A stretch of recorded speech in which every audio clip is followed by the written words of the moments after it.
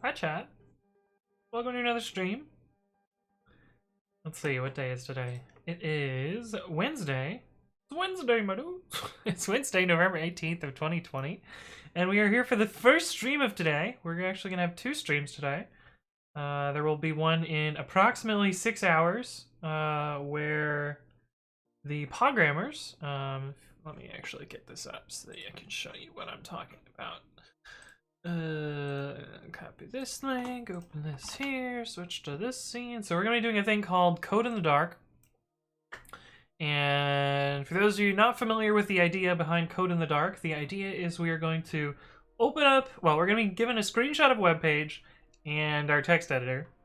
And we are supposed to implement that web page without being able to look at our code as we write it. Or not be able to look at the output as we write it. So like no opening it in the browser, no using the DOM inspector on the original page, like stuff like that. So basically we'll be, one shot writing a web page and seeing how it turns out.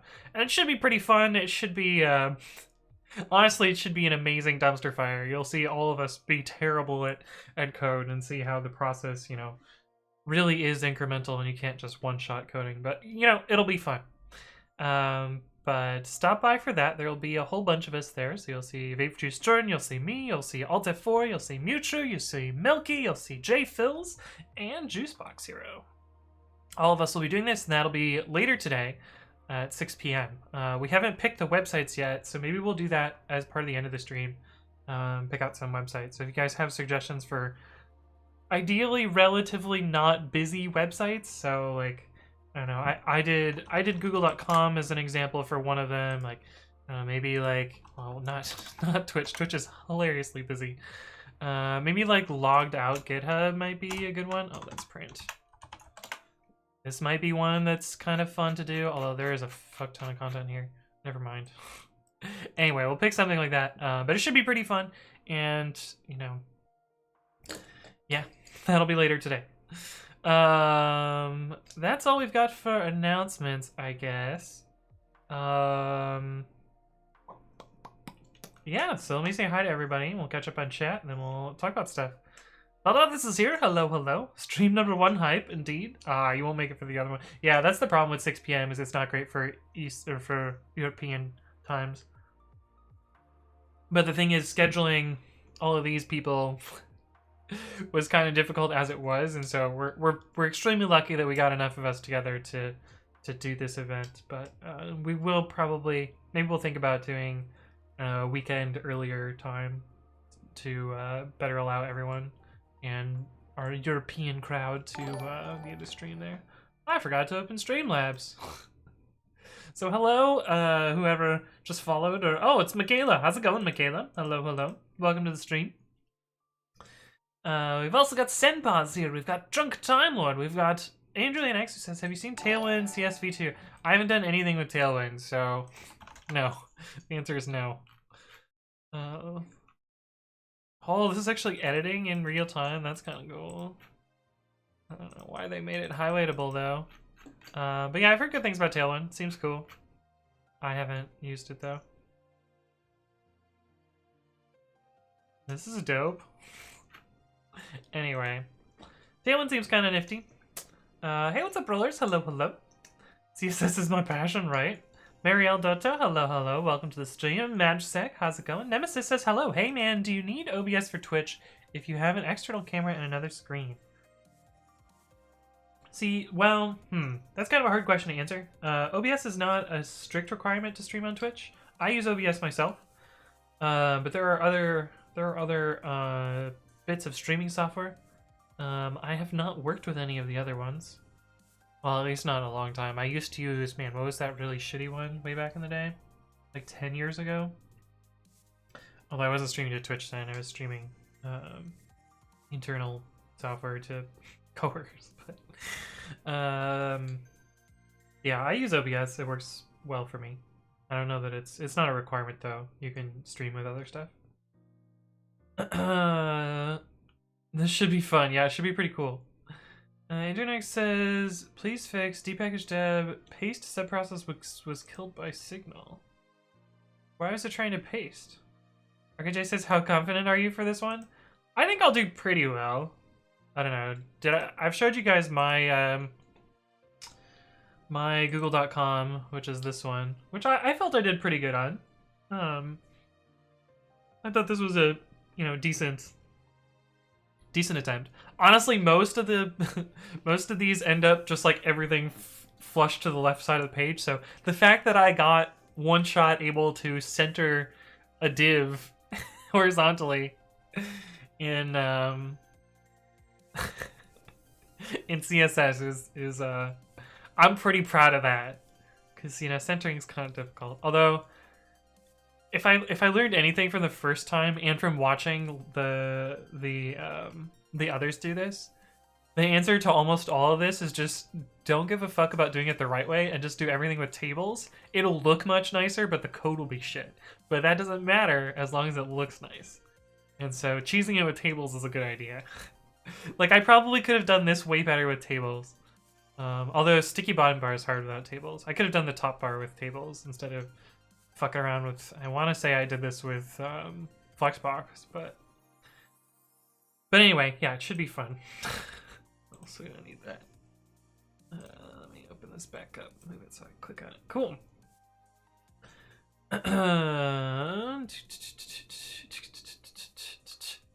Hey, Michaela, who says, I'm good. How are you, Anthony, and all the other cues? I'm doing all right. My stomach is a little bit upset, so I'm hoping that I make it through the stream, but I'm not feeling 100%, but yeah. Oh, it was Fraps. That's what it was, Michaela. 100%. It was Fraps. We're all rooting for you, obviously, Kappa. I think I'll do pretty well. Logged off Twitter homepage? Oh yeah, that one's much simpler. Twitter. Maybe do that one. Oh yeah, this one's super nice. This might be one that I suggest. Does it look that way at zero zoom? Oh, zero zoom is a little different. We want to do it at not zero zoom? This would be easier than this. But yeah, that might be a good candidate there. Anthony is a CSS wizard confirmed. Not heard of Flexbox? It's essentially tables, but 2018. 2018 tables. So Rennie says, wait, isn't the goal of actual websites to look nice? Yeah, that's the goal. But like, you could spend a bunch of time doing it semantic web, perfect, pretty, or you could just say fuck it and use tables. And honestly, tables are a lot easier, especially because they have like vertical align and 100% and all sorts of easy stuff that just kind of works. But Architect says, the day the web started going to shit was when websites stopped being entirely built from tables, right? Hey, what's up, Julian? Hello, hello. Did I do that? I probably did. That wouldn't surprise me. Okay. Anyway, I wanted to merge this pull request, which was created yesterday. Let me show you what it does. It's not my pull request, someone else's pull request. But now there's a link to the YouTube video on the Babby README thing. So that's the thing now. Do you have a time limit? I think they time boxed each of them to 30% or 30%, 30 minutes. Internet says, can you use Tailwind for this? I think Jordan's gonna cheat and use Tailwind. I'm gonna just use vanilla stuff. Fail. Oh, did I not fix this? Did I fix this? How did you find this link, Michaela? Yeah, no, it failed and then I fixed it.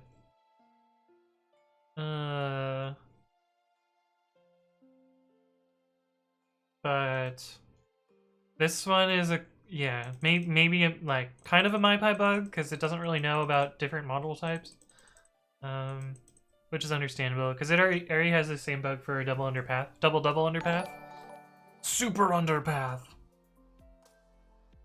Hey, what's up, Les Grays? Thank you for the follow. Oh, and Angelina X is hosting. Thank you for hosting. Welcome to the stream, both of you.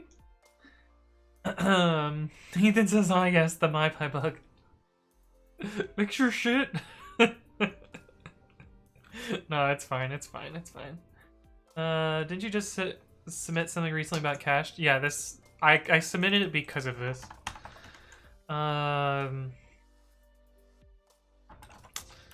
Just had a super brain fart about where this repository lives. Right here.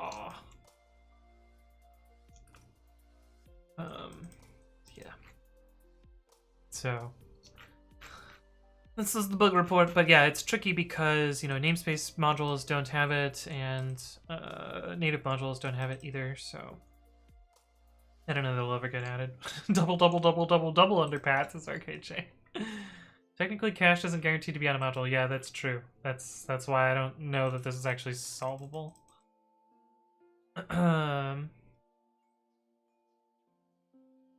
It says, oh, does that just lead to random results? Oh, look, it does list precommit.ci. Interesting. I like how the title of this is just garbage. Do I not have a title tag? Why did Google pick that as the title? I do have a title tag. I should probably make the title tag a little bit better. But it picked up on the alt text of this, which is a profile photo for Kratz G. Which is a great profile photo. Interesting though. I like how there's 10 pages of answers here. It probably means that I should no index some of this stuff. Like run results probably should be no indexed.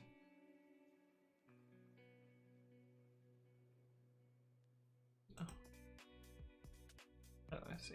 Yeah. Okay. Anyway, interesting. Extension modules too? Yeah, indeed. Hey, what's up, MSR? Hello, hello. Sometimes it says, imagine if bugs like these were filled with polyfills instead of PRs. Yes, that's the JS word. You're not wrong, Drunk Time Lord. You're not wrong there.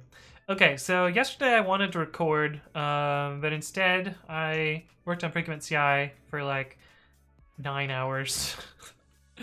Most of the stuff that I accomplished was moving to send message batch for autoupdater. But I learned a very dumb thing about send message batch. So I added this permission here. It turns out this does absolutely fuck all. AWS recognizes this as a valid IM action, but it doesn't actually grant permission to the send message batch API. This does literally nothing. Apparently, this one is required to send message batch, but not this one. So when I removed this, it broke the app, which thoroughly surprised me, but I guess maybe I shouldn't be surprised because this isn't the first time that IM actions have been like kind of bullshit. But I lost like 40 minutes trying to debug this because, you know, the console told me I had this permission, and it told me that this permission granted me access to the send message batch API, and so I just trusted what the docs said, but nope, the docs are fucking wrong. I'm currently keeping both of them in case Amazon just, you know, decides to correct that bug at some point, but so I did that. I also reworked all of how my Terraform stuff works, because I went to add this permission to the web lambda web role, and you could only have 10 policy documents attached to a role, and this would have been the 11th policy document, so this failed, and so I reverted that. So I didn't add this permission there. So I reverted that. IM roles can only have 10 policy documents, yeah. And then what did I do? I did a 4-stage rollout to fix this. I accidentally committed stage 2 directly to master, but basically what I did is I combined 2 of the policies together so I could free up 1 space. So then I removed the redundant policy. Step 2 is removing the redundant policy. Then I added a single policy document that combines all the statements. So you can have more than 10 statements, just not more than 10 policy documents. So I combined them all into one giant policy document. And then I removed all the old policy documents. And then I did that for everything. So that took me like 3 hours of like 3-stage deployments to get that done. So that ate up almost all of yesterday, but I did add a little somewhat secret page on Precommit CI. It doesn't actually show anything that's not public, so I'm fine showing you guys this as well. But if you are logged in as me, so this is what I normally see when I'm logged in, so I just see my own list of things here. But if we go to /all, I can now see everyone that has installed the app. But there's nothing secret about these, so like if I open this as well in a private tab, like this is still publicly accessible. There's nothing secret here, so it's just a way for me to more easily see everyone that's installed things. So anyway, that's why I added the scan permission in the first place. This page is not going to scale, so I'll probably delete it at some point. But for now, it's kind of interesting for me to see what repositories are set up. But yeah, this scan will not scale because eventually there'll be too many installs, and it'll use too many read capacity units to actually succeed. So anyway, that's why I added the scan permission in the first place. But yeah, that's most of what I did yesterday. Instead of recording videos, I had plans to record a bunch of videos, but those all fell through because I worked on Predicament CI instead. Oh, another thing I want to show you is this got merged. So the patch, where is it? The patch that we did on stream to fix the escape sequences for ANSI escapes, for the weird parenthesis B thing that that MyPy puts into the output, that got merged. So now if we look here, this is fixed. See, it's now no longer has those extraneous characters. However, this still isn't quite correct. Like this text is supposed to be red, so we might work on this today. See how it says color bold red?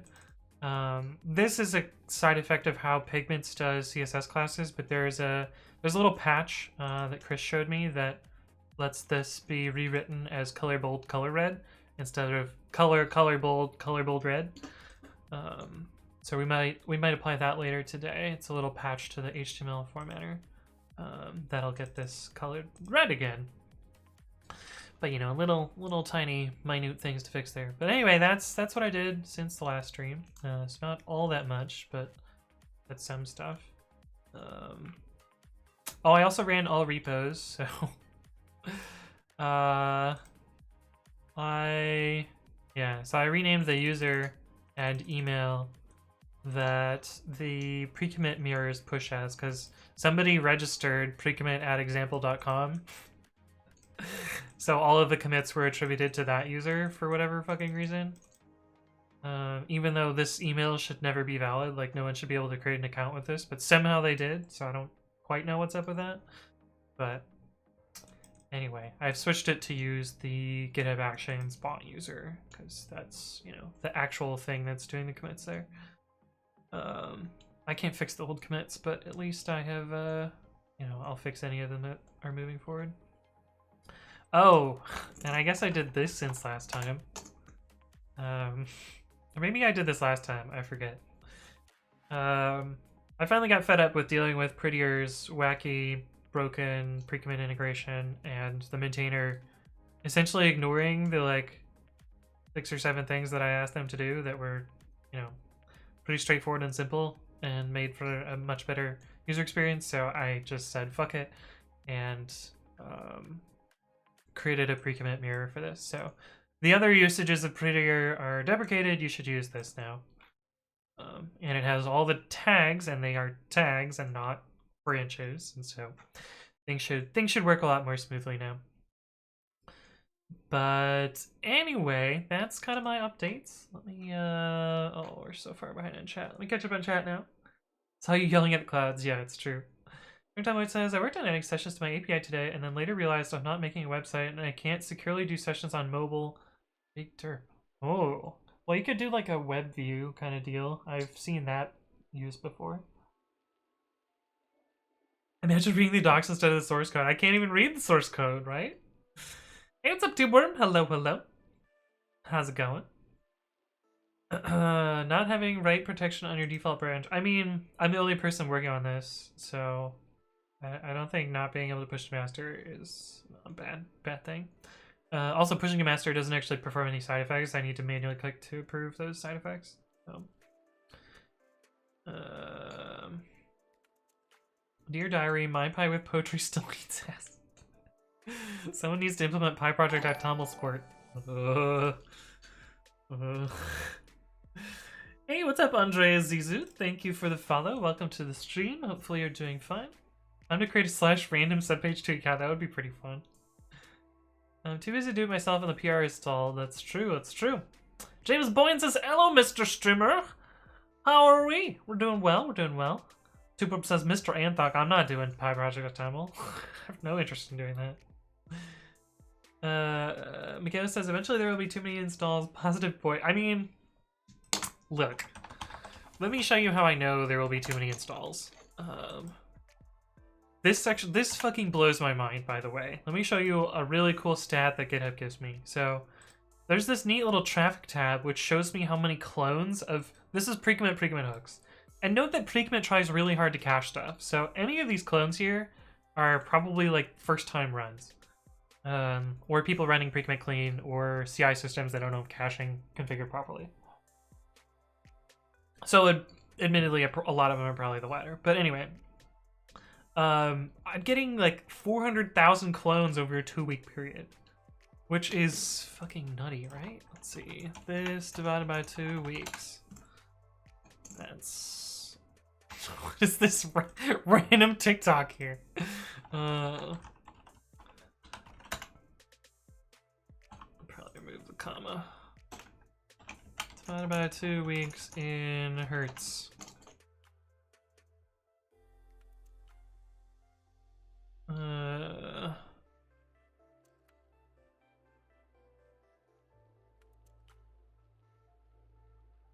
What?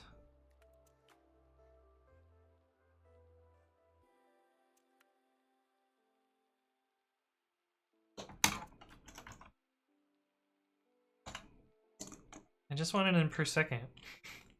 There we go. So there's a clone every 3 seconds, which is fucking nuts. Like, that's kind of crazy.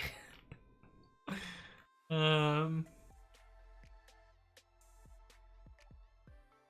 I see. It's about a typical resting heart rate. But anyway, like, there's a crazy number of clones. So I don't know, it's reasonably popular, so I kind of expect people to use this. But Superb says, when it comes to platform-specific packages, what is up with sysplatform equals 132 and platform system equals Windows? I prefer the former, but those are environment specifiers. Is it in PEP 440? I forget. Environment markers, that's what they're called. Environment markers. Wait. The environment markers section in this pet supersedes... Okay, so environment markers. Here we go.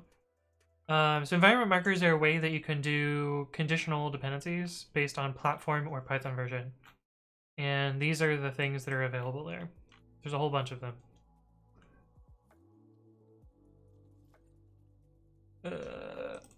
There's also extras, which can be defined this way. Which, I didn't know you could actually specify these in setup.py, although it says an error except when defined by context interpreted by this spec. I don't know. But anyway, the like actually useful ones to filter on are OS name, sysplatform, platform machine occasionally. I don't know. I guess Python implementation, that can be useful to filter for PyPy. But I've never seen platform release or platform system or platform version. I've seen Python version filtered. That one's useful. But yeah. They did have to redefine how this is specified though, because of Python 3.10, due to some work that I did. But yeah, that's what that's about. Why would the ladder be fucked up in poetry? I don't know. Drunk Time says my favorite playing card is the Ace of Tillies because it sounds like Ace of Tilly. That's good. It's good.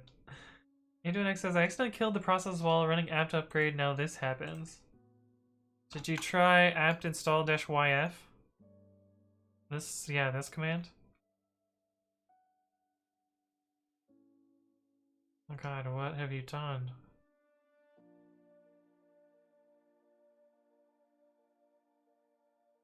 Trying to overwrite typing, which is also in package blah. It might be easier to uninstall everything and then reinstall everything. That would be maybe my Dogpen. I love how this is named Dogpen.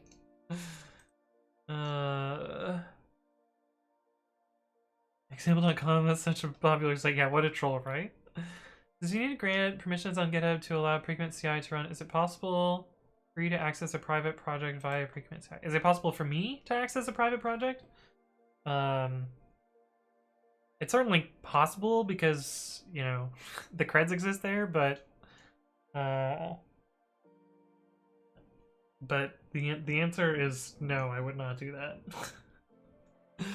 The auto update did accidentally try to push to private repos, but I've turned that off. I found that bug yesterday also.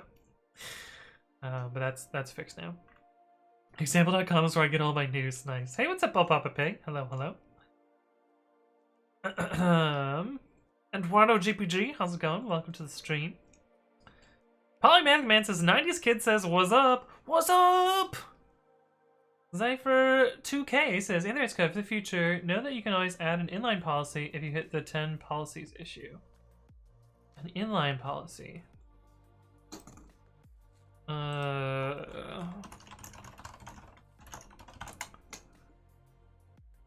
Is there an inline? Really? What is an inline policy? Inline policy. Inline policy is a policy that's embedded in IMD. Oh.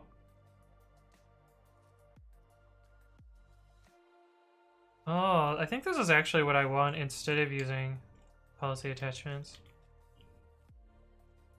I didn't see how to use this in...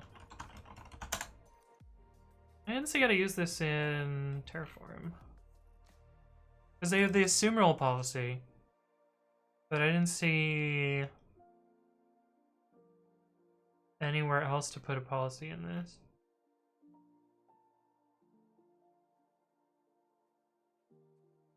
Yeah.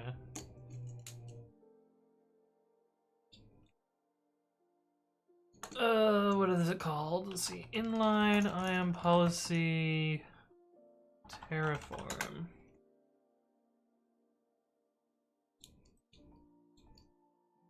Oh. This is how you do it, I guess. This is how I should be doing this. I see. Yeah, I think I will leave myself a to-do to do that. That's much better than what I'm doing right now. Because right now what I'm doing... Inline policy documents. What I'm doing right now is... role lambda autoupdater, sure, that's an example one. So what I'm doing right now is I'm creating the role, and then I'm creating a policy document. And then I'm creating a policy, and then I'm attaching the policy to the role. But really, I could just use an inline policy document here, which would work way better. Cool, thanks for the tip on that. I'll do that later, Zypher. Because it says, I wasn't being mean or anything, I'm happy for you. No, that's fine, it's fine. If he doesn't like Pi Project Ectomel, yeah.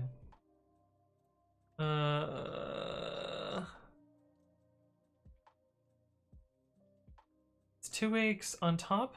That would be seconds per clone, not clones per second.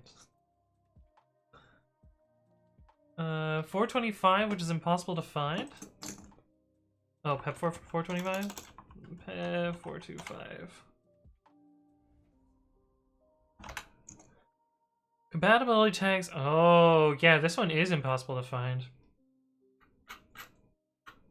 Oh, wait, no, this is the wheel tags. This is different. I think 508 is the one that I was looking for. But yeah, this one's hard to find too. I always have trouble finding this. And explaining this, like, why is this none? Although it has changed since then. It is no longer none. It now more strictly represents the, yeah, this one up here. It's more like what it looks like. None ABI was arguably a bug in old versions of Wheel, but it's been fixed now.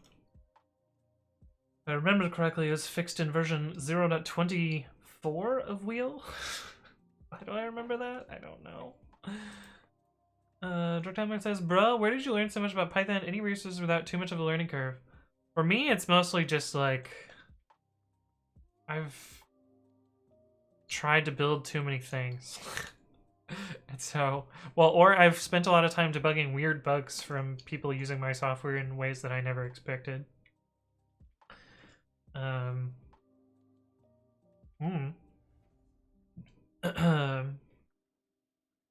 seen platform system today, also dependencies over HTTPS. Julian says, I use platform machine for laziness reasons. I see AZ.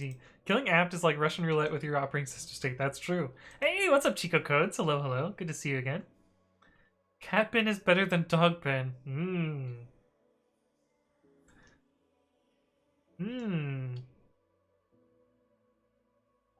Tubrim says, my trusty poetry exports the HTTPS dependencies to one unhashed requirements file, almost all to the second file, and my get dependencies to the third.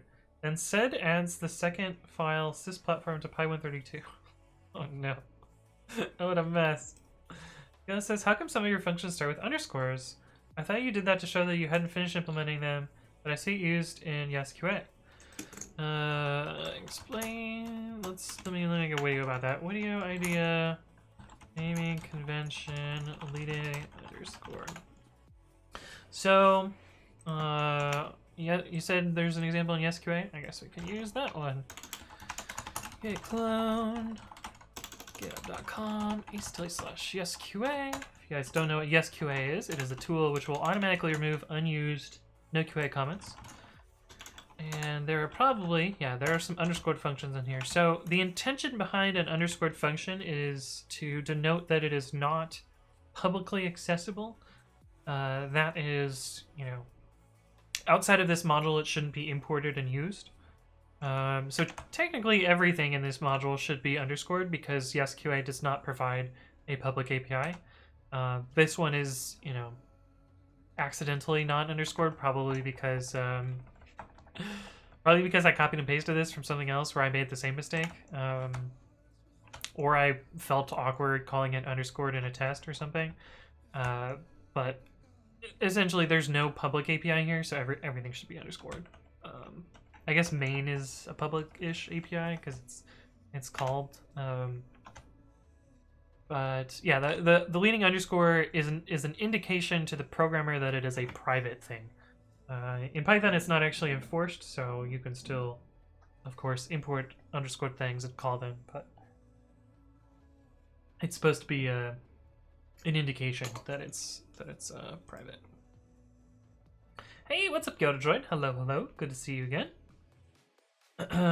Is it like static in CPP? It's like private in C++. But I guess it's more like protected than private, but anyway. Plymouthman says, if you're the only one using it, inline policies are fine, otherwise they get cray-cray. Yeah, well, I had everything split up in individual policy documents, and then I was giving the policies to each role, but one large policy document is way simpler. way simpler. So I will probably switch to using an inline policy, although it's going to take 3 hours of deploying again because I have to do it multi-stage, so that there isn't ever a time where the role doesn't have a policy. I guess it's a 2-stage rollout instead of a 3-stage rollout, but still a lot of work. A lot of work. And the flip side is that policy documents have a max length. Yeah, that's true. 100% true. Pertox says, how do you get chat in the terminal? If you do bang bot, you can learn more about my chatbot, which is running here. And that will tell you about that. Hey, what's up, Dims on Cart? Good to see you again. Welcome back. Twitch exposes chat as IRC if nothing else. Yeah, this is hooking into the IRC protocol there. But yeah. But yeah, PEP 69. I actually know PEP 420. PEP 420 is the namespace package PEP. So I have to reference it so often. Hide your privates, basically. Right, Oscar Allen? Hey, what's up, Masters8? Hello, hello. I guess the BDFL retirement has happened after 3.8, so it's no longer an April Fool's thing. Indeed. Ah, shit. I forgot to set today. Whoops. Set today. Working on precommit.ci, making git commits using only the GitHub API. Thank you for reminding me, Red Sky 1. I totally forgot about that. Yeah, no, I'm not working on docs. We're working on docs today. We might work on dots today. I will not beg bot. Antronex says, if I have two Git repos with completely unrelated history, is there a way I can merge them? Yes. But it will be confusing to anyone who has to deal with them from then on, because they will have two roots. You can merge unrelated histories with different roots. There's a lot of tooling that makes things real grumpy. But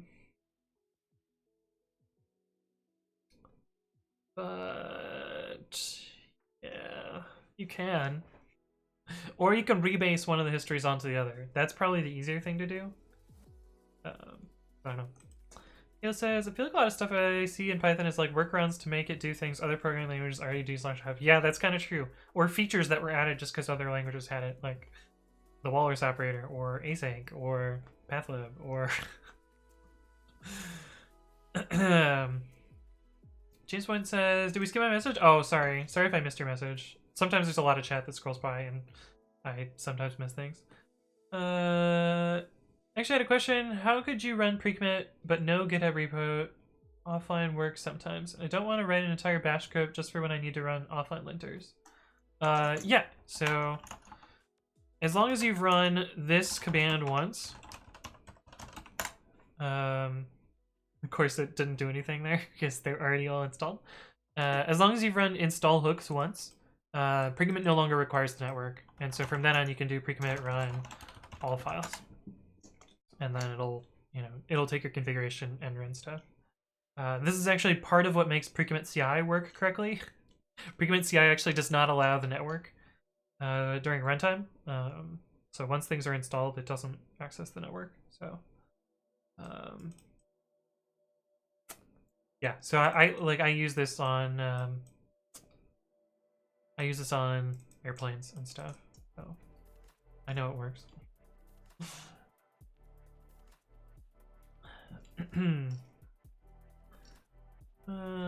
What's making you want to do that? Right. Just delete all the history before the merge and start it fresh. Perhaps.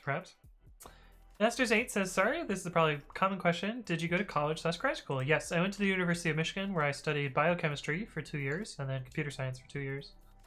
And then somehow finished a CS degree in 2 years. Async is actually useful for something. Oh yeah, for sure. I'm not saying that it's not useful. Unlike the walrus operator. But a data version says hello. How's everyone on KubeCon day 2? Yeah, it is KubeCon, so we are competing with my friends over at KubeCon. I actually know a bunch of people that are speaking there, so it's kind of cool. But yeah, we're still streaming, so suck. Hey, what's up, Sahil Dange? Thank you for the follow. Welcome to the stream. Hopefully you're doing well. Word says, is there a way to kill all pending threading.timer objects? Not that I know of. RJ says we've come full circle, people asking about running pre-commit CI locally. It's true. Well, fortunately, so this is part of one of the intentional designs of pre-commit CI in that it is based around a public Docker image. So if anyone wants to reproduce any bit of what happens here, you can just download this Docker image and reproduce whatever happens in pre-commit CI. I will be documenting this better in the actual website, but I haven't done that yet. How does the GIL even matter for async? You're still fucked with GIL. Just spawn threads, YOLO, liberate yourself from the loop. I see. Here's what it says. Heaven has been reached, no longer manually running everything manually. Thanks, my man. Never lets me down, unlike University, which does that on a daily basis. Oh no. How do I run the local version of Precommit CI and CI? Says Chico codes.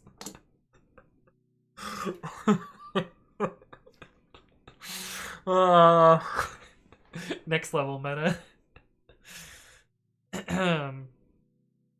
Wasn't expecting biochem. Have you done bioinformatics or computational biology at all? I've done a little bit of it, but not professionally. Like I did a little bit of it in school. But I didn't really find it interesting. A lot of bioinformatics and computational biology is like slightly glorified spreadsheet work. I hate to say it. There are interesting things in that field, but I find that a lot of it is like data entry and data massaging kind of stuff, which to me is not super interesting. But that's my opinion. You don't have to agree with me there. Okay. Let's see. What do we need to do today? I'm almost caught up on chat, but I think I'm gonna talk about what we're gonna do. So I had actually partially written the code for this before, so we're gonna be looking at some of the older code that I wrote and then reverting it.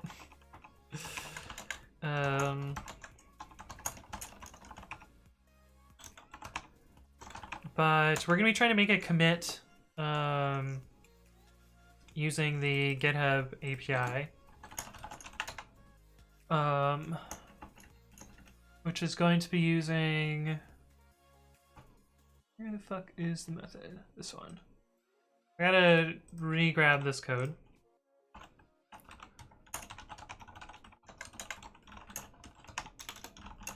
And the reason we're doing this is we need to make a commit using just the API, because cloning is very, very expensive and causes Lambda to run out of disk. So we're gonna be doing it, yeah, just with the API.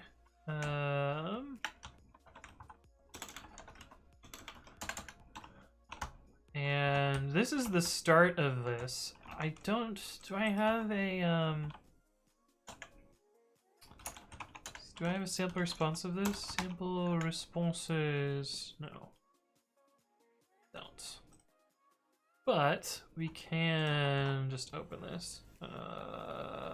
utility2/demo/recommit config.yaml. And so we'll be able to look at this. I wonder if this is the blobshaw? I know we figured this out before, but I don't remember what the answer is here. But let's see. Sample responses, contents. I think this is the blobshaw. Yeah, get blobs for F44. Yeah, okay, cool. So that's good. So we actually want to return the blob here. Tuple stir.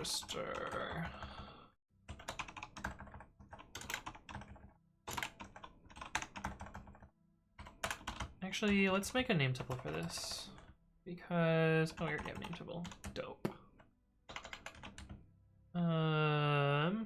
And actually, I want this API to be higher in this file because it is sooner than this. So we, I should have saved my drawing from before. But we did a drawing about how to make a commit, and basically, to make a commit, you need to create a blob, which is the new file. Then you need to find the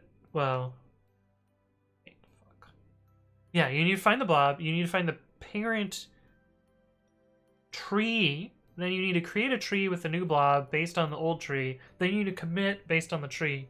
Then you need to push the commit to a branch, and then you need to push the branch to a pull request. So it's this like zigzag thing to make a commit.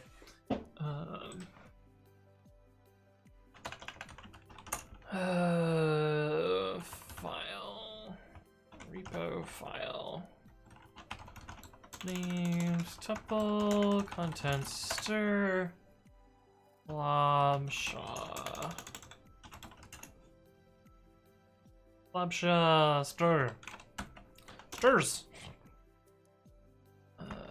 Okay, contents equals base64.b64 decode, rest.json. Content.decode return repo file with contents and resp.json.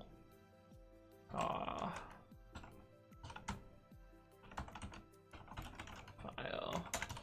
And do you fit on one line? I know, I still need to make the macro in my text editor to make this less painful. Oh, you do. Look at that. Look at that. Okay, so that's how we can start this. Autoupdater worker.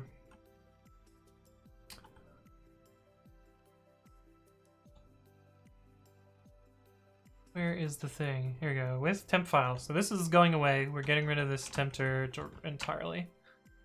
So instead we need to what?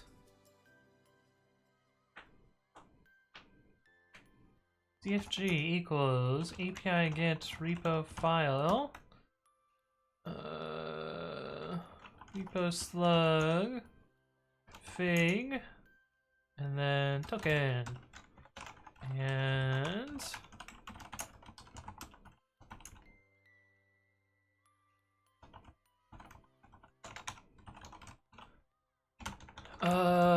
we actually probably want to catch specific errors here, so let's to figure out errors for no branch file does not exist. So we need to figure that out eventually. GitHub API dot this. So let's see what we've got so far. Dang, we don't have.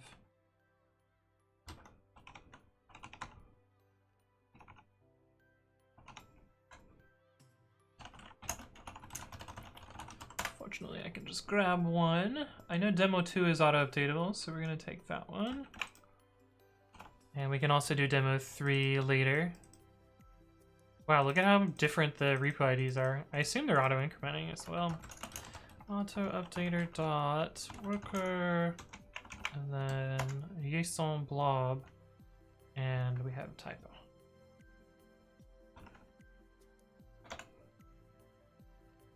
No such file or directory.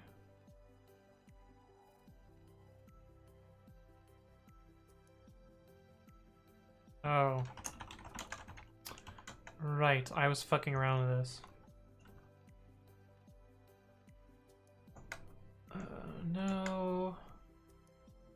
Yes. No. Yes.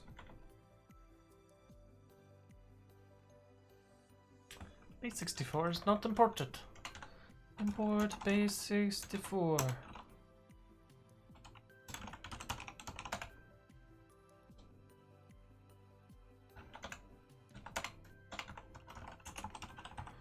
My text editor still doesn't have the conflict resolution thing.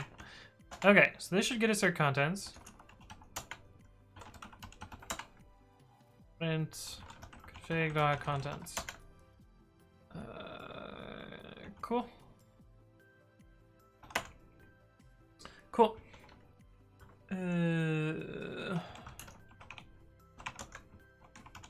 This is not the same variable name as we had before, though. Config file equals this. CFG equals config file dot contents. Actually, what do we need to do here?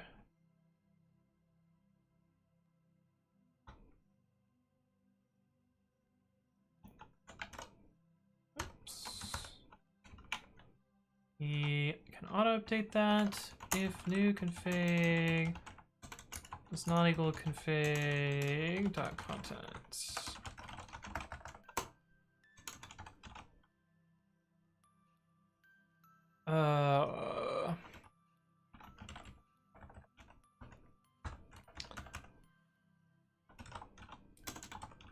Actually, we can just say if they're equal return.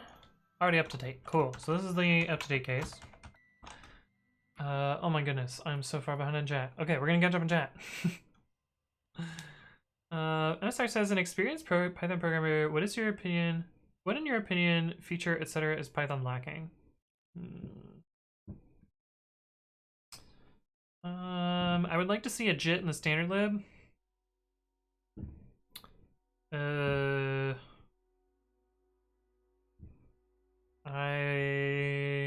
don't know. I think that's probably the biggest one for me is just like speed. Improvements to typing would be great, but you know, improvements to typing seem to be happening, so I'm not like complaining for them. They're just, you know, they happen as they happen. But I don't know. I think Python's mostly fine, I guess.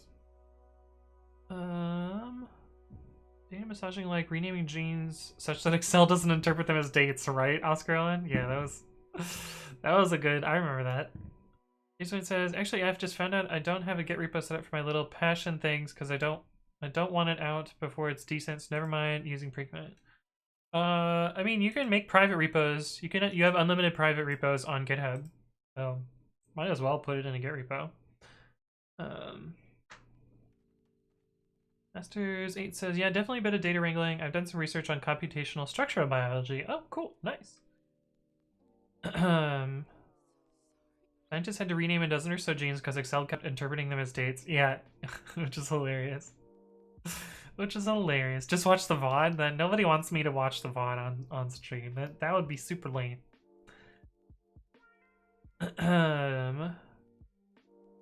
Create a commit. You need sugar, spice, and everything nice. Kinda. Neilsor says Facebook has some serious bugs. I get birthday notifications from weeks ago and over again. I want this to stop. Yeah, Facebook is kind of buggy. Master Zay says, I'm such a GitHub noob. I push to main every time. Yeah. Yeah, it totally happens. Capital G, I fixed it. Cool, we're good. Bubblecast says, who is Carl Pearson? I don't know Carl Pearson. Who is Carl Pearson? Carl Pearson. English mathematician and biostatistician. He has been credited with establishing the discipline of mathematical statistics. Cool. Didn't know that. Why do you get bonked by default when somebody does bang bonk? Oh, because most of the time, you know, most of the time it's Michaela being lewd, so she gets the bonk anyway. Dude Man says, what is the blue object between your keyboard? If you do bang blue thing, as Belethus has done, it is a... It's fidget toy. Oh my goodness, my camera is super rotated today. So the camera rotates every time there's an earthquake here, so... There's an earthquake since last stream. I didn't notice it, but it definitely happened. But... Anyway.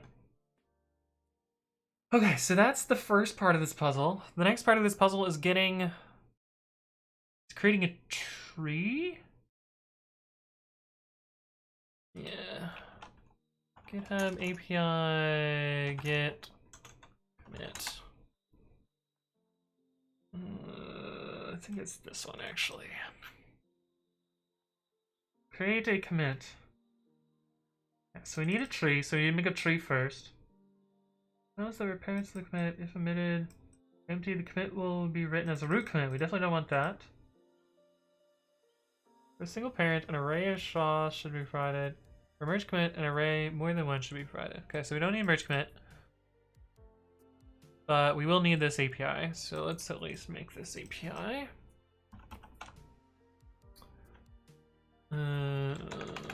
API make create rest equals rec. HTTPS api.github.com/repos/git/commits.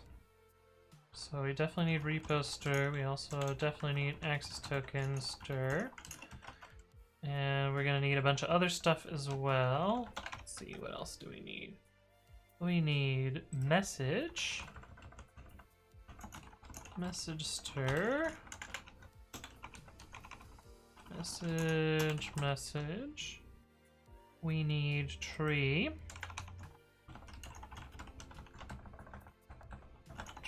stir, and we're already at too many parameters, so we're gonna do this. And what else do we need? We need parents, which we're just gonna do as parent SHA. We're not gonna do merge commits here. Parent SHA. author and committer. By default, the author will be the authenticated user and the current date. Oh, cool. So we can leave that out. Dope. PGP signature of the commit. GitHub adds the signature.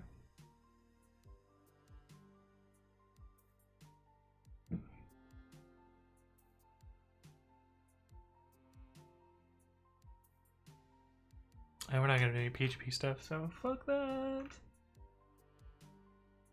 Okay, that's not so bad. Data equals json.dumps, data.encode, method equals post, headers equals at headers access token.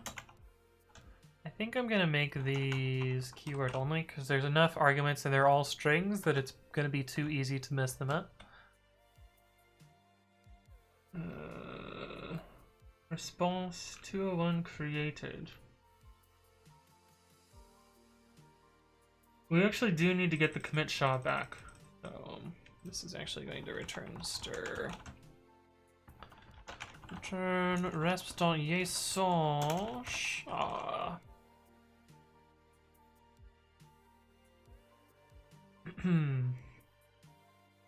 Bubblecast says, what are you making or what are you extracting? I am working on pre-commit CI. If you do bang today, you can learn more about it. We're trying to make a git commit using just the API. So everybody says, wasn't there an API to modify one file? Yeah, actually, now that you mention it, I'm pretty sure you're right. How did I find that before? And why didn't I just use it?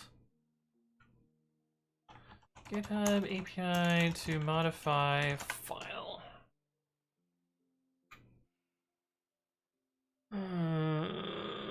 Create or update file contents. Yeah, here we were. Oh, I remember why we couldn't do this. Because this pushes straight to master.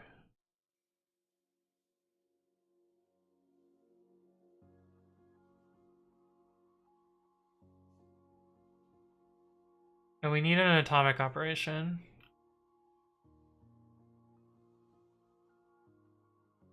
I know I didn't mention it on stream, but I thought about this in my head. But yes, this API would be nice to use, but I don't think we can use it. I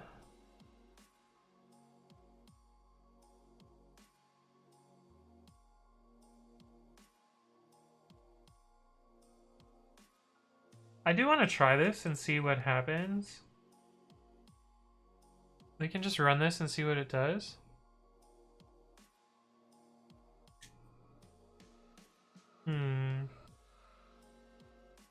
But I suspect it's just going to commit straight to master.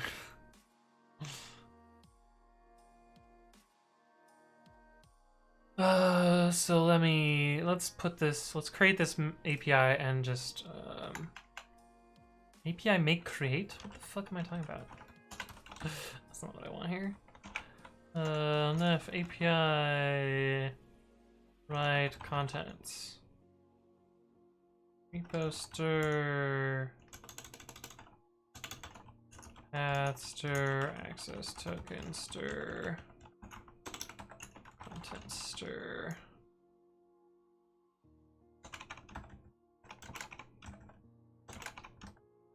But if this just makes a commit and doesn't modify the branch, then we'll use this because it'll be way fucking simpler.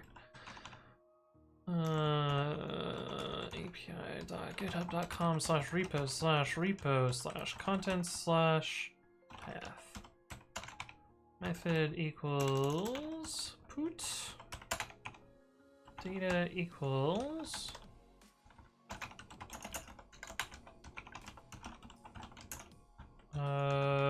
We need also commit message here. Message.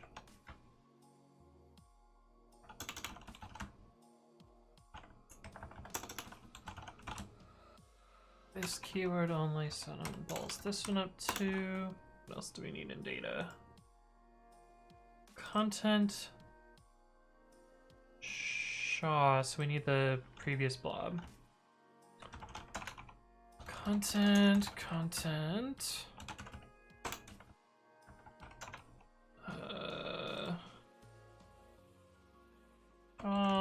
Previous blob.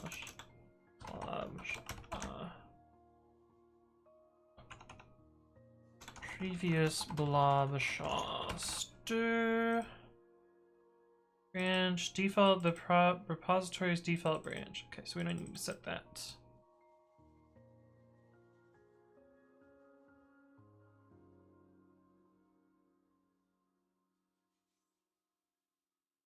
And then we should get a commit back.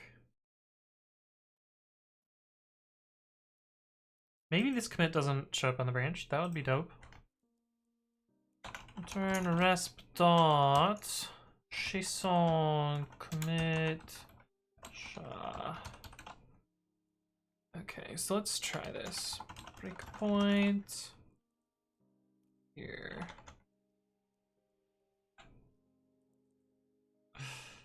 After I fix the syntax error. Where's the syntax error? Method equals, oh, data equals DOMS data dot encode. Unnamed message. Previous blobbleshaw. Okay, so in theory we should be able to do GitHub API dot API write contents repo equals repo slug message equals test commit plus ignore path equals config content equals new config previous blob shaw equals config obj dot blob shaw access token equals token.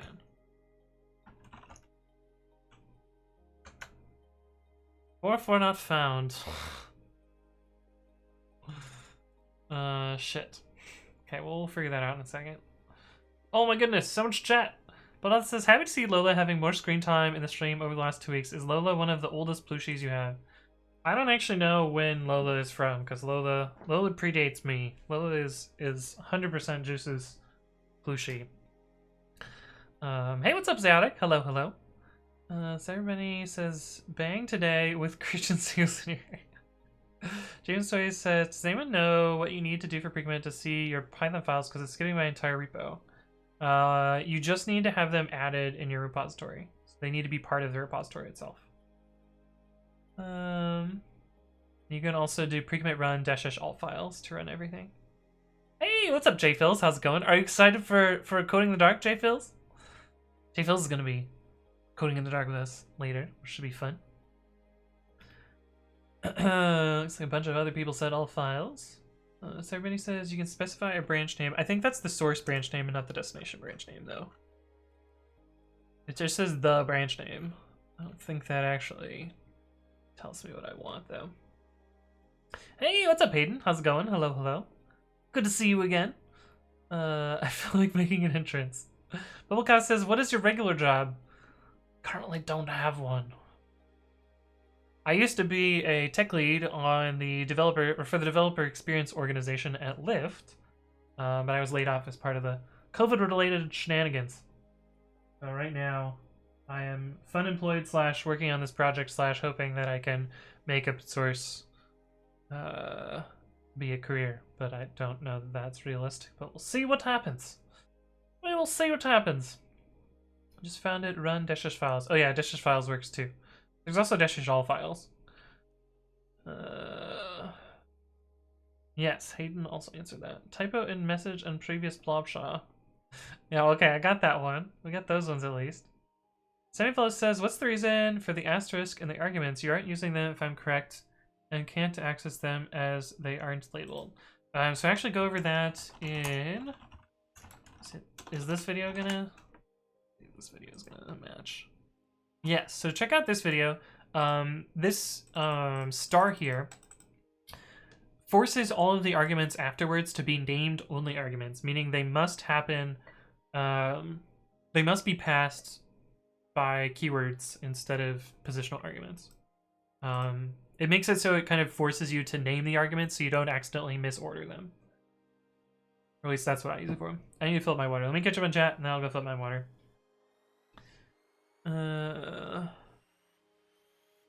Lucas says, there's a big need for them at the moment. I got like 14 serious offers in less than a week. Yeah, it's true, it's true.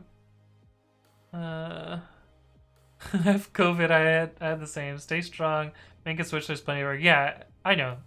I just want to try and make my own thing work first. Everybody says, why would you specify the source branch name? Isn't that what the SHA is supposed to tell? No, the SHA is the blob SHA. So each... MS Paint time. So on Git, there is a branch name. So let's say we're on branch foo. And branch foo points to a commit SHA. So let's say this is, you know, dead beef 123, but, you know, of course it's actually 40 characters long. And a commit points to a one or more previous commits. Improve commit.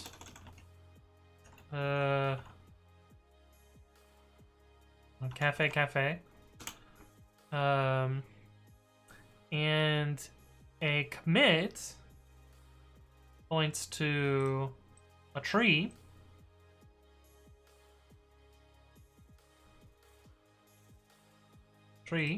Which also has, you know, some SHA here.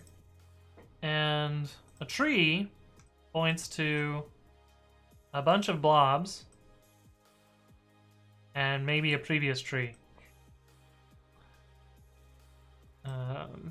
So another tree, and a bunch of blobs, and the blobs are the individual files.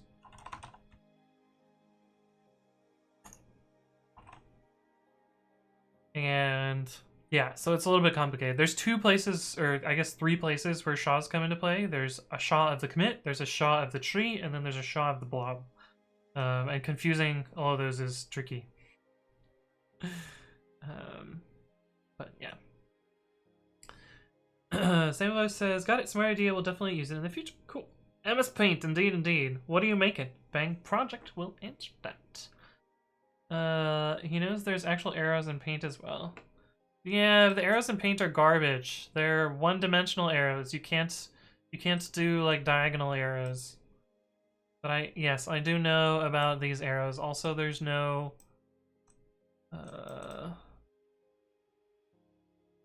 yeah, there's no diagonal arrows, so we can also just do lightning bolts everywhere. No. But anyway.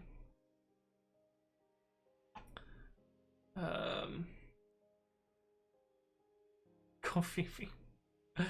Hayden says, loving Ansible more and more as I figure out how it works. Nice. Yeah, it is essentially a blockchain, TubeWorm. It is essentially blockchain. But yeah. You heard it here first, kids. Git is actually blockchain. Okay, I'm gonna go fill up my water. I will be right back. I'll see you guys in a second.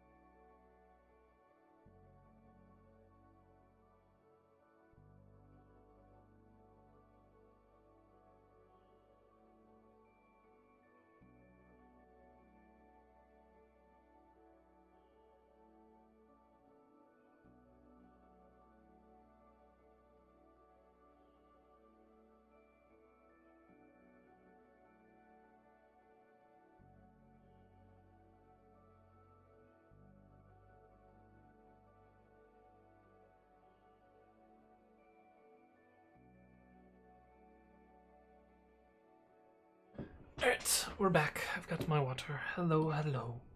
Okay, so what did I screw up here? Why is this not working?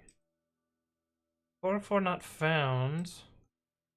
How do I get the error in,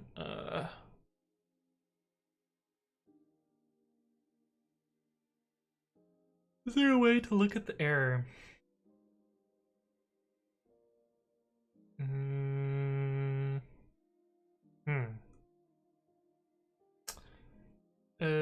Let's see. PDB currently bubbling exception. Is there a way to look at that? Print the current exception.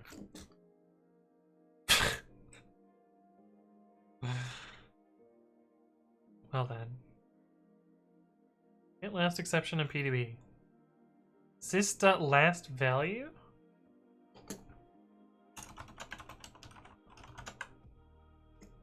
That seems like fake news.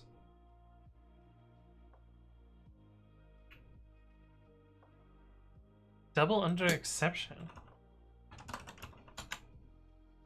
Also fake news. Yes, you are wrong. This is not helpful. The correct answer is there's no way to do this. So I can't actually see this exception.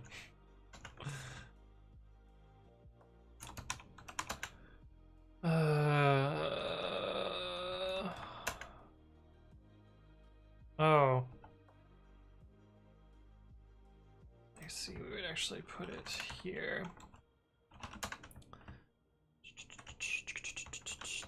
Oops.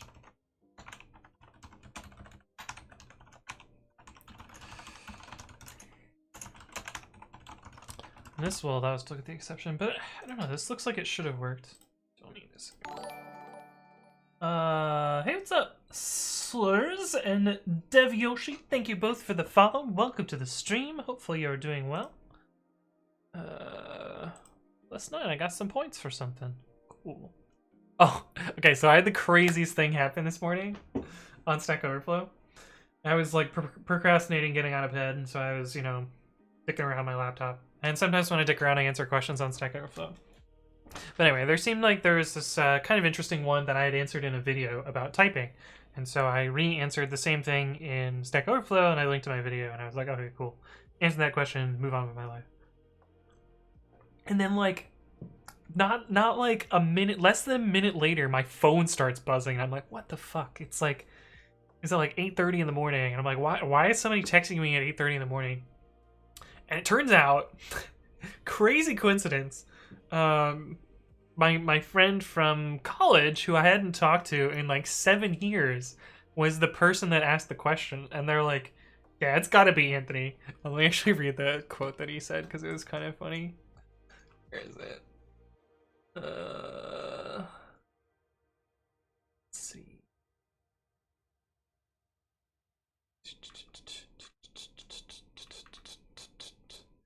Small fucking world, though. I saw the name and was like, no way. And then I saw the pedanticness of the answer and I was like, yes way.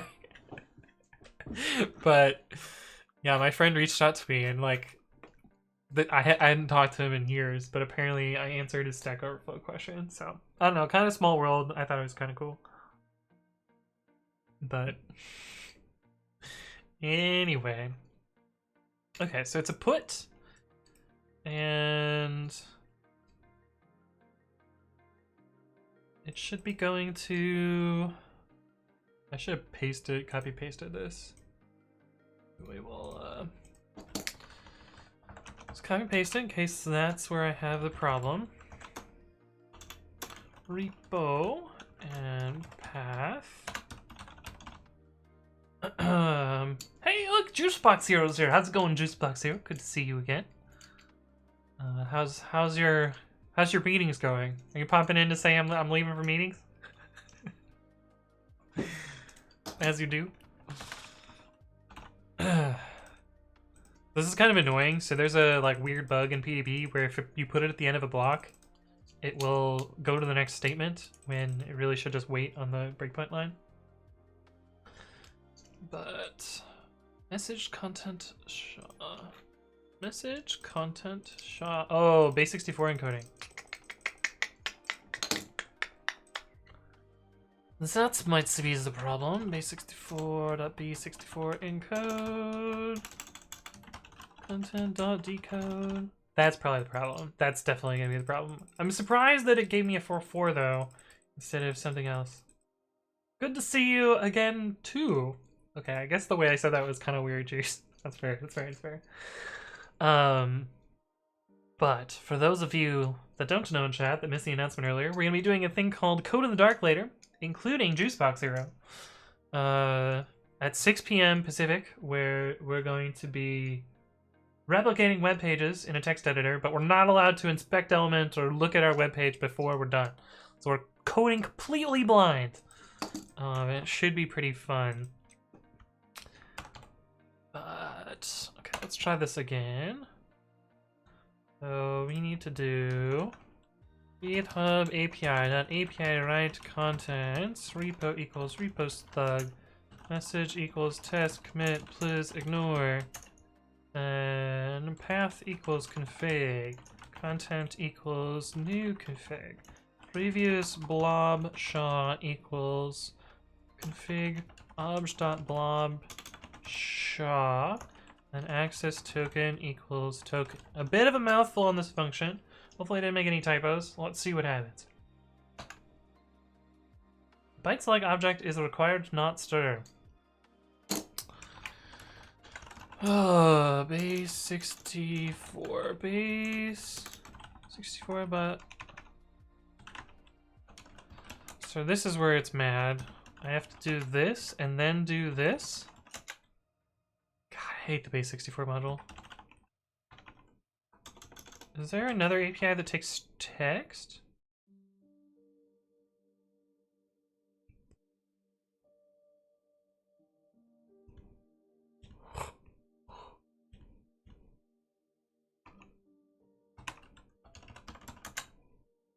No.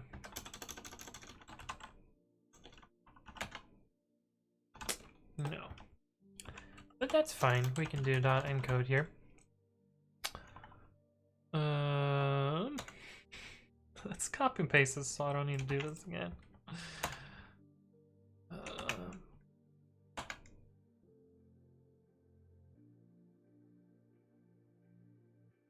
Resp referenced before assignment.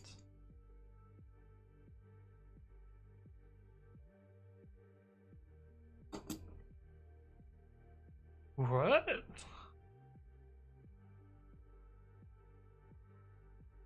I mean, we do eat this exception here, but I don't see how we get to there unless I did something real dumb.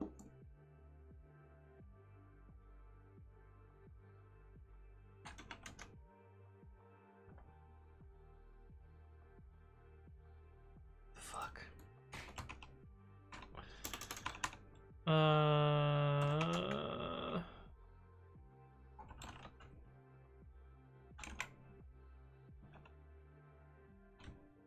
Let's just put this code in here.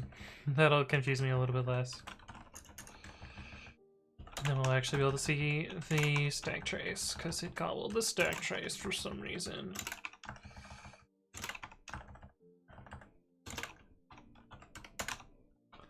Oh, but this might mean that I can avoid some of the weird wearable stuff that I have to do here.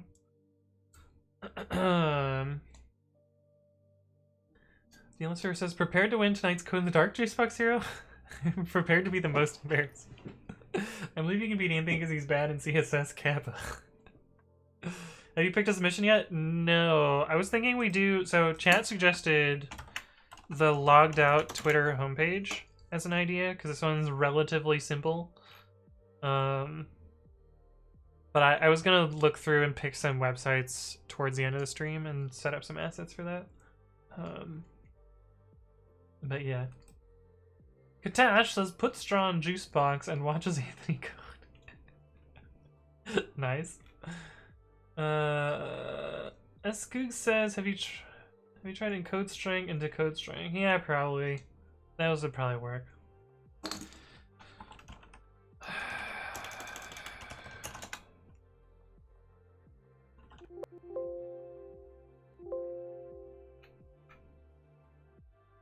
It doesn't look like they're documented or public though.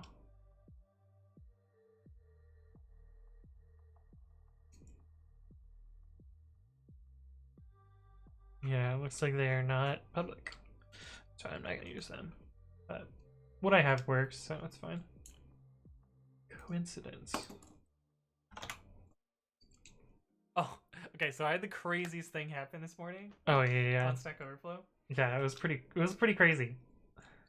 I like Twitter. That's nice and easy, especially since Atoda and I are not actual developers. Juice be sip. Oh, Atoda's gonna do it too? Yo. Watch Older Bear says if base 64 is no good, why is there no base 128? Because there aren't 128 characters in ASCII that are printable. So that's why there isn't base 128. But there is a base 85. There is a base 85. Which does work.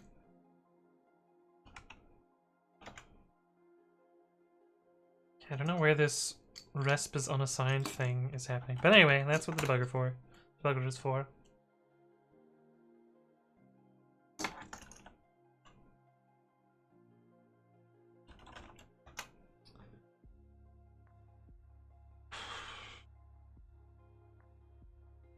Not found.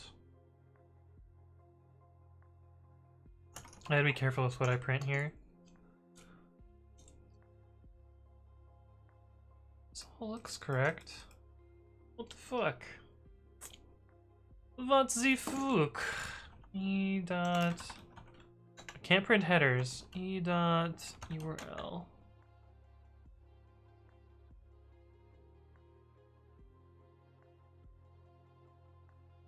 This looks right.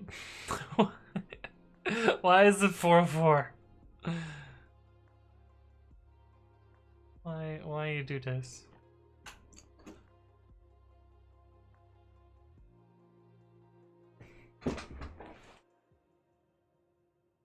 Do I need a special accept header?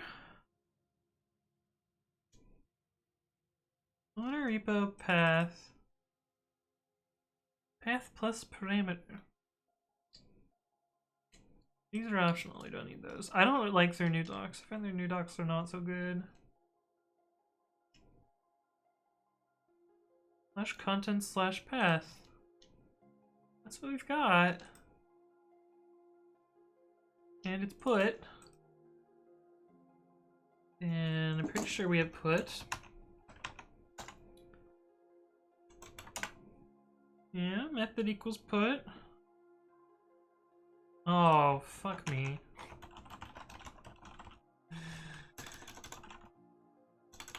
Of course, we wouldn't have had any problems with this. It should have told me it was logged out, not at 404, and that's kind of shitty. Okay, now I think this will work. So we're gonna get cocky and remove the debugging there.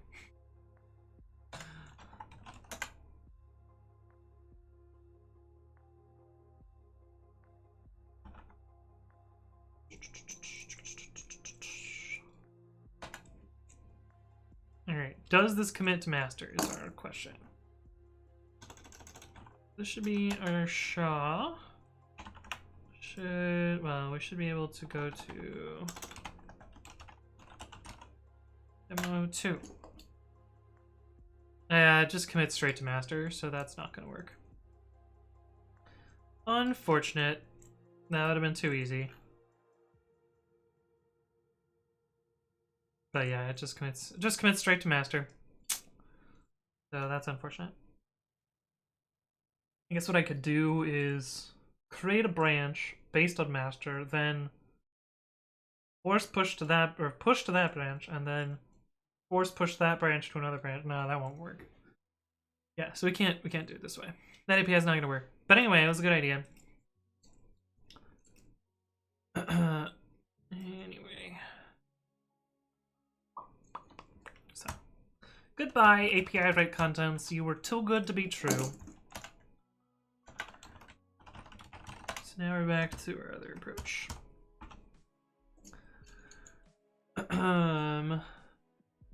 Continues to watch Anthony code elite code. I don't know if this is elite code. This is mostly slinging around APIs. Base 58? What's base 58, Tubeworm? There's a play on the common meme. If X is so good, why is there X2? But I admit it was a weak attempt. Oh, I see. Twitter homepage was my idea. You're right, Beldathis. It was your idea. They removed it from Python 3. It was in Python 2. Oh, I see. Goose. Nice. I think 404 is to avoid revealing something potentially sensitive exists. Sometimes they give... The GitHub API is incredibly inconsistent on the errors. So sometimes they give 403, sometimes they give the 424 or something like that. There's no API package called Bukake. Alright, Tubeworm. Base 58 is the Bitcoin thing. Oh, I see. Griffin says, I'm getting different behavior running an individual test versus letting PyTest collect all tests. How the heck? Test pollution. I've been meaning to make a video about test pollution, but basically some test or some discovery of your test is mutating some global state, which is causing your test to fail in a particular way.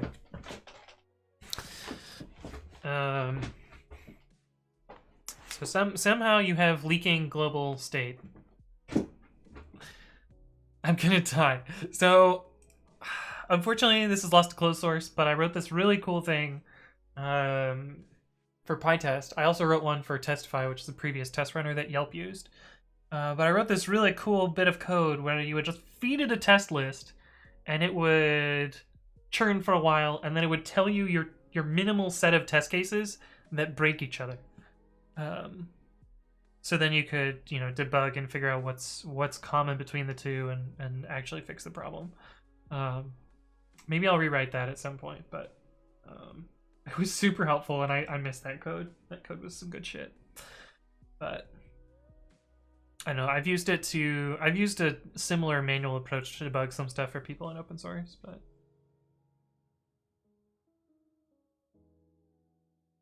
living failure is a test that catches OS error. It passes itself but fails if running doc test modules. What? Hey, Jay Carey, thank you for resubscribing at tier 3. The biggest tier for 2 months in a row and 3 total. Appreciate your continued support. Always good to see you, Jay Carey. Yeah, OS error, but fails with running doc test modules is a little bit weird. I know that doc tests mutate built-ins ._. I don't know if that's somehow running into your problem, but I know that leaks out of doc tests, which is really annoying. There's not really a good fix for it. I know, well, Testify fixed it because I maintain that, but I don't know if PyTest fixed that or not. I could probably apply the same patch to PyTest. Anyway, okay, we have API commit, we have get repo file, we still need to create a tree, we still need to get the latest tree. So we also need to get the latest branch of the default branch of the repository.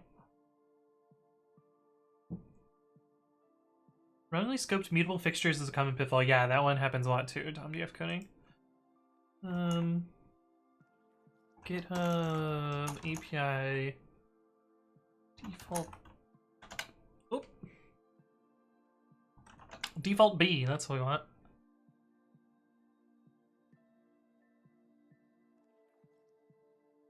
Make a call to this and read the default branch property value. Here is the name of the branch.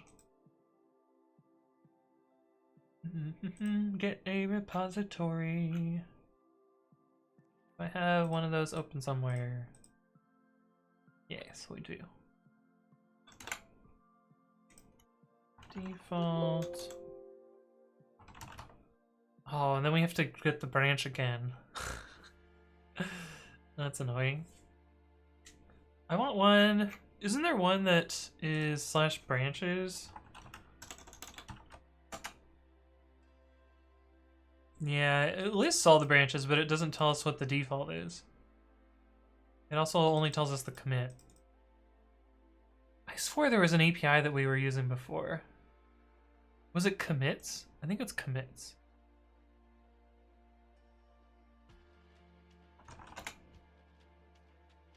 Yeah, I think this defaults to just page equals 1.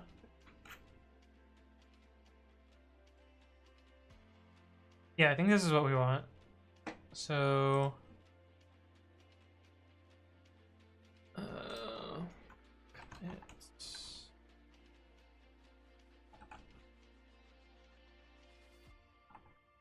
GitHub API v3 repo commits. Commits, here we go. List commits. Our branch to start listing commit from default, the repository's default branch, usually master. What order does it list them in, though, is the other question. So is this the latest commit? It has the tree, which is perfect. That's exactly what we need. Where's the commit? Despawn. This is Ace Tilly demo. Wait. What repo are you? You are demo. Ace Tilly 2/demo. The latest commit is a tag, which has the SHA 079D. 079D. Cool. Perfect. Oh, yeah, it has a message here. Dope. Okay, so that's exactly what we need. That is precisely what we need.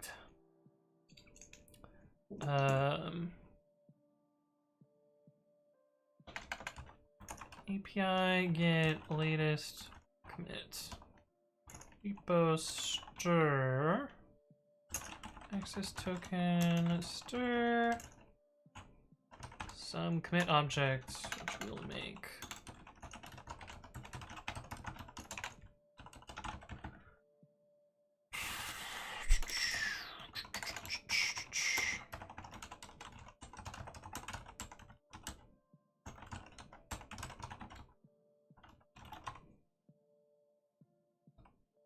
This will limit it to just one. Headers equals AT headers access token. And then we gotta look at the response there. Actually, I'm pretty sure I have this in my sample responses. Head commits 0. Yeah, here we go. So we want, I don't know that we're gonna need all of this, but we're gonna have the SHA. So we need a stir. We're gonna have the tree, which is a stir. And do we actually get the branch name here?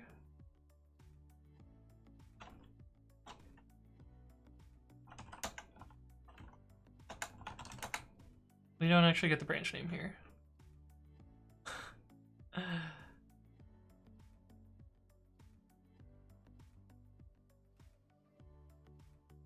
Huh. That's kind of annoying. We still need to get the branch name somewhere in one of these calls. So I'm trying to min-max the number of calls that I need to make here. Make everything immutable, take the CUD out of CRUD, right?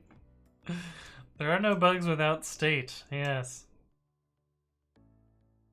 Test fails, the deep state did this. System 1100 says, wow, 91 viewers.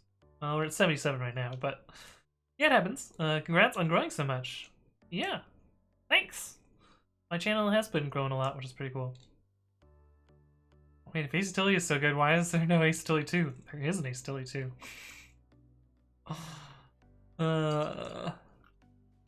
It's okay. I knew what you meant. Watch all the way.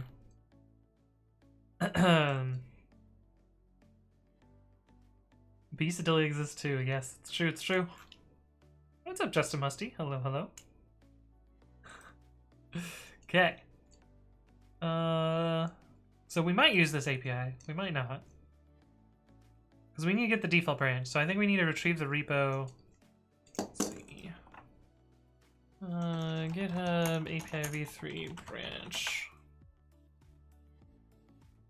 Get a branch.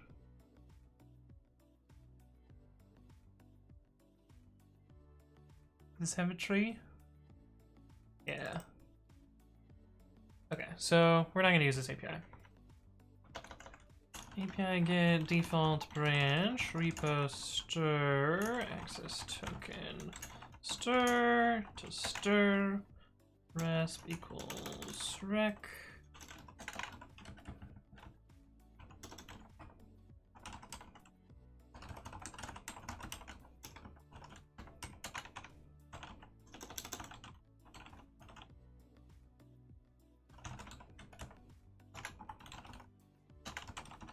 We're gonna need that, and then we're going to do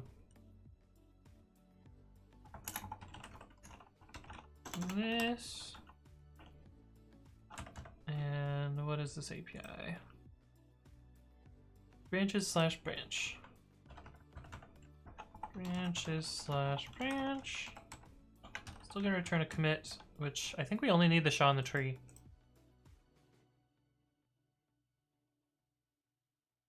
I believe we only need the SHA and the tree.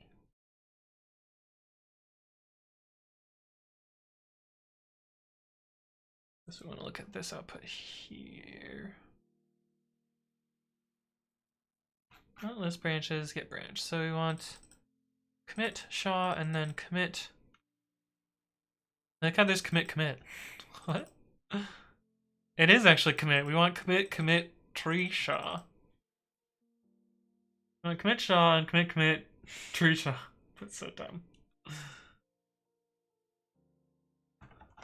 Return commit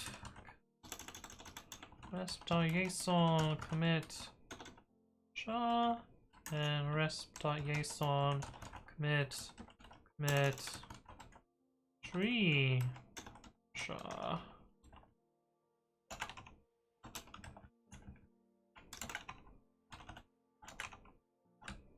I think this is all the data that we want there.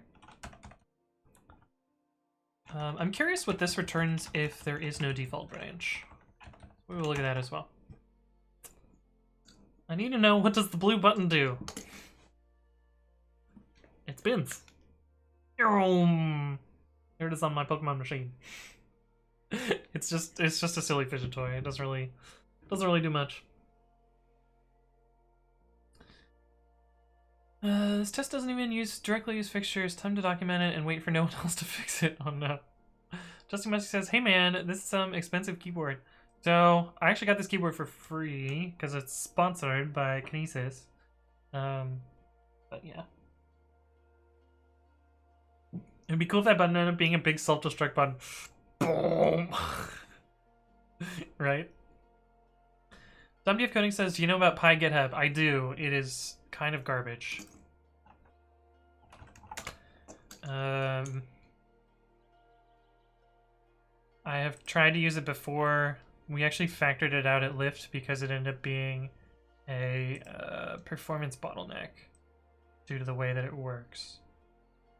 Fuck is the homepage. Also, it's GPL'd, so I can't even look at the code. I just want your fucking code. But yeah, it bundles a big blob of JSON and doesn't really work all that well. And this works fine, so I'm gonna use this instead. I thought it was a trackball all the time, yeah. Hey, what's up, Alexa? Hello, hello. Nice DS. Yeah, this is one of my 3 3DSs. 9DS, as you would say. Sponsored gamer.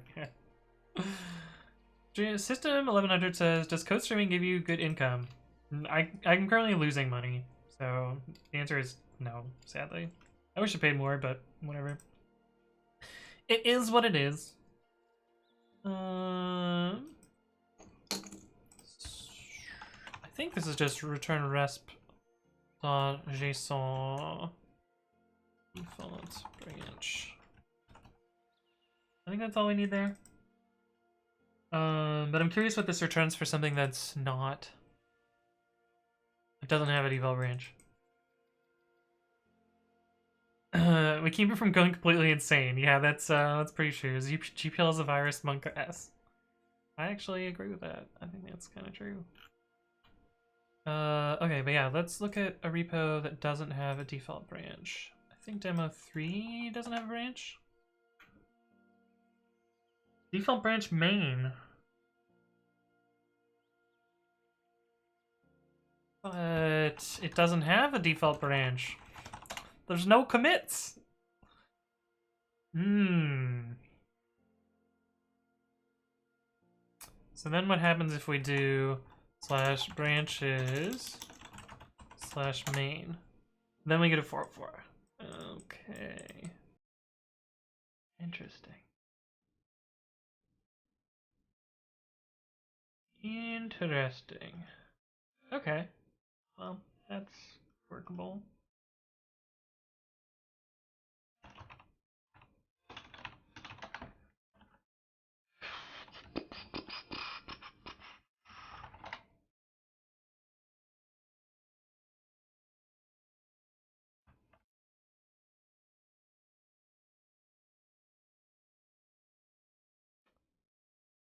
Yeah, we actually don't need this remote anymore, do we?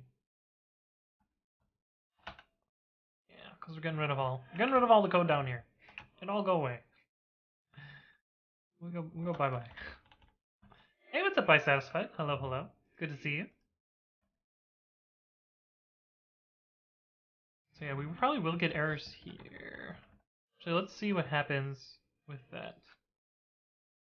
Slash, where is it? Slash content slash path. Branches, no. Content slash pre-commit config.enl. This repository is empty. Actually, I wanted to see what HTTP code we get. Network. 4.4.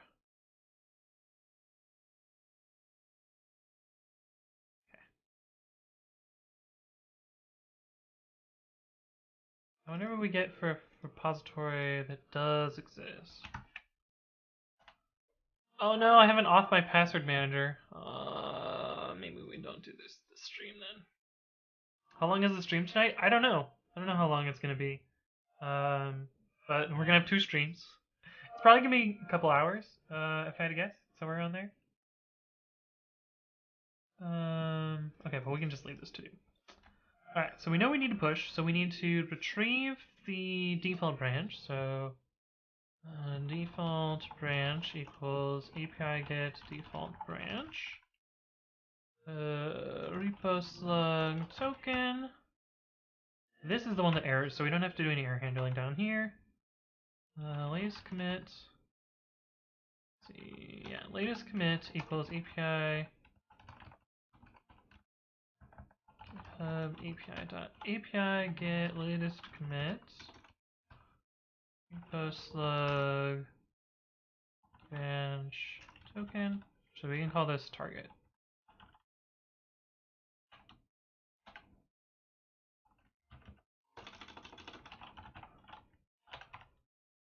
And then we need to make a blob.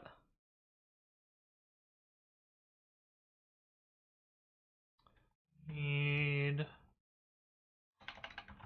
API make blob.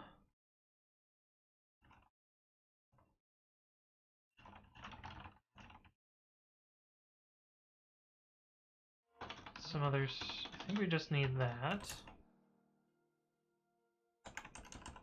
Then we need API make tree. I don't know what those parameters are. Then we need API make commit. So blob equals github API.API make blob. That's repo slug config, and then I of course need token here.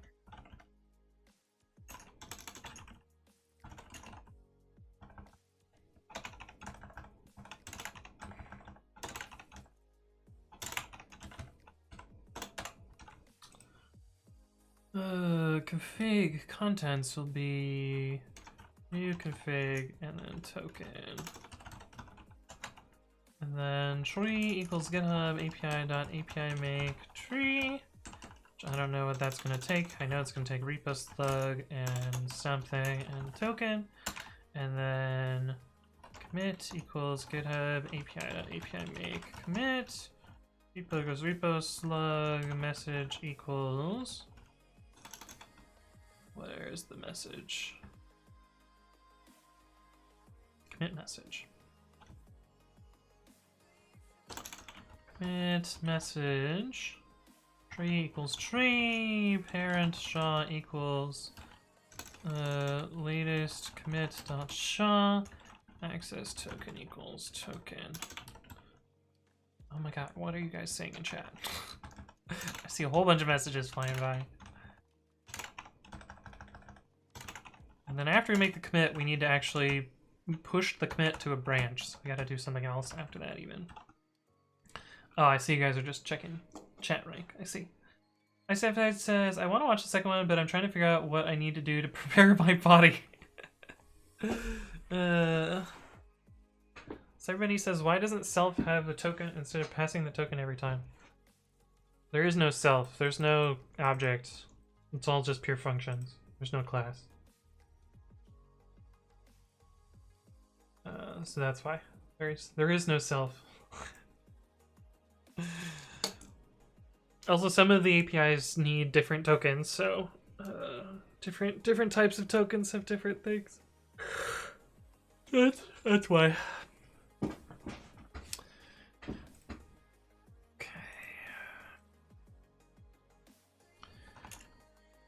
I'm just gonna close all these tabs. Surely we don't need it. GitHub API create blob. Git blobs. Here we go. Create a blob. Content and encoding.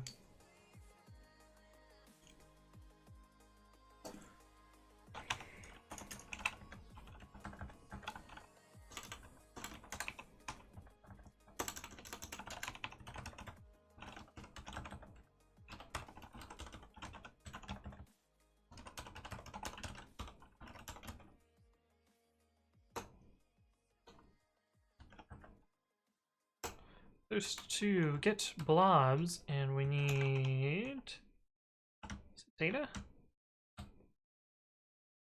Yes.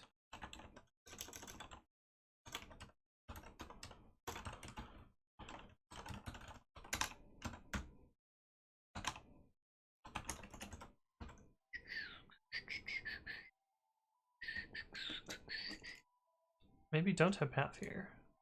Oh yeah, we just have content and encoding. We don't have path.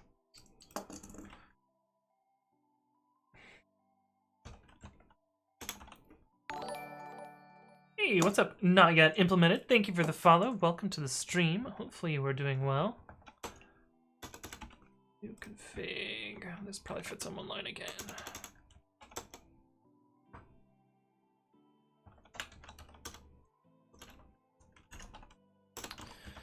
Does indeed. So we want content, encoding, UTF-8, which is nonsense, but I think we talked about that last time too. Content encoding, cool. Response as SHA. Turn resp.json SHA. Cool. There is no self. This stream is deep, bro. Wait, how are you summoned by Anthony Wright's codebot, AngelNX? Oh, because it pinged you from top 10, whatever. Oh, you not yet implemented is not a follower. I see you fixed it. Nice. Perfect. Not yet implemented. We also have an outdated version. So many nerds here. Cyberny says, why don't you let precommit format this instead of manually splitting into multiple lines? Because I don't have a formatter that does this, Cyberbunny. I don't have a formatter for this yet. Okay, so let's make blob, and then we gotta do trees. I have a link to the related things.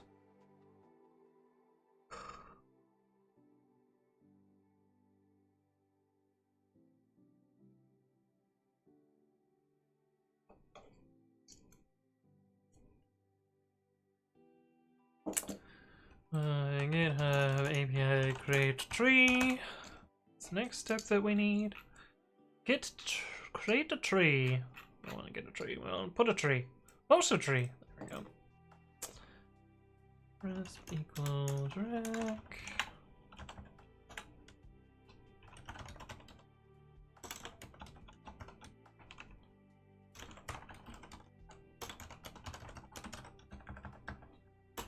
Slash repo get trees. Oh, we forgot the tokens again. ET headers access token.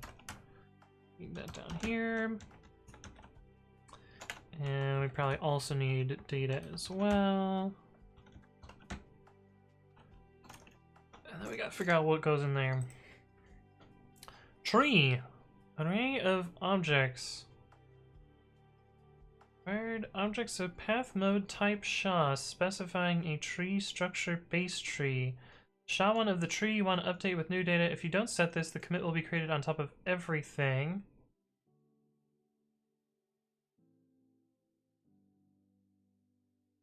Okay, so we want base tree.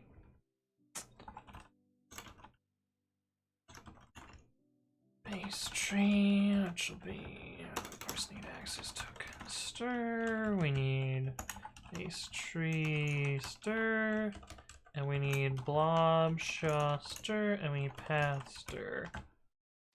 We probably also need mode, but we're just gonna hardcode the mode to normal file because there's no reason that you would want to pre-commit config to be a different file, and we're not making a general API, we're just making a purpose-built specific API. If I were to extend it, I would need to change that though. Tree object path, file reference to the tree mode, type. Either blob, tree, or commit.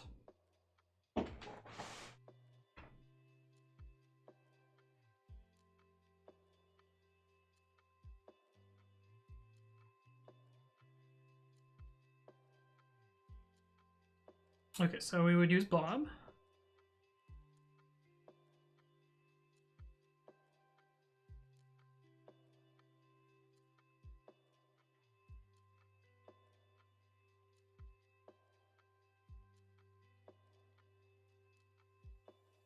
Oh, can we just cheese the,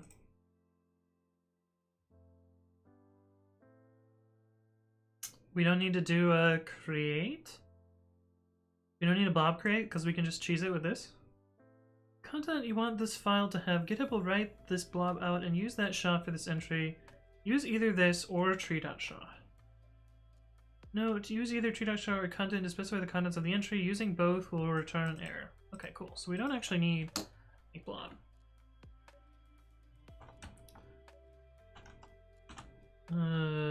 So path and content stir. Which means we don't need the original blob either, do we?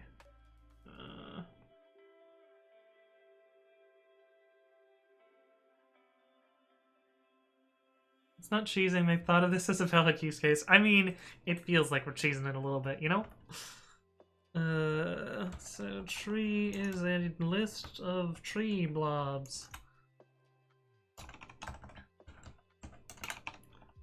And did they specify the encoding here? No. Hey, what's up, encode this? Thank you for the follow. Welcome to the stream. Hopefully you're doing well. They don't specify the encoding here.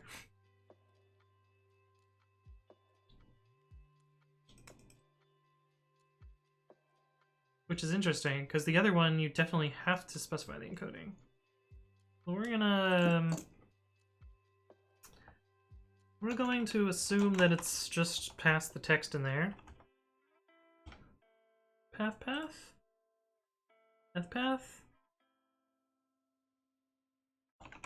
Mode this, type blobble, and content. Yeah, that's easier than I thought. Okay. That seems cool. And then it'll probably return us a tree object. Response.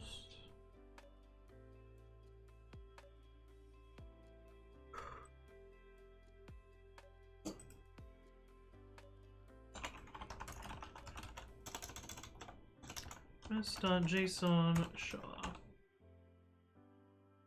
You don't make at least 5 API calls, it's cheesy. Yeah. Great. Okay, so we no longer need this. We do need this though. We need a repo equals repo slew, path equals config, content equals new config, base tree equals latest commit dot tree, and access token equals token.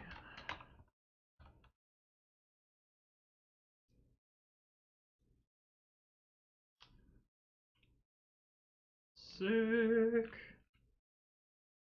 Alright, so that makes our commit.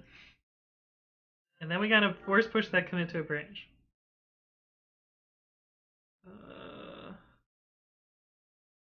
Oh, we probably have to put retries in here somewhere. But maybe we don't. Oh, you know what? I could probably stop using git in if this suddenly fixes this retry problem, I could probably stop using Git and just use these APIs, because this API actually isn't that bad. I mean, it's 2 steps to make a commit, 3 steps to make a commit, but I don't know. I don't know. iSatisfied says, "Yo, wait, you see Alta4 out here with over 350 viewers." What? He has 350 viewers today? That's amazing. Only Alta4 stream. Did he get like a huge raid? Holy crap, he has a ton of people!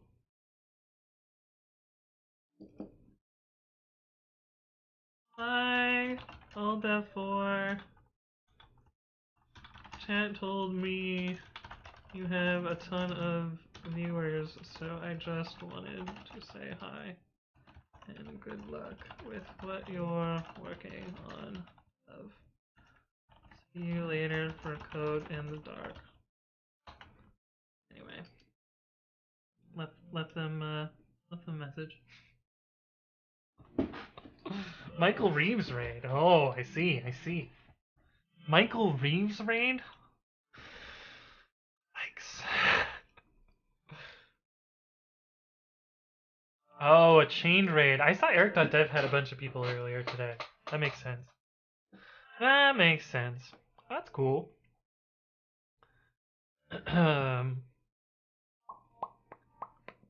Okay, but anyway, I think this is good. We need to do the branch creation, the force push. Force push to branch. GitHub APIs push to branch. Yeah, that is wild that Reeves rated being bot. I know, Michael Reeves sometimes randomly picks people in Science Tech.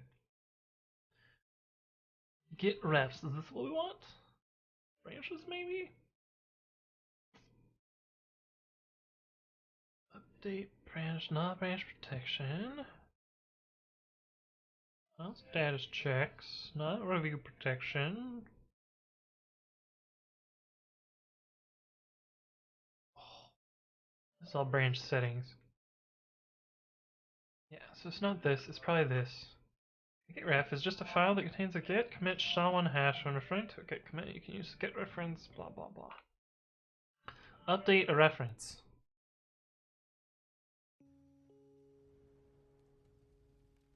So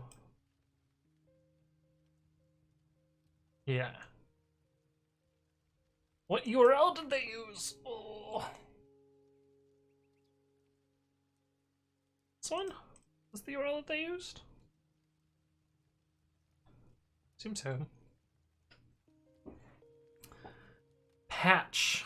Interesting. So we're gonna be forcing. It's either the forced update or make sure the update is a fast forward, leaving the sound setting to false, so make sure not overwriting work. Yeah, we're gonna be forced true. He had like 2K throughout the day. He raids people in Science Attack quite often. He also raided someone yesterday. I think it was Gamozo. I see.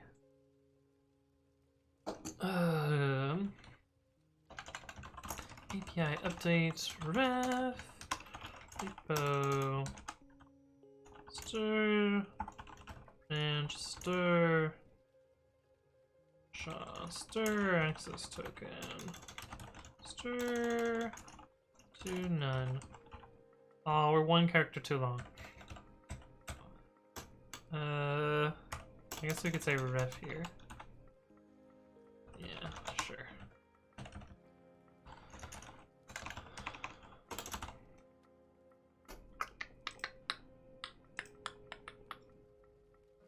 Patch. Interesting. Method equals patch.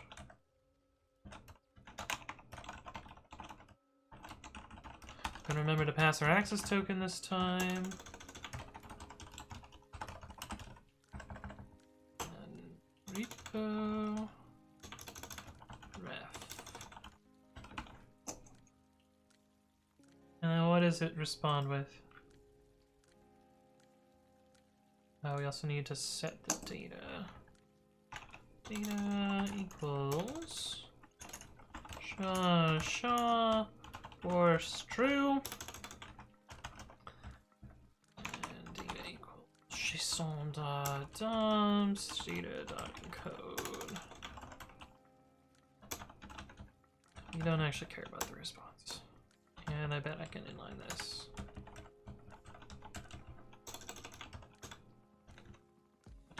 Cool. Cool. Helps grow the science tech section. Yeah, it totally does. It totally does. I agree with that, Alexa. I think it's good. Hey, what's up, Shaz? How's it going? Streams always says Gamosa's streams are long. I don't think I've ever seen him before. The one yesterday lasted for 16 hours? Holy crap. That's amazing. That's pretty amazing. That's the longest stream I've ever done. That is... yeah.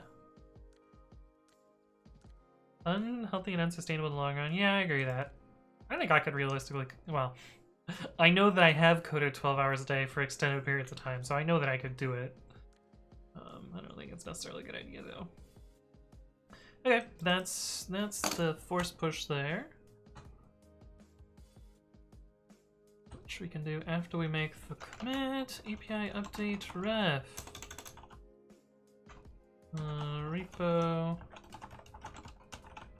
Repo slug. That's slash. What is our branch name?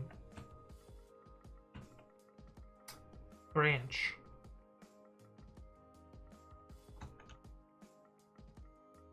Branch. Commit token. And then we create the pull request.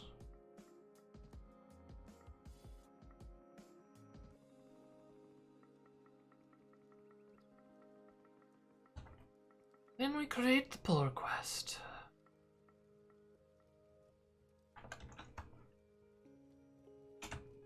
Now the code is shorter, it looks like. Well, I guess we did a bunch of API code as well. And then I think we just delete all this down here.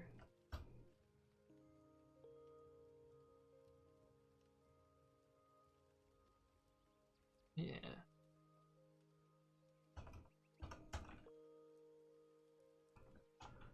Then we cross our fingers and hope things work.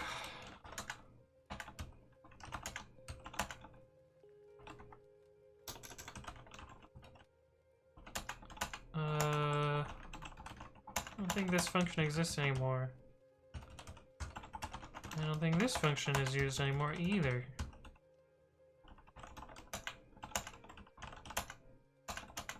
That's not used either. What else can we prune here? I don't think this is used.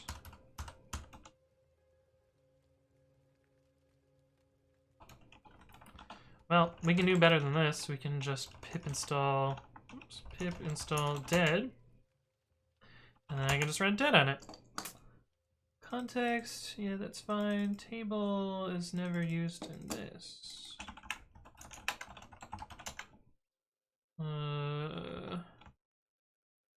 Indeed it is not. Why would it have been used?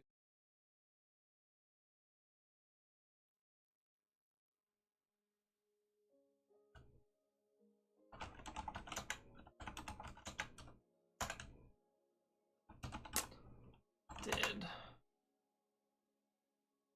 Get all. Yeah, I guess that's not used either.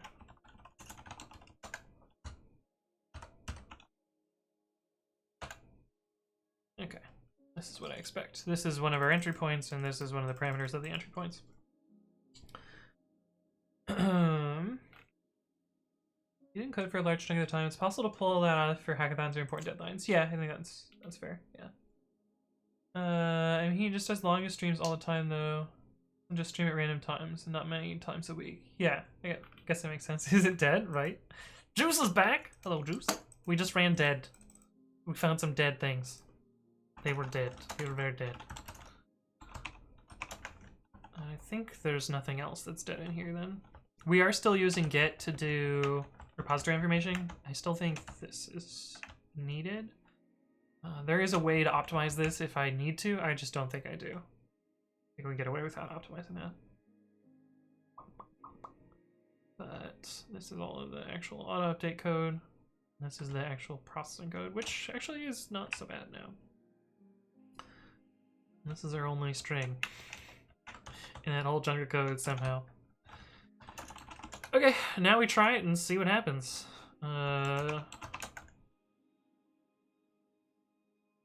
List imported but not used. 137. Oh, this code is dead.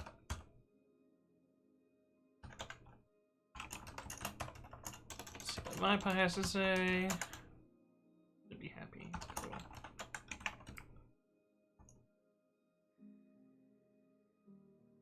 Where was the tab where I was testing this in? This one. Okay, so we should make a push.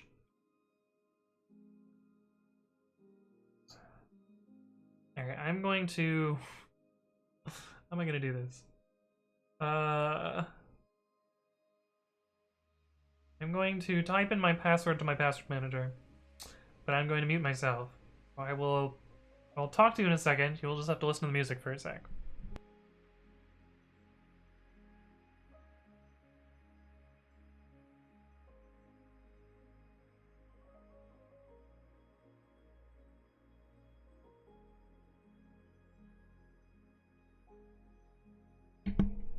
Okay, we're back. All of that so that I can open this and log into GitHub on my other account. Because I actually don't know the password to this account. I don't know the password to any of my accounts, except for my password manager. So dead is feature complete, right? P4RI says, are you planning to get another job at the moment? At some point, eventually. Some point. You're done, mate. I got reflections of your keystrokes off of your headset. Catherine started this repo. That's funny. It's completely empty. Okay, I should actually start. Oh. I think I have it configured right now.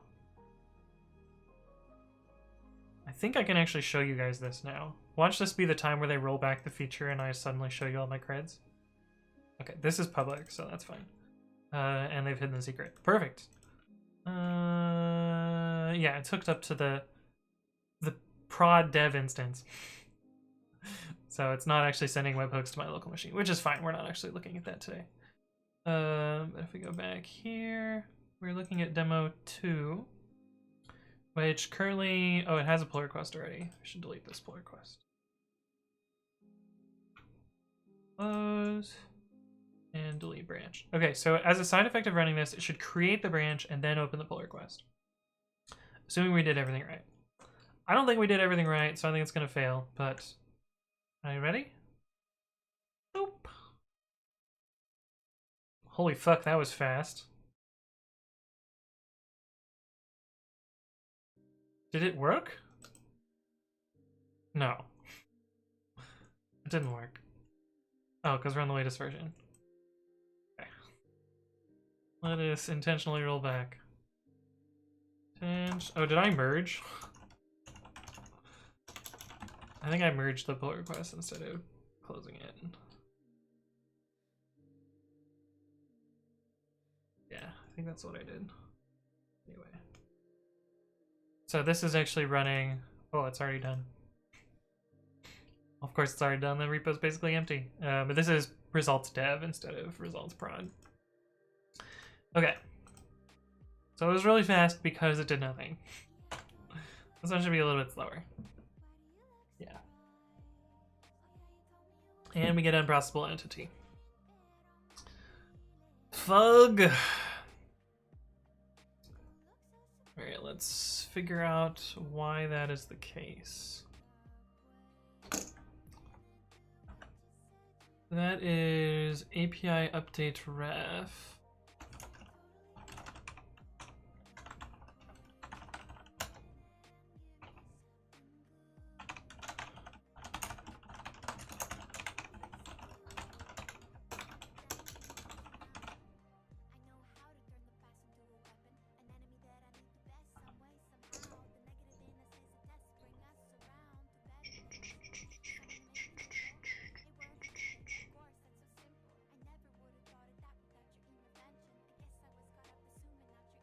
So I made a commit, but it's dangling or whatever, so we don't see it there. Why would you get a job after pre-commit CI multi-million-dollar exit to GitHub? Pre-commit CI and GitHub Actions merger when? I mean, I already wrote a crappy GitHub Actions version of this. It just doesn't really work. You're having too much fun coding stuff that you like. Yeah, that's totally true. That's why I would love to be able to just do this forever. It's probably not gonna happen, so... Oh well. We can't always get what we want. .fp.read. Reference does not exist.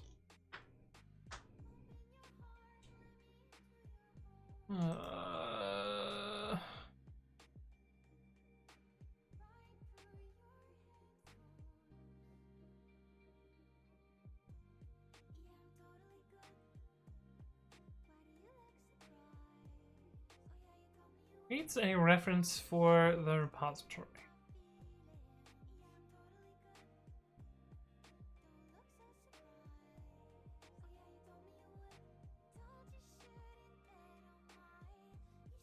See, this is really fucking annoying. I want, like, create or update.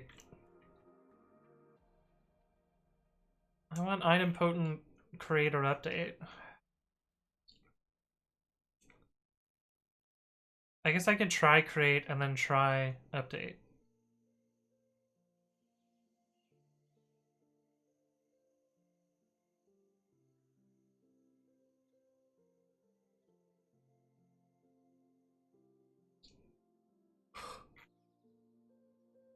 It'd be much nicer if this was idempotent, but it is not. Hey, what's up, Astroin? Hello, hello. Good to see you again. I just have a coworker today. He re-erased some code and messed something up big time and lost 20 commits. Luckily, I remembered reflog. His heart rate was through the roof from it. Yeah, reflog's great. Explains reflog.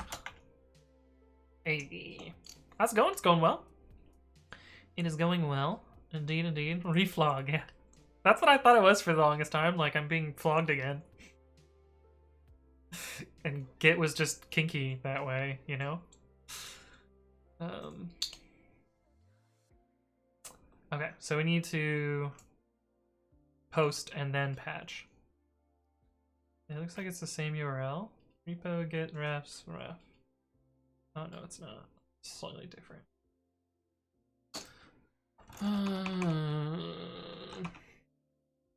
What do we get if it's if it already exists? Well, we'll try it and see what happens. That's what we're here for. GitHub API.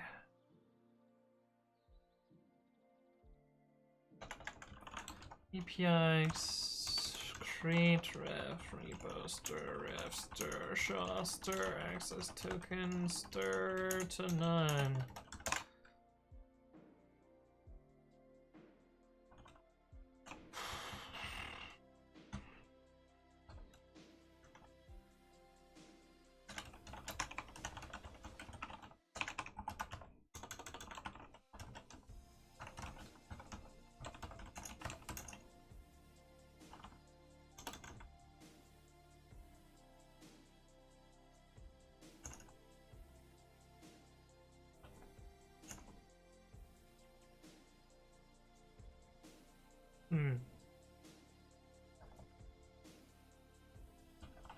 Maybe it should just be this, and then I'll just adjust the other code.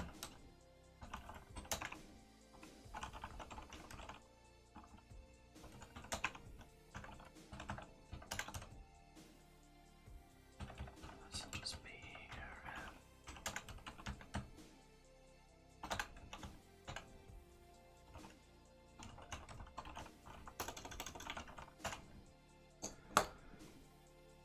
Maybe I should just combine these two APIs.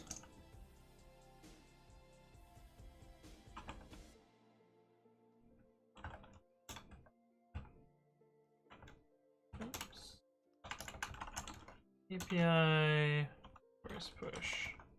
Repo stir ref stir sha stir access token stir to none. Try API create ref.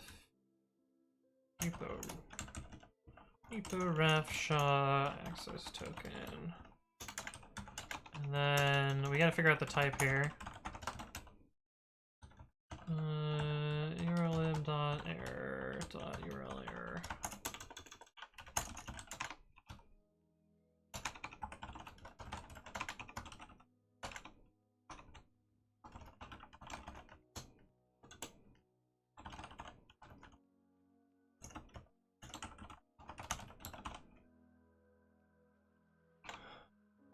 Yeah, API.API force push repo slug ref/head/branch is token.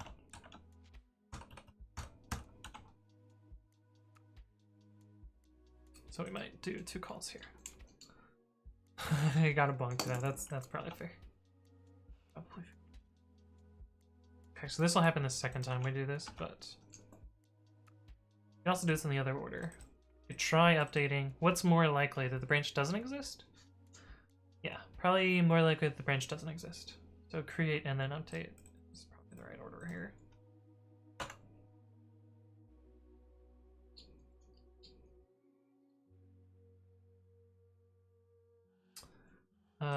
Print no output means that it probably succeeded. So if I refresh here, we should have 1 pull request. And 1 commit by pre-commit CI dev. Let's see what the patch looks like. Let me see what email and username it gave it. Yeah, it's the same as what we use. Perfect. Cool. Cool. Okay, now let's rerun it and see what happens.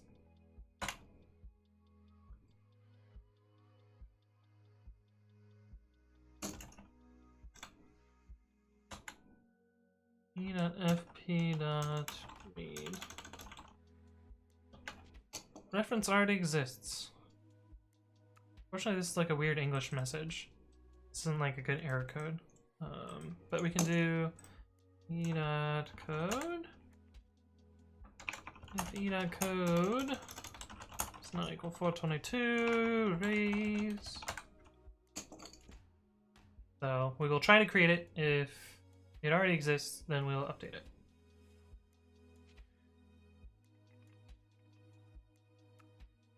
It would be cool if there were just a, you know, set this branch for me please, so I don't have to make 2 API calls, but whatever. Whatever. That's fine.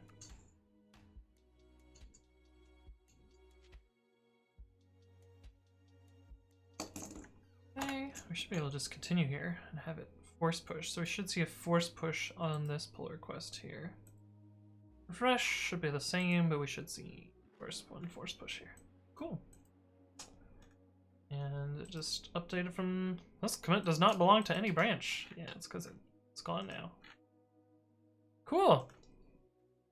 I guess that works. Dope. I know there's tests in this repo, but I'm pretty sure they don't actually test this behavior.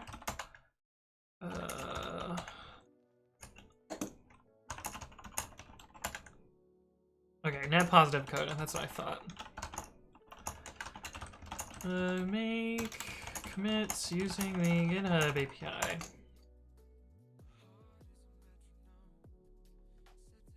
URL error has no attribute code.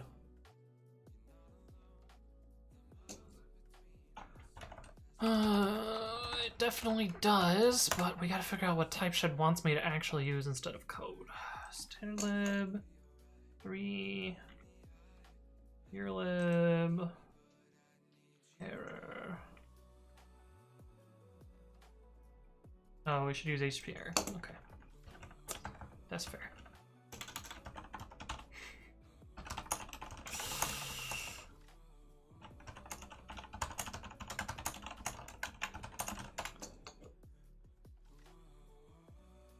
Oh, this file got changed.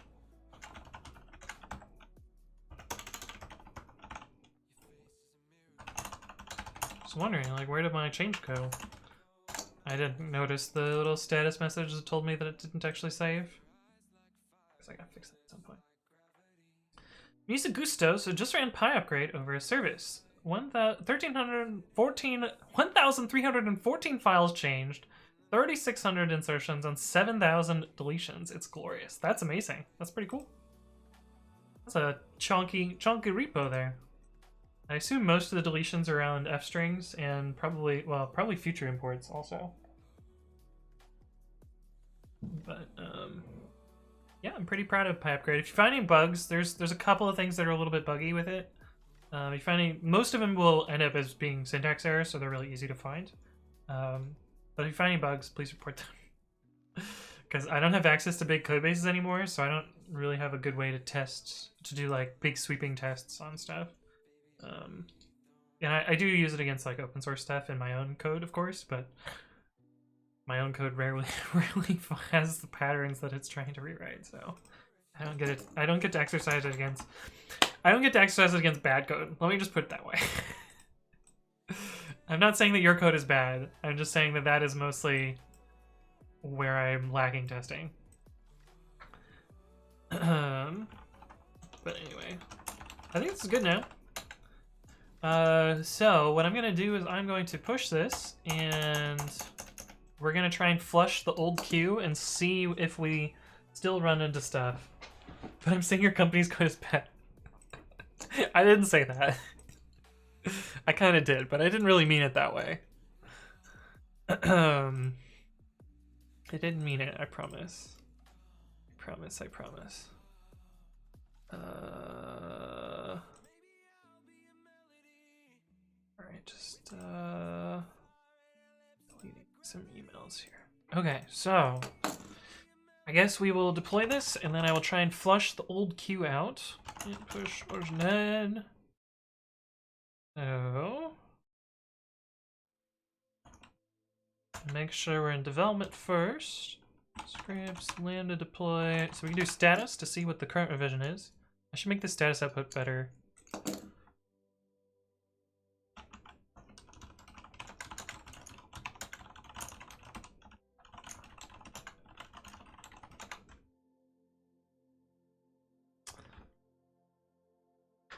Okay, dash dirty, so I just fucking deployed. Okay, never mind, we can't make this better. I just deployed from a dirty branch last time, apparently. This is why I was testing stuff. I remember now. This is when I was grumbling about, fuck, what is it called? Batch message, whatever. So that's why this is dirty. But anyway, lambda deploy build.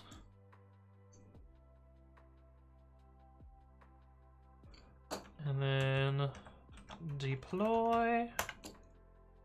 That should update it in Lambda. I'm going to test this in the console first. And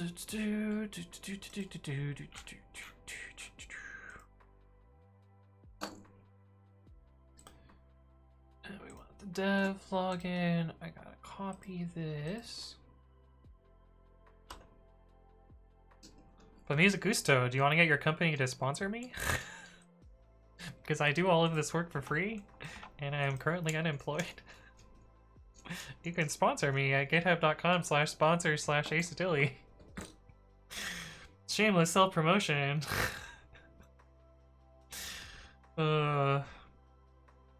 Cries and losing money for free. 758-500. And let me know if your company would be interested in running pre-commit CI as well. What was I doing? Lambda. Auto-updater periodic. Oh, there's the to-do that I forgot to do. So we're gonna see the error here. For sure. 100%. So I have a test trigger. This is the dev account. Right. Yep, frequency I dev. I'm gonna run this test. It's going to fail.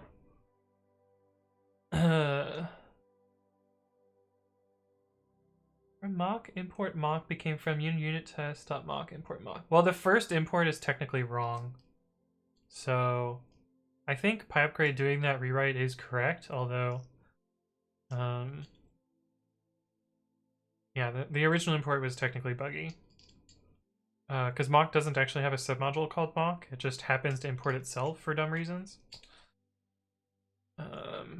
Okay, so this succeeded, but the other function should have one failure from the 404. Monitoring view logs. What day is today? Today is the 18th. So demo 2, where's the error one? Oh, do I not have... Oh, I probably don't have demo 3 hooked up. But this should have gotten another force push 11 seconds ago. Okay, so that part's working. The empty repo is not working now.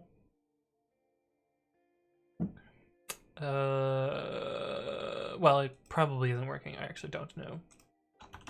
Results dev.pigment.ci. This is actually kind of nice because I don't have to start the app and fiddle around with everything. I can just use the AWS version of this.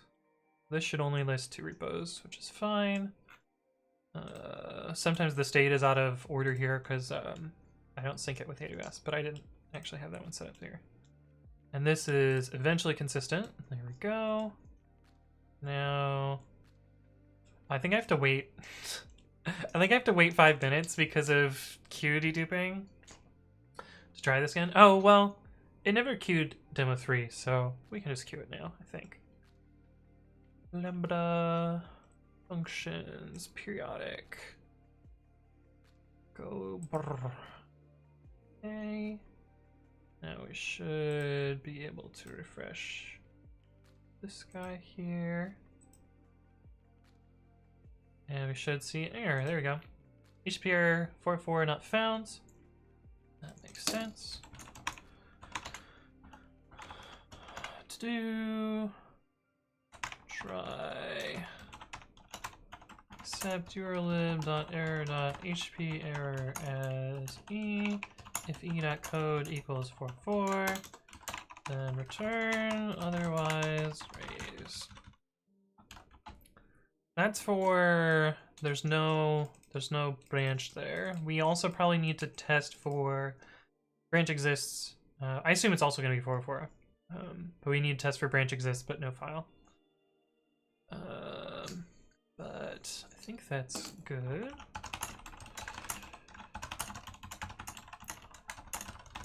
Don't error if there is no commit. Don't error if there is no config. Yes. We need to build. And we need to deploy. And hopefully we'll actually just catch it on the retry. That would be cool. See, probably we'll retry a couple times here.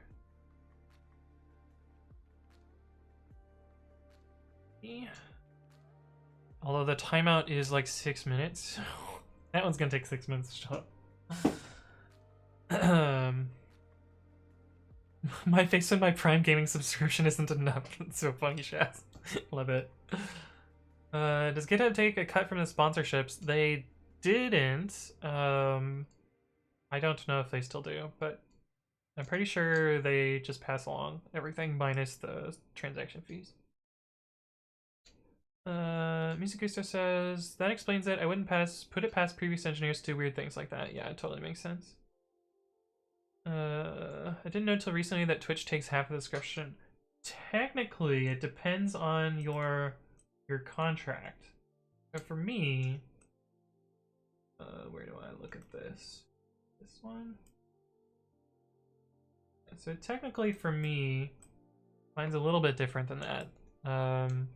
I get a 50-50 split from tier 1, but higher tiers I get a different split. So it depends on the tier of your subdom. But yeah.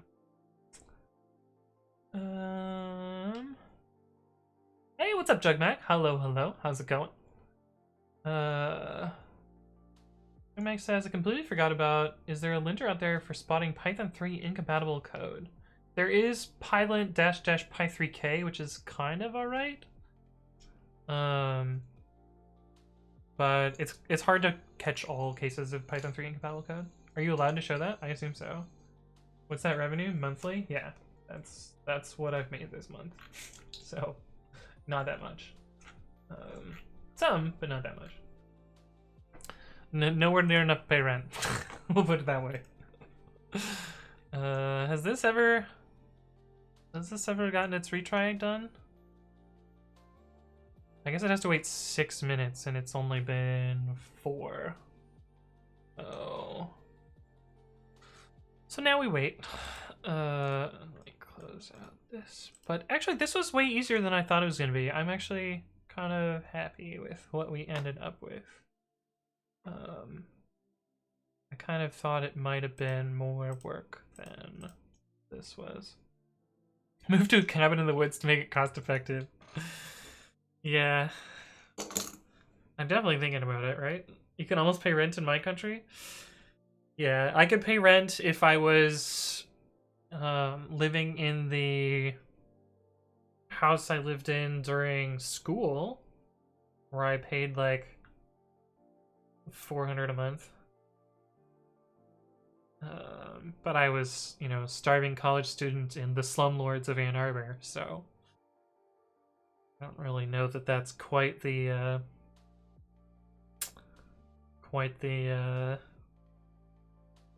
living standard, quality of life, whatever the word is that I'm looking for, that I would be looking at. Lublub says, as someone who lived in a cabin, no. You mean like not cost effective, or like not the life you want to live?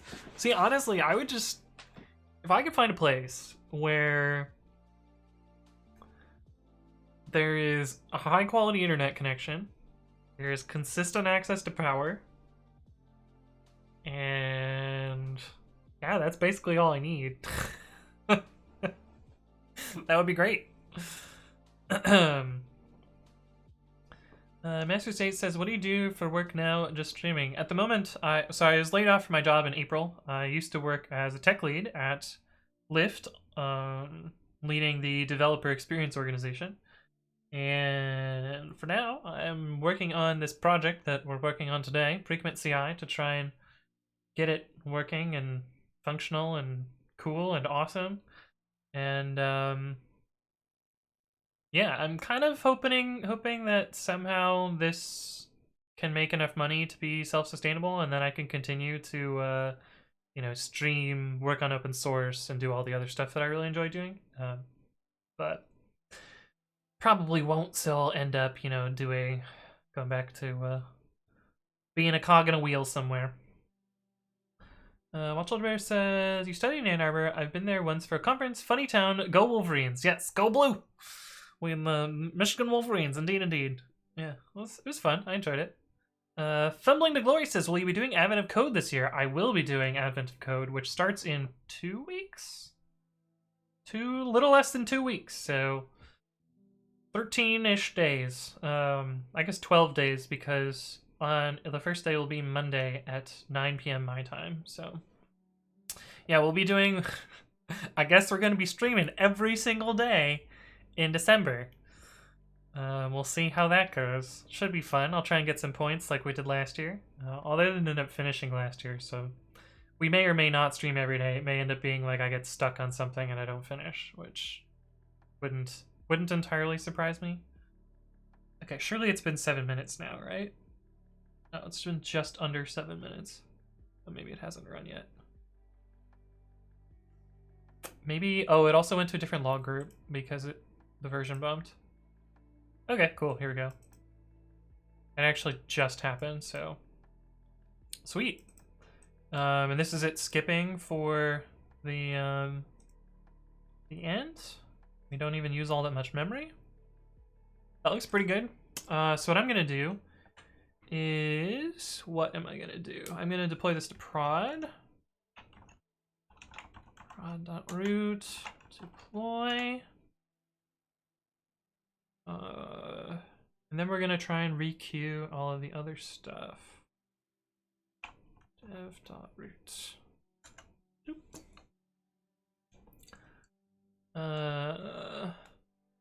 Griffinborg says, give me an internet connection and hardware store and a grocery store within a half an hour.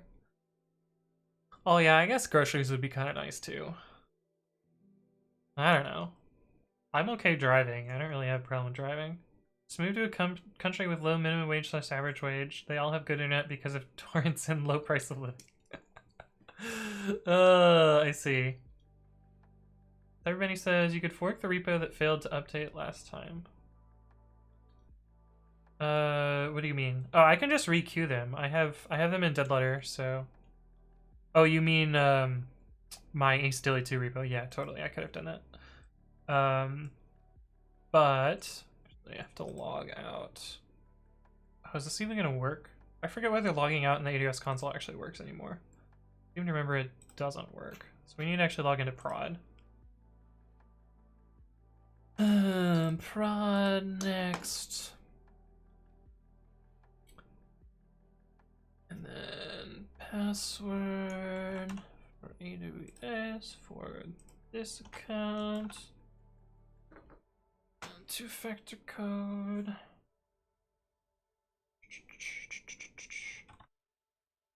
I feel like I've gotten 358 in like the last 3 codes I've typed in. Seems, but I mean it's entirely coincidental, and even if it's a segment of 3 digits, it's not that rare. It's like 1 in 1,000. So actually, it's less than 1 in 1,000. It's probably like 1 in 600-ish because there's positions. There's 4 positions it could exist at. Anyway, what was I doing here? SQS. Yeah, so we're gonna try and requeue these 21 items. I happen to know because I peeked at some of them. I peeked at some of these, and some of these are private repos, so we actually need to skip these anyway. I don't know if this repo actually exists. Sorry, DomDF coding, that I'm showing the name of your repo. Yeah, so this is a private repo, so this one shouldn't be run at all. So I need to actually do some filtering on these to discard any of their private repos. I've already updated the code so it no longer queues. So the next auto update won't queue private repos, but I need to skip it for this run. Master J says, I wish I could support you if I weren't unemployed myself. I see. Watch Olderbear says, then I can only watch your stream after finishing them. Last year I did it in Haskell, and my family had to endure me sitting on my laptop on Christmas Day collecting the final stars. Good thing this year there won't be any in-person Christmas. That's funny. That's really funny. Yeah, but they'll all be up on YouTube as well, so you can see them there. Okay, but I gotta go fill up my water. I will be right back, and then we'll go look at trying to re-enqueue these without unqueuing private repos. So I will see you guys in a sec.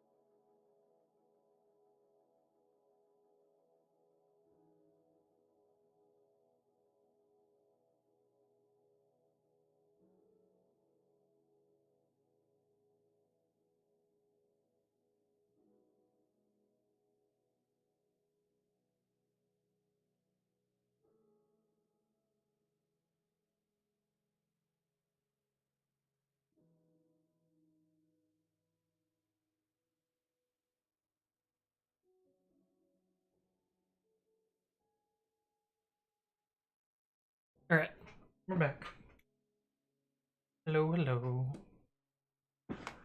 Okay, so how are we gonna do this? So I have a script that requeues stuff.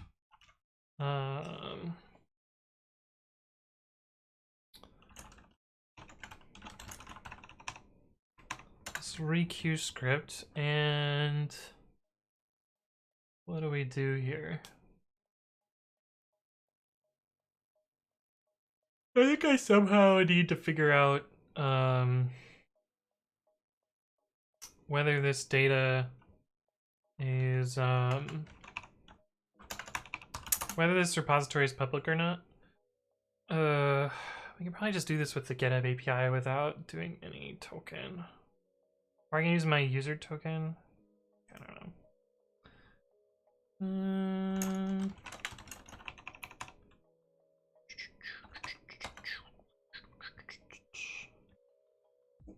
Yeah, we can probably just do this without an access token. So try GitHub API.rec.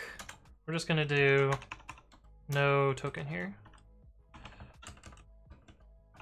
api.github.com/what? Do I have this to look? I think it's, oh yeah, repos/repo name. Repos slash what do these data objects look like?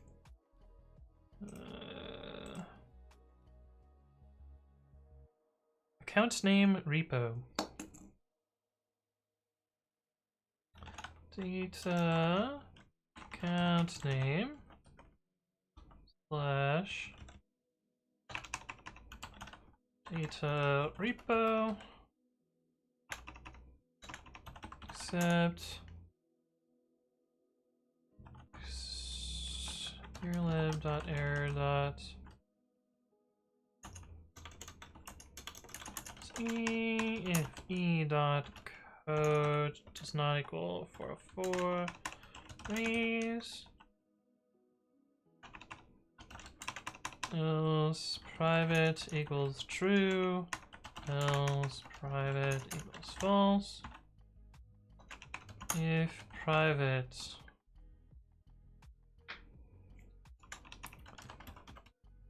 skipping private, otherwise we requeue them. I think that's what we need to do. So just a one-off script from precommit ci.import API. Normally, if I were at an actual company, I would probably get this reviewed and go through a code review.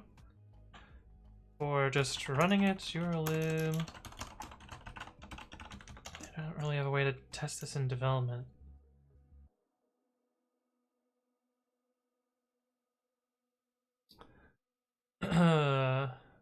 MREM Alex says bang Twitter. Yes, you can join. So there's a couple of things to join if you're here. You can subscribe to me on YouTube, where I post daily content with educational videos as well as previous streams.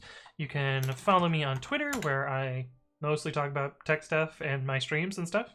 And you can join the Discord. Michaela, you got me there. You can join the Discord, which is a small programming Discord, where if you have questions, we have some beginner channels for you to ask for help. And, you know, there's memes and other announcements and stuff there that happens. But that's kind of the, that's the socials there.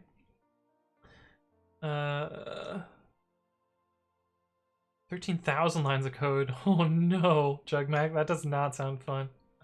You have a typo there? See, I've got chat to H to code review me. There we go. All right, you guys good with this? Does this look good? There's one character that's off screen there. We're just gonna hit the GitHub API, and if it 404s, then we know it's private. If it doesn't, 404 raises, whatever. We're just gonna skip private. Seem legit? What could go wrong? All right, we're gonna try requeuing stuff. It should at least create a pull request for pandas. So that's what we're hoping for here. The worst case is it, you know, errors again, so... I guess we should print out... We should print out this independent of it passing. That way, if I need to recover the data, I still have the data here. That'll make it slightly safer.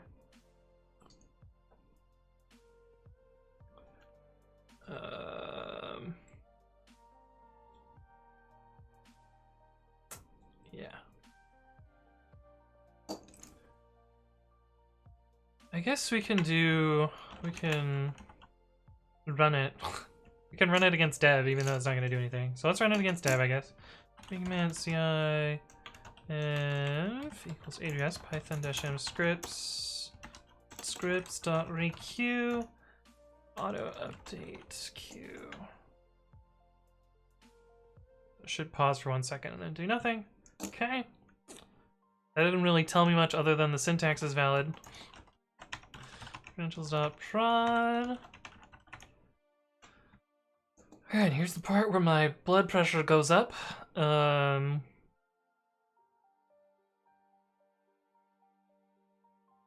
YOLO?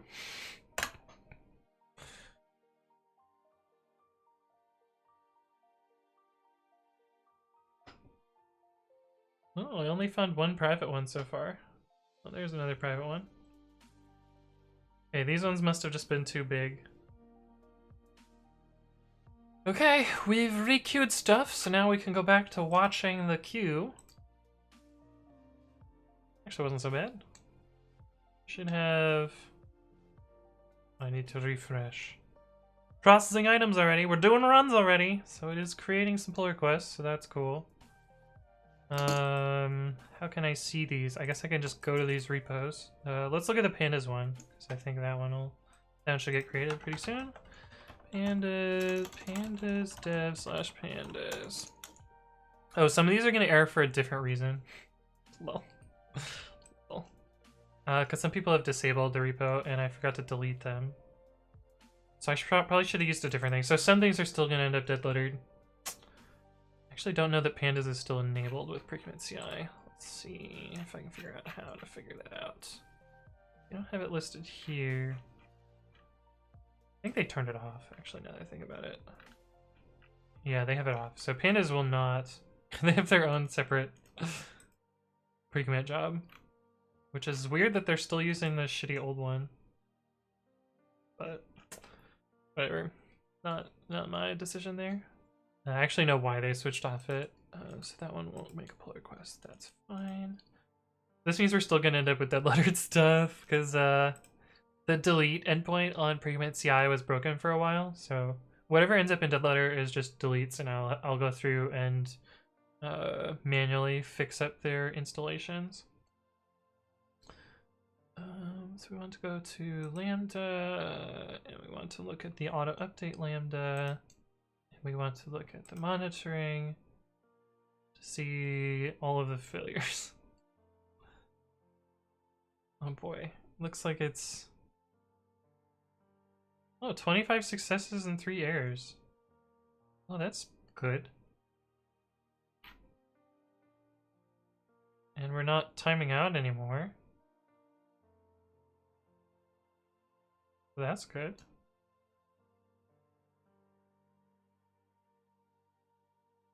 And we're using way less memory too. Oh, this is all good. All of this is good. Everything about this is good.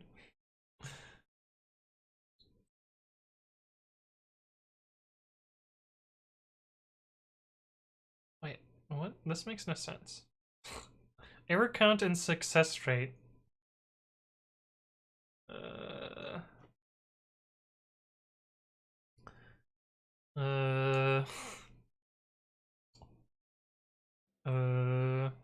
11/18s. These are the 2 sets of runs for today. That scared me. I don't know why that scared me. Hey, what's up, Radius? Thank you for the follow. Welcome to the stream. Hopefully you're doing well. Okay, cool. So, unprocessable entity.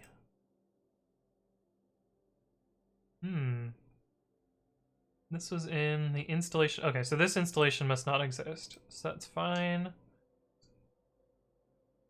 There was a thing where things got deleted. And the app was broken for that. This one should have just gotten an update.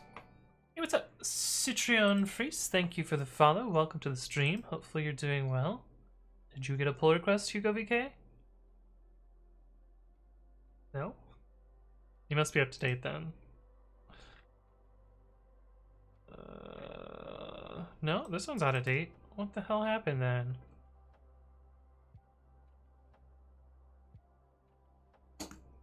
What happened here?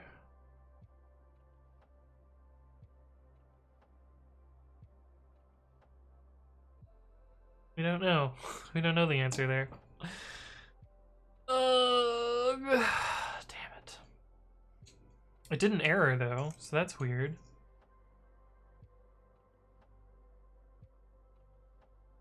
And it didn't create the branch. That's weird. That's very strange. Oh, okay, let me get caught up in chat while this runs. I just get shit-faced after writing code and review it the other day. Works flawlessly. Nice. Are we done? No, we're not done for the stream. Is private in scope here? No, we're skipping private repos for now. It does work for private repos, but I'm gonna make people pay for that eventually.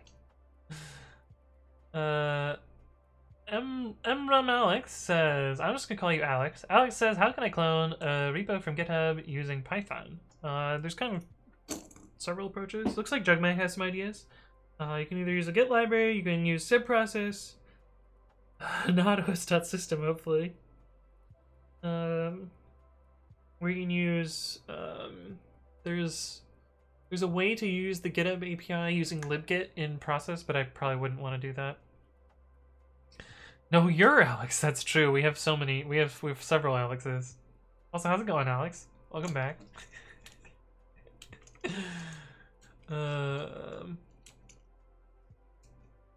Yeah, so I don't know why that didn't happen there. Seems like a problem.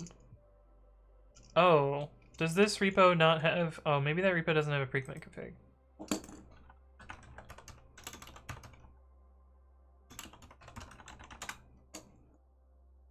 No, we have a pre-commit config. What the fuck?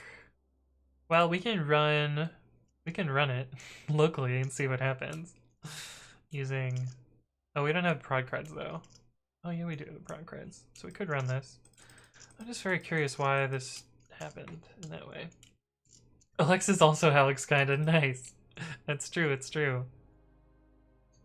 Let's see if we've gotten anything dead lettered yet. This number is lower though, so it has processed a bunch of things. My guess is these all are all errors, which are probably ones that don't have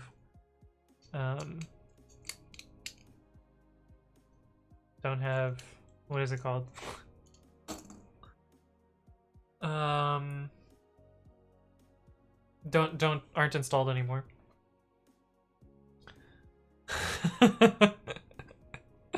Is this like the Spider-Man meme? Except with it just says Alex, Alex, and Alex. Doesn't get better although use the command line program. I'm not sure, Cyberbunny. My guess is it does. Watcholderbear says, me and my wife are also Alex. Oh. We are all Alex. Alex is the friends we made along the way. Yes. So, I guess we can look at this and see monitoring. Okay, so we have triggered some runs, so that's cool. Why is it queuing though?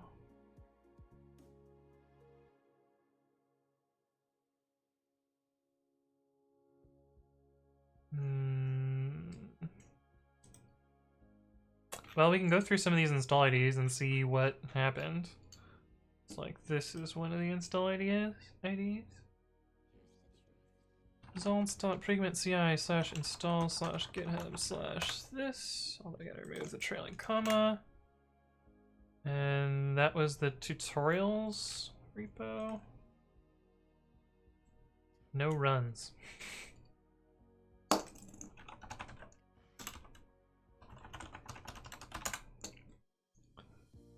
Oh, it's a fork.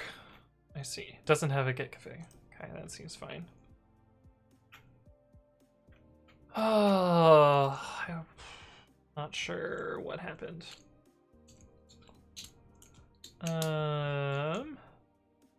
It's supposed to be I'm Alex and so is my wife. Oh, I see. It's actually a thing. Hey, what's up, Popcorn RP? Hello, hello. Are you a full-time streamer now? I see the calendar. I mean, I want that to be the case. I don't know that that will last. So yeah, I don't know why this repo didn't get updated. We're gonna run this repo specifically, just because I want to see what happened here. Because it should have worked. There is a pre-commit config on the default branch. Let me grab that from here. Where is it?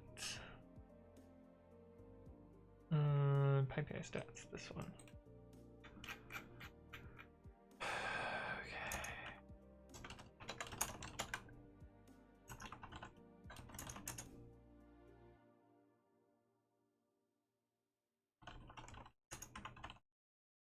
Set up the prod creds.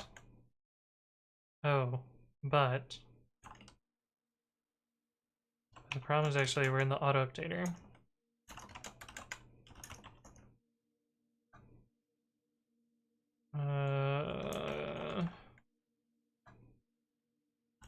Let me undo this one.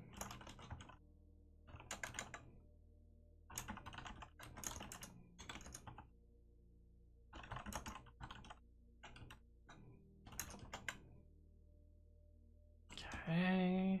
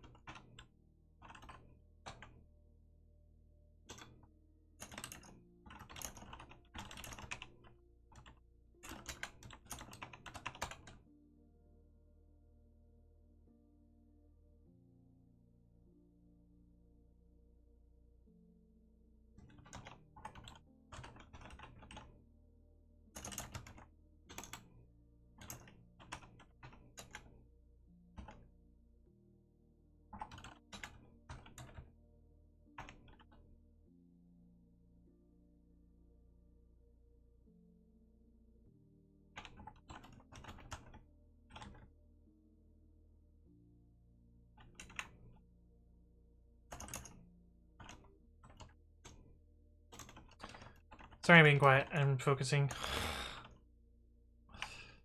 Gotta put this in here.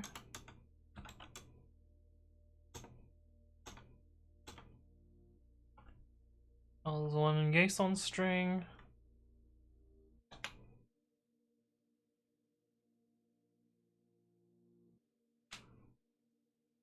And then we see what happens here.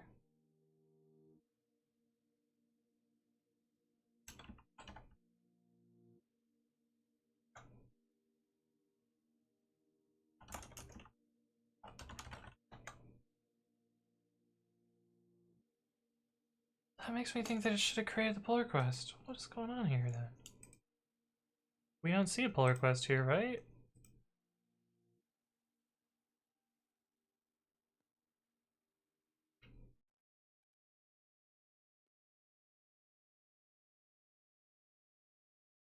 I guess let's just step through and see what it does. Target is master. Latest commit is that. Yeah.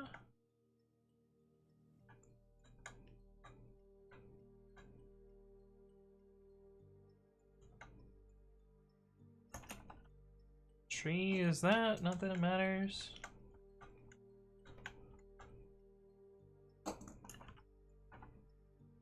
We have a commit, so we should be able to see this on here.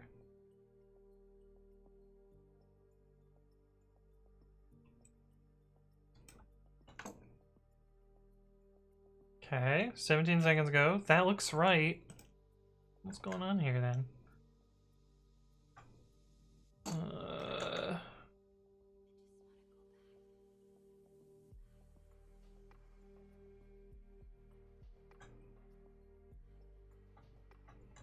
Is it erroring? I bet it's erroring.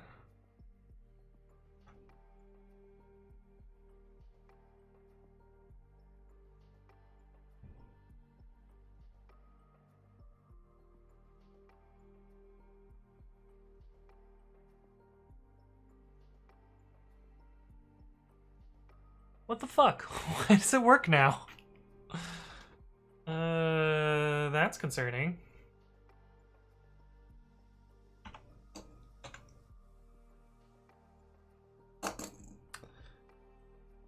That's concerning. I don't know what the fuck is going on there. I guess I'll put more logging in it, and next time this runs, we'll figure out what's wrong there.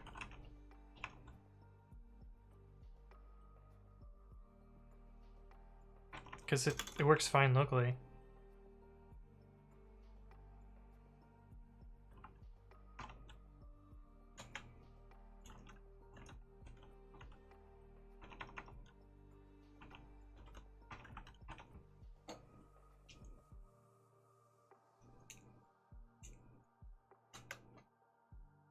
Yeah, I'm super lost.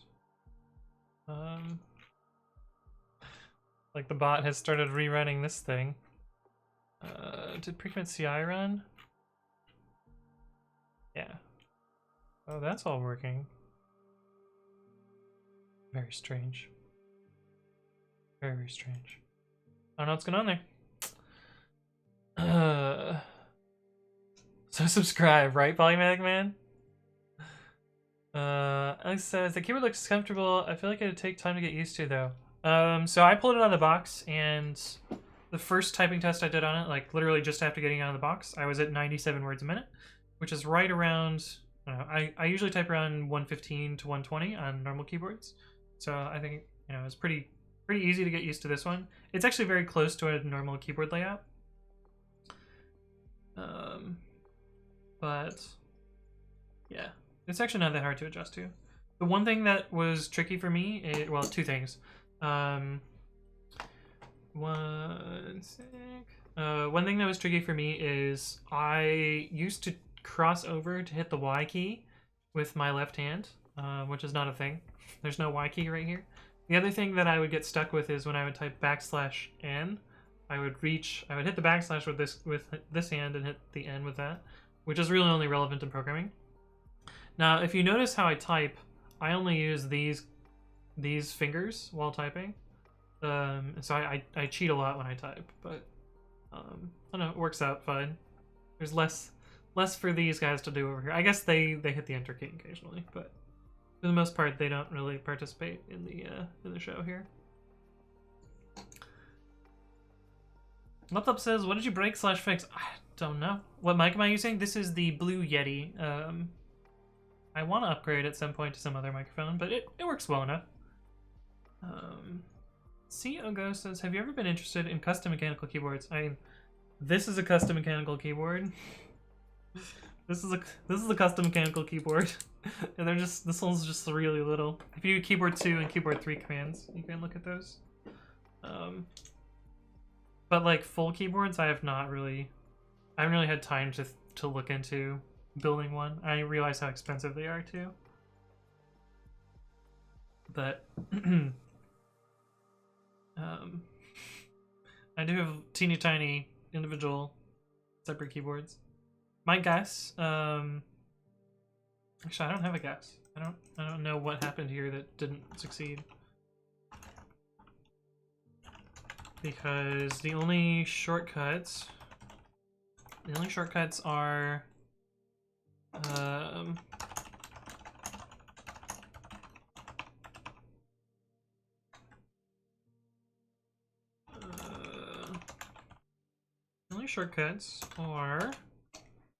if the pre-config doesn't exist, which it does, and if the auto-update is no auto. Those are the only shortcuts. Everything else would have triggered an error, so I don't know what happened in that Lambda. Roll the blue thing in the middle. Pew! Is that what you wanted to see? The spinorama there? This was actually a really good spin. Usually I'm not very good at the spin, but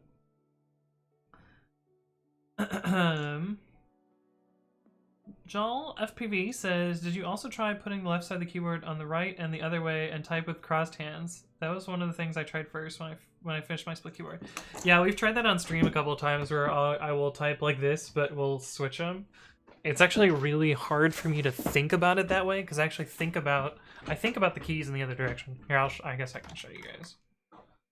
Oh boy. Well, this is not a good idea. The cords are tangled. So we can put you over here. And you... Oh, I don't think we can do it this in the middle. Ah! Now my desk is a disaster. Look what you guys have done, chat. So... we would do this. Let me... Oh god.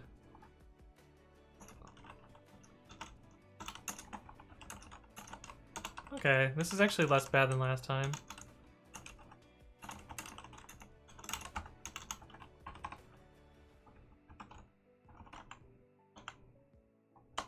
It's a little bit weird.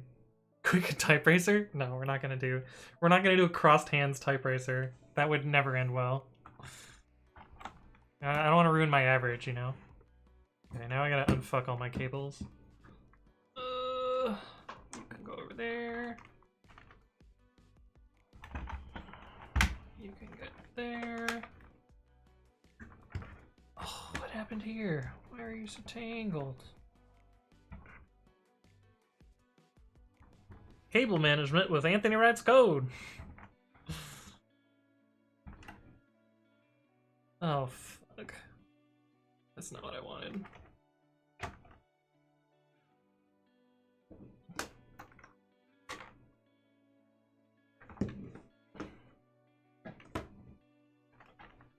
Oh my god. The things I do for you, chat. Now this is twisted.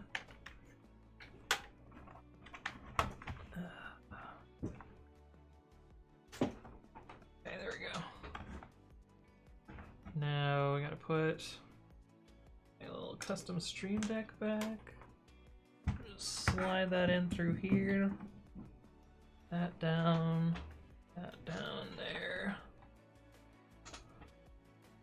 Gotta get our little spinning ball back. Okay, we're back, kind of. But now they're not in the same position that they were before. Cool. A little bit dusty. Pinwheel says you're doing great and I believe in you. Cheering you on the whole way. Maybe that works better on an ortholinear, or maybe, yeah, probably. SwiftDev says, and people say that Bluetooth keyboards are lame. I don't like wireless keyboards because they run out of battery. I would never have a keyboard cam because I have way too much other crap on my desk. I have a bunch of crap on my desk too, usually. You just can't see it because the keyboard takes up so much room. Where's one of these? Yeah, like here's a bunch of junk on my desk. A switch. I guess the switch is moved now. There's a hat. What is this thing? Oh, the Hackerman glasses. A couple fidget spinners, you know, a glass of water. Little dumpster fire hanging out there. I see legs. Yeah, there are legs in this photo. You could totally see the legs because it was on stream that time. But yeah. Okay, so I still don't know why this didn't trigger. Okay, that's that one. I don't know why this pull request didn't create before. I guess I will put some logging in so that I can see next time. For ones that I expect that make a pull request.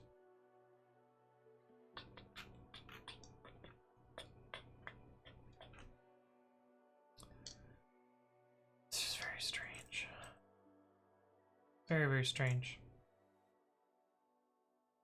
Alright, let's go back to the AWS console and see what we've got there. We should expect, yeah, a bunch of failures after the first round of successes. Which makes sense, but we can actually look at those failures. They should all be the same failure mode. They should all be the 403 or 442. Let's see, this is access denied for getting an installation token. That makes sense. 422, unprocessable entity. I didn't know you could get both 422 and 403.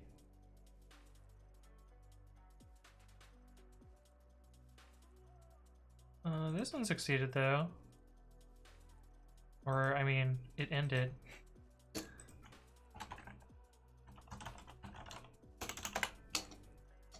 Did you get a pull request? No.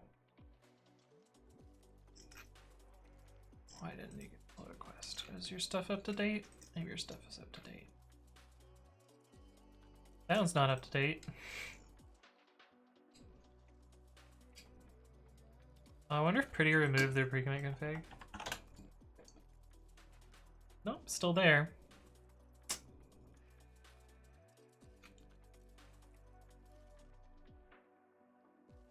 They should set always run true, otherwise this never runs.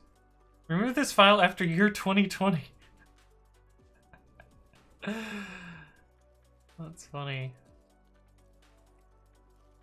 3 people committed this. Interesting.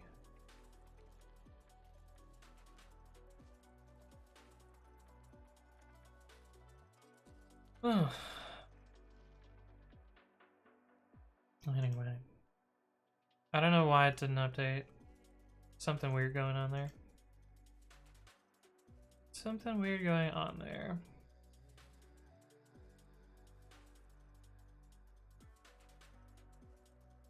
My guess is that this... My guess is that this error was, no, because then we would have seen the push. Oh, I don't even...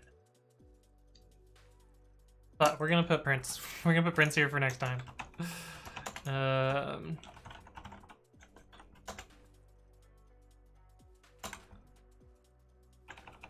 And skipped. No config. And then this one is print skipped config up to date.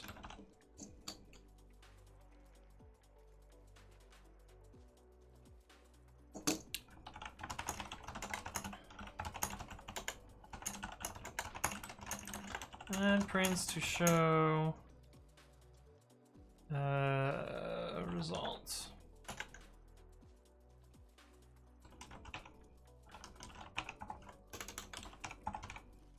Build. And we'll deploy this to dev and prod.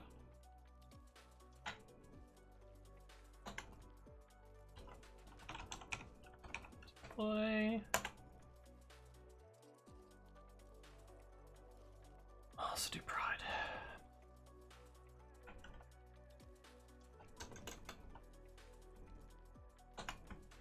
Oh, and then we could probably, I think I could manually enqueue one of the ones that did nothing, and then we could see what it did there.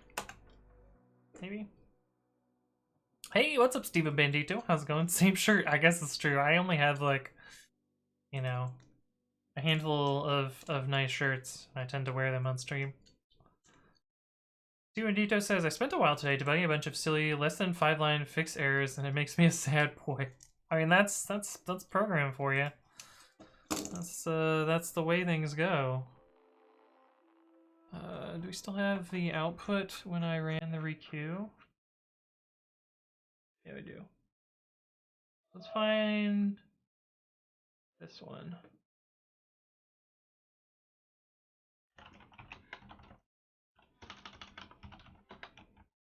And we're gonna requeue that one.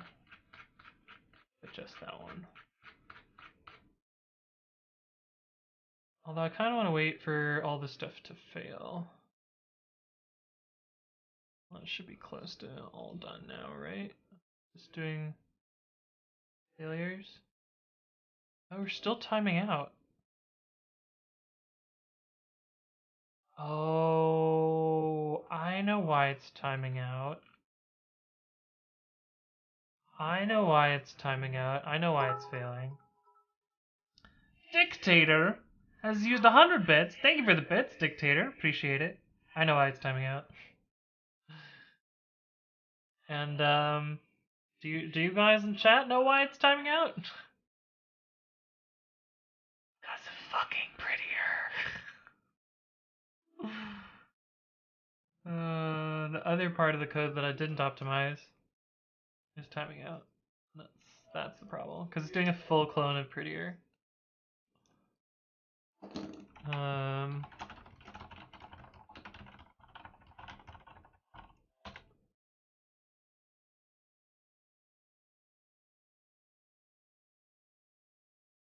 Which is pretty big.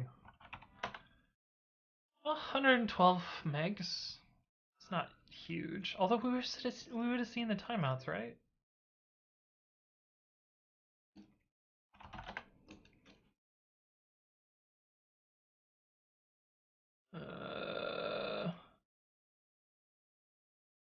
Oh, I want to see the logs right before and after. I guess we'll... Yeah, here's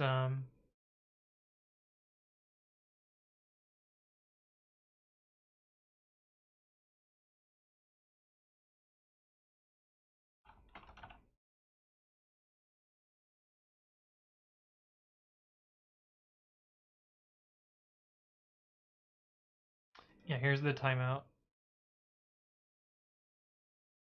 Max memory 128. That's probably it trying to do... Oh, that's also what we see with PyPI stats. Okay, that answers the question. Hugo vk/PyPI stats. So it's the repos that are dependent on are too big. And that's because prettier.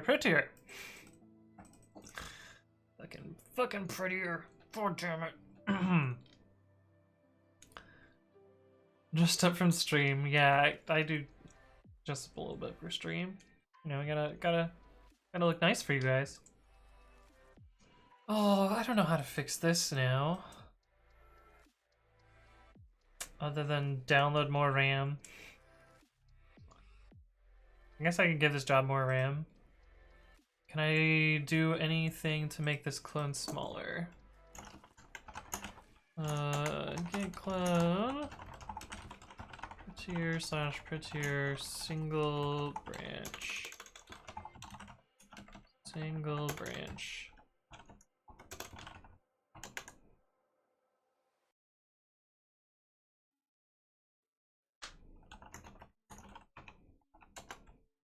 That didn't do anything.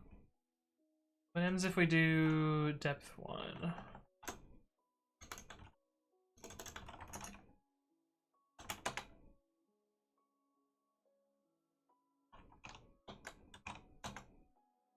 Oh, yeah, that's better. It's still not great. Cyberbunny says the autoupdater should swap prettier to the mirror. Yeah, I do want to do that. I guess that would solve the problem. Or at least avoid the problem. But I suspect repos like Black are going to run into the same thing eventually as well, as they get more and more history. So I really need a way to... I need a way to ask for the latest tag on a branch for any generic Git repository without cloning the whole damn thing. And that's what I'm running into. That's the problem that I'm running into right now. I mean, one idea that I had is shell clone, and then if there's no tag at the shell clone, fetch 2 revisions, and then fetch 4 revisions, and then fetch 8 revisions, and, you know, ramp up exponentially how deep in the repository you fetch for. Which in like most cases would get you the commits really quickly, but it might take it longer. The other thing that I could do is use get ls remote.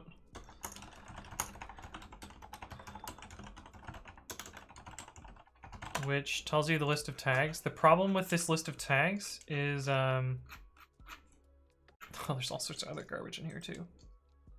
I think you can do ref/tag/star.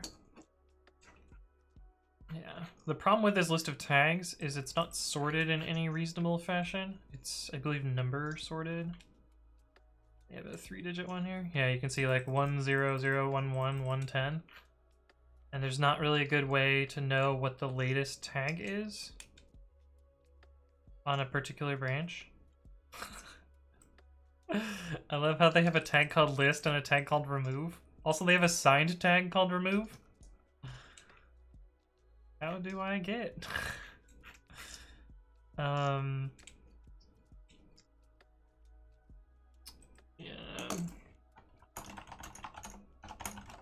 I think the answer to this is like get describe, which is what we're already using, but that requires a clone. Yeah, this requires a clone.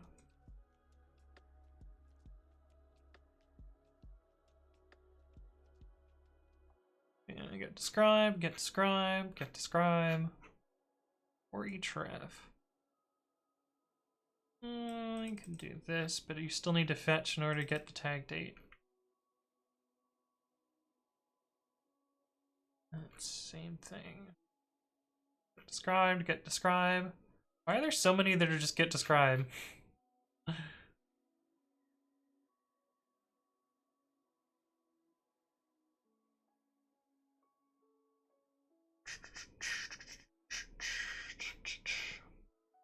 I wonder if there's a way in the API to ask for that. In the get API, probably not in the command line. And I can't use the GitHub API because it might not be on GitHub. And these are all... Wow, capitalized Pascal case bash variables. That's a new one. I haven't seen that before. This is still get red parts, get describe, which I can't use.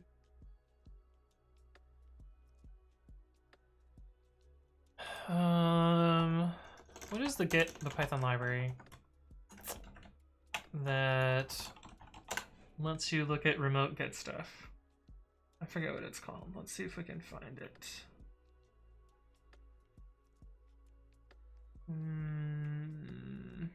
Dulwich.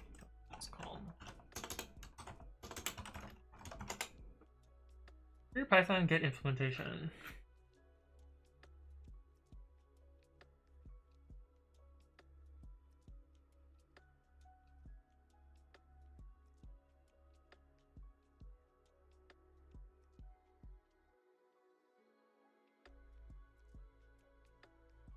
I can maybe use this thing. Readme.swift?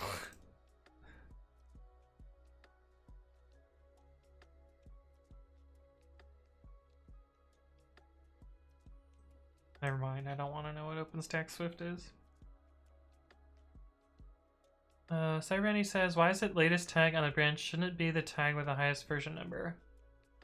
Because that's how pre-commit works. It does get log, it does get describe tags, exact, contains. Yeah, so it tells you the latest tag on the default branch. That's just how pre-commit works. And deviating from that would change the meaning. Can you clone with dep0 and get the logs? No, you won't have tags then. I'll show you. So we already have prettier 3, which is, you know, grafted dep0. And if you do get describe abbrev equals 0, you don't actually have the tag object, so there's no tags here. Hey, what's up, Pylang? Hello, hello. And Montes, how's it going? Internex says, is there a way to automate merge conflicts? I mean, if there were a way to automate them, they wouldn't exist, right? They would just go away. But yeah, you can have, you know, remembered resolutions for merge conflicts. There is also I guess what you're asking for is merge drivers. Git merge drivers. And I've wanted to make a way to have pre-commit allow you to have installable merge drivers. The problem is there's no good way to bootstrap them.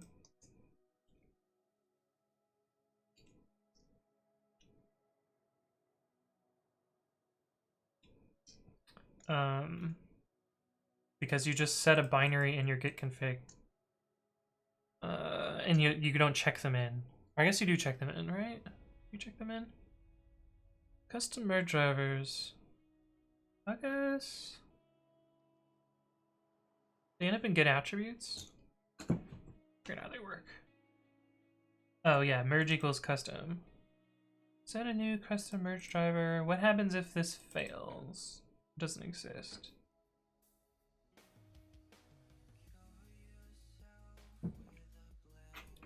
But anyway, one thing that you could do is like, you know, imports conflict pretty often, and so you would write a merge driver that would handle import conflicts by just like, you know, taking both sides, deduping, and then removing the unused ones, essentially. Would be one example of a merge driver. But it's been a long time since I've worked on a merge driver, so I don't know. But it would be cool to add to pre-commit. I'm just like not sure how to quite bootstrap it in the right way. My guess is though, since this is just a, you know, a config file, this actually isn't in the repository itself. It's at .git/config, yeah, which would be like this. And I'm just curious. I'm just curious what it does in when things fail. But this would be useful for like, you know, yarn being conflicting, or you know, your package lock being conflicting, which is just really fucking annoying. We actually have one of these set up at Yelp for requirements.txt, so you were never allowed to revert a version. You always had to roll forward, and so if there was ever a conflict on two versions, it would always just pick the latest one. So everybody says you could probably use the GitHub API. Yeah, I can't use the GitHub API because not all pre-commit repositories are on GitHub. Some of them are on other Git places. So that doesn't help me either. You couldn't revert? Yeah, you couldn't decrease the version number. It was how you couldn't decrease the version number if there was a merge conflict. You would always roll forward. I mean, we could roll back the entire website. You just couldn't make a git commit that you know, reduced the version number because of the merge driver. But it was good. It meant that people, like, you know, didn't try and do funky things with versions. They would always go forward with versions. So if there was a bug in a library, you would, you know, your first answer would be roll back the website, then your second answer would be, you know, revert in the library, and then bump a new version, then roll that out instead. So it encouraged fix forward, which was good. This is the Dulwich project. Let's see. Oh, okay. License Apache or GPL. Oh, we're good. API docs. Oh, this is gonna be awful. Basic tutorial.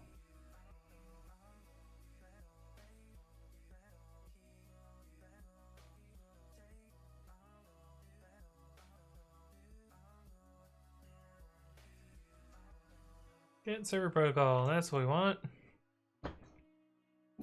Git communicates with a server by piping data between a local program and a remote program. Git upload package used by ls remote, clone, fetch, and pull. Typically, a client will connect a local git fetch pack to a remote git upload pack.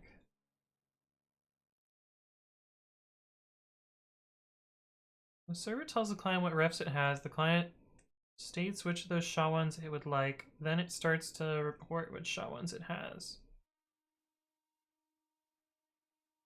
I think I get receive pack. Get receive pack is used by get push. That totally makes sense.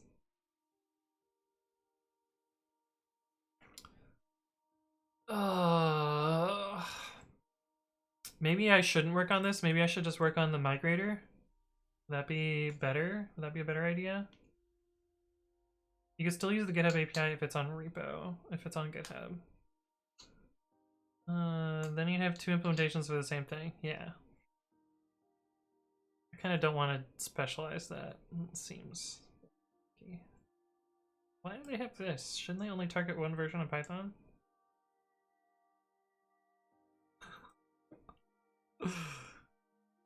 Look at how many fucking packages this thing depends on. Holy shit. Anyway, this is where I usually look for an example of bad code that I can run my tools against. So, yeah.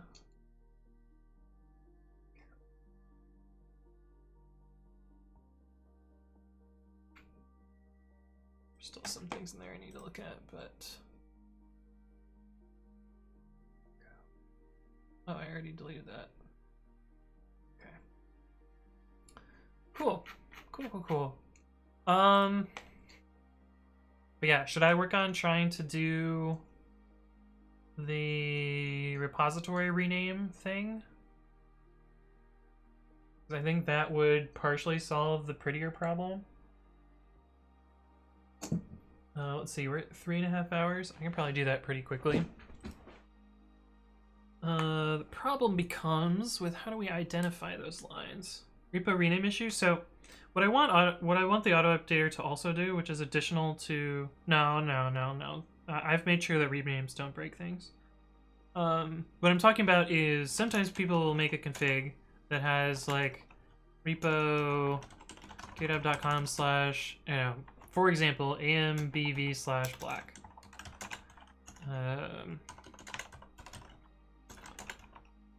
And at some point in time, this repo got renamed to python/black, and then it got renamed to psf/black. But these old names still exist in a lot of people's configurations, and pre-commit CI unfortunately treats these differently.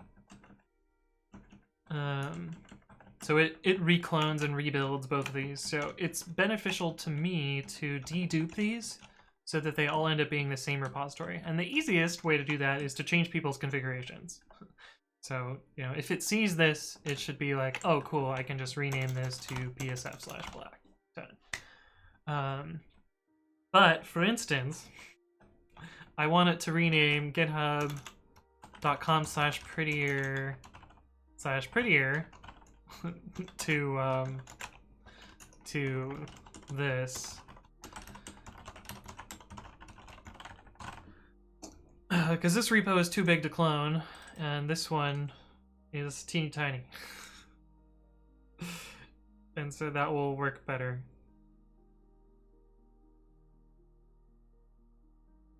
So it works around the repos are too big problem, which I don't know is solvable other than giving my Lambda more RAM.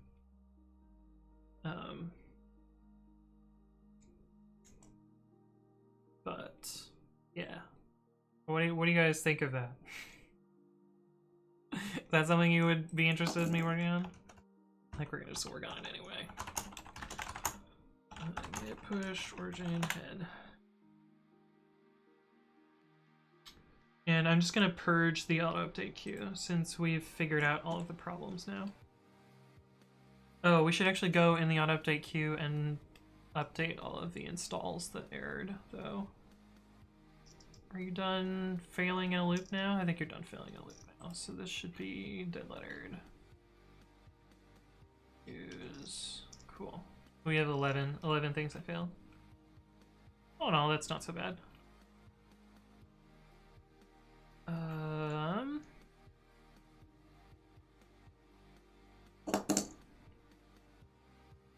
Where is send and receive items? There we go. Oh, look for messages.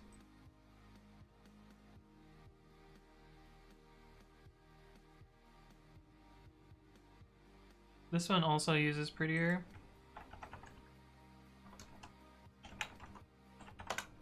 Right. Yeah. Okay, so that one I can delete.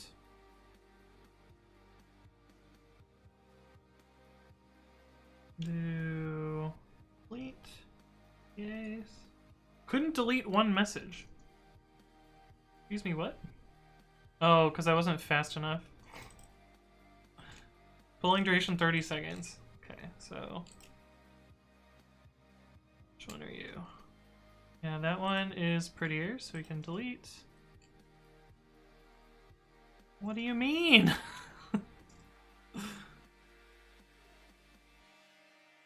Alright, fuck it. We're just gonna go through all of them. Pandas dev has been purged, so we gotta update this install.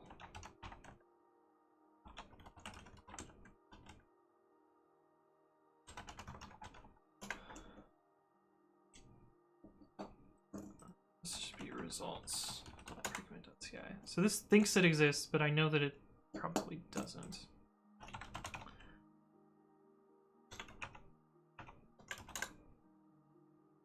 But let's see. We might have to manually delete some data here.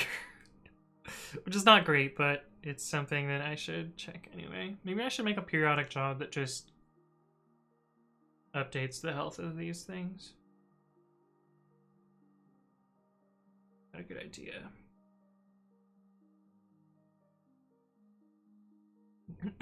How would it work? I'm just gonna do it manually for now, fuck it.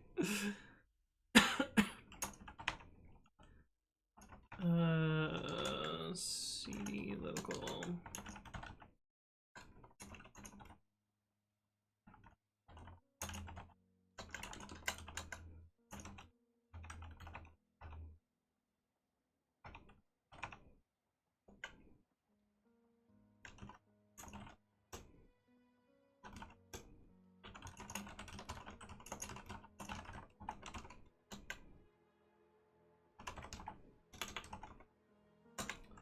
GitHub API.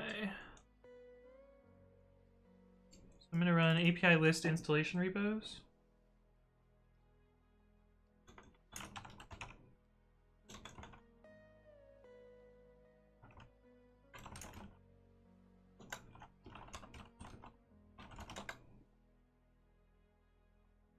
Which takes an access token. Maybe that's not what I want. Oh, we can just get an installation access token for it, so if that errors, then we know that it is a problem. GitHub API dot API get installation access token, and then the install ID, which is this one here. Forbidden. Okay, so they have deleted this, so I can delete that one.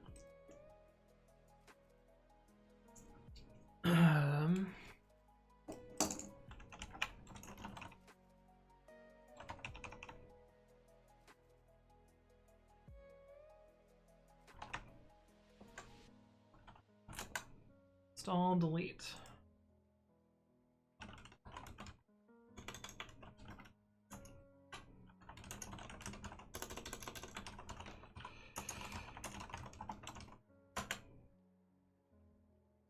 Maybe I should write a batch for this instead of doing this by hand.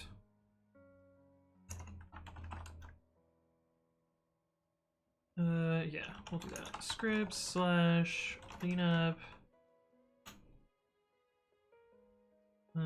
Cleanup. Did install stop.py.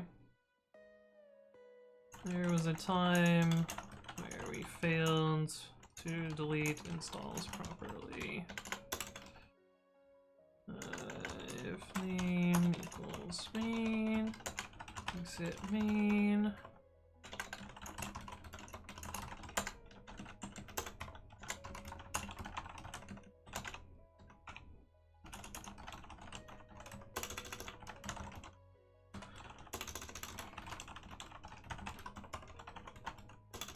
add a dry one. Action equals store true. Parse args.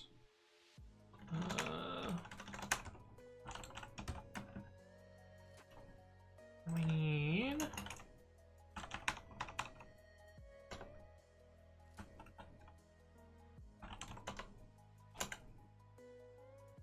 for install get all.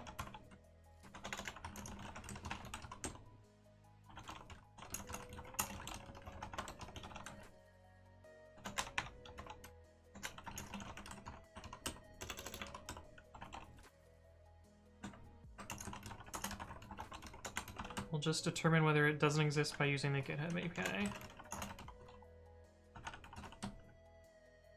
Try GitHub API.api get installation access token.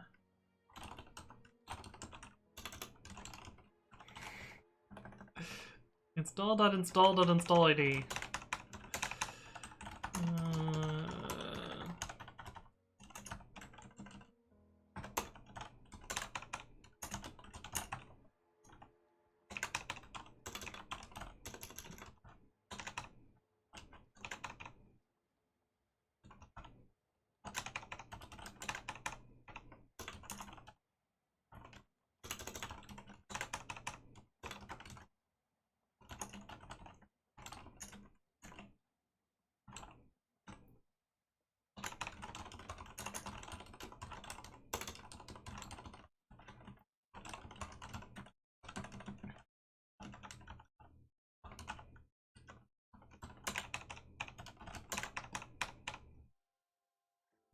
Otherwise, install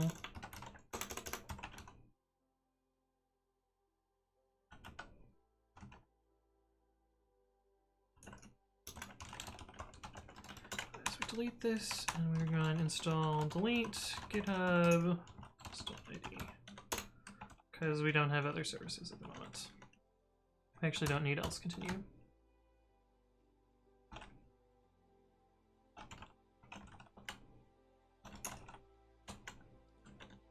ARP-garse. Install delete. And I am going to run this on the development account first.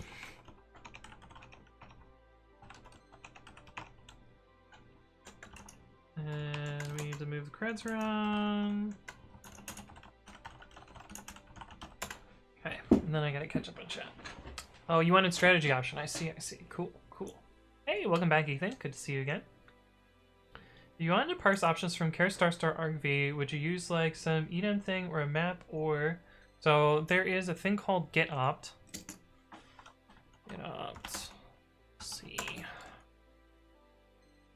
Which is kind of like a shitty arg parse, which is essentially just a fancy while switch loop thing.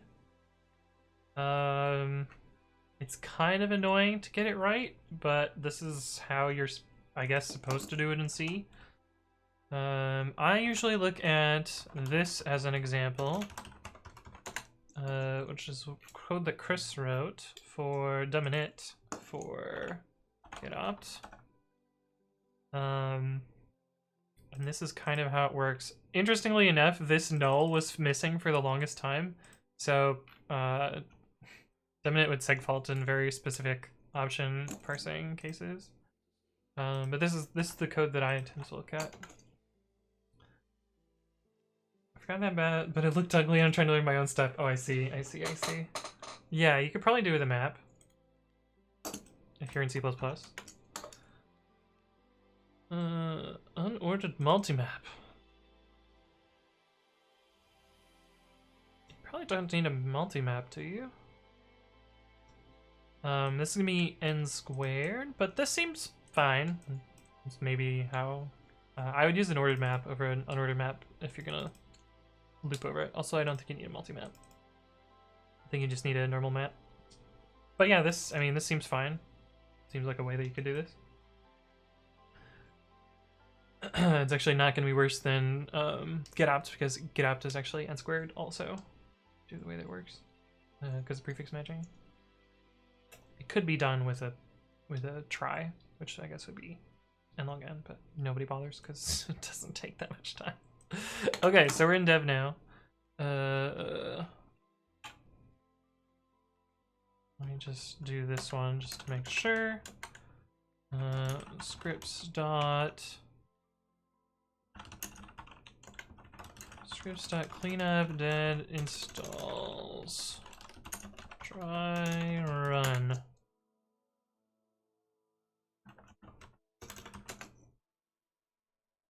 No dead installs, it looks like.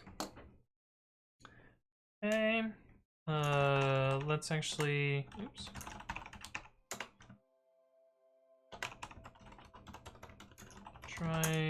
Drying.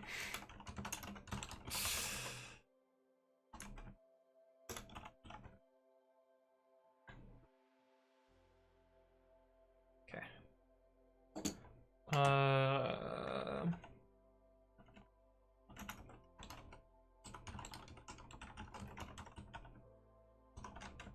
Let's do this so it looks a little bit better. Pauling says I care about tries. Nice. Juice says, are you gonna take a break between streams? Yeah, I need to exercise. So I'm probably gonna try and wrap this up within, I don't know, half hour or so. I'm gonna take a break. And Helvigor says, what is the blue ball in the middle of your keyboard? If you do bang blue thing, you can learn more about this. It's a fidget device. Blue thing. There you go. Okay, this looks fine. So let's go to prod creds.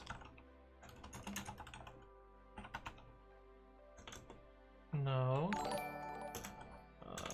Creds. Hey, what's up? I mouth the simp. I mouth the simp. Welcome to the stream. Hopefully you're doing well. Prod AS credentials. Blue balls. Yep, exactly. You can also do bang blue ball. I think that works too. Just worked out this morning. Nice, nice. Nice, nice. Dry run. Okay.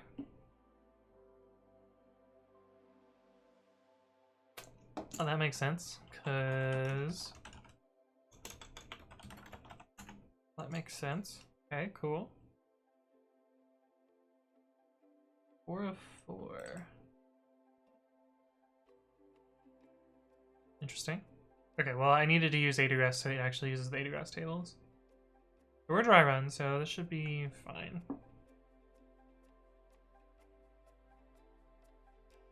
I'm gonna get rate limited, 100%.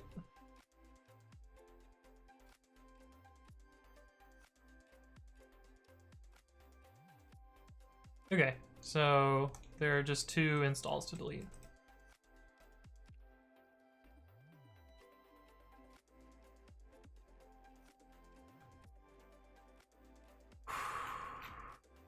Okay, this script seems fine.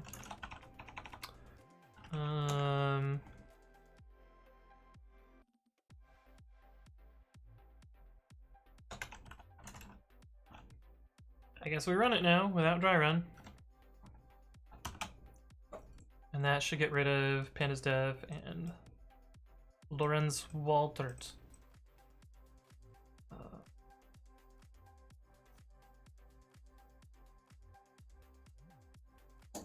Let me, just because I'm super paranoid, I'm gonna put a break-a-point here.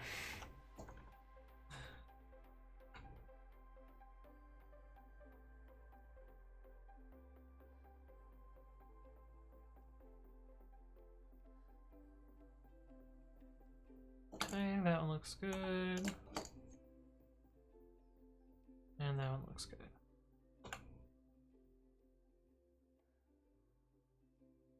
Okay.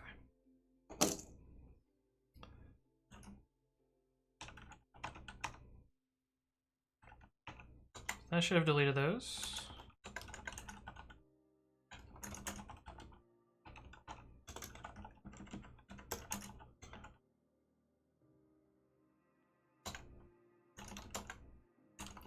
Okay, we're back in a dev mode.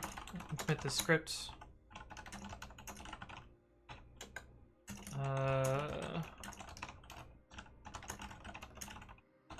We're not gonna commit that script though.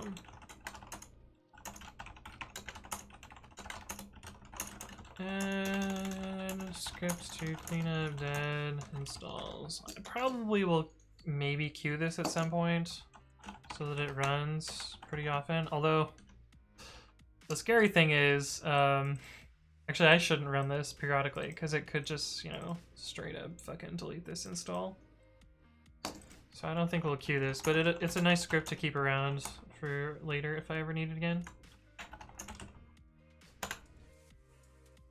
Across his toes, my fingers are tied up typing. Nice. Nice.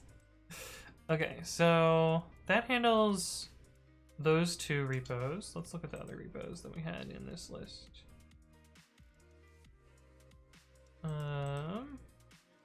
So that's pandas, cool. This is prettier, so I know that one.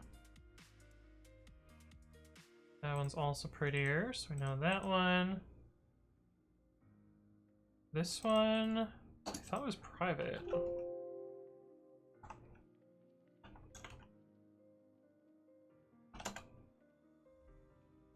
Oh, this is a fork. Why did this one fail? It doesn't have a config.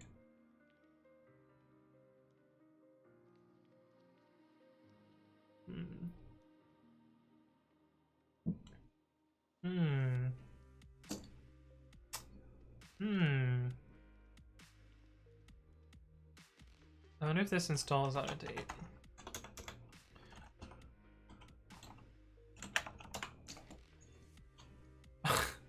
Oh yeah, that repo just doesn't exist anymore. Okay, that's fine.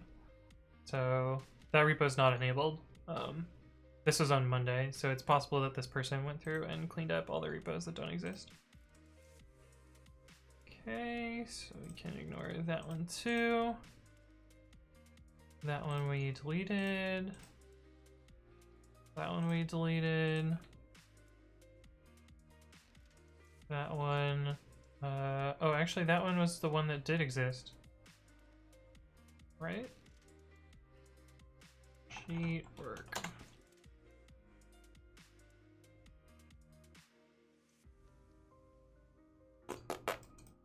Wait. But wait, that's illegal.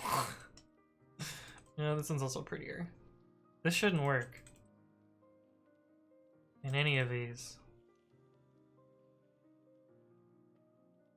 Oh, I remember this. There's a bug in Git, which also makes pre-commit silently allow empty string as a revision here. I don't think it works in pre-commit CI though, does it?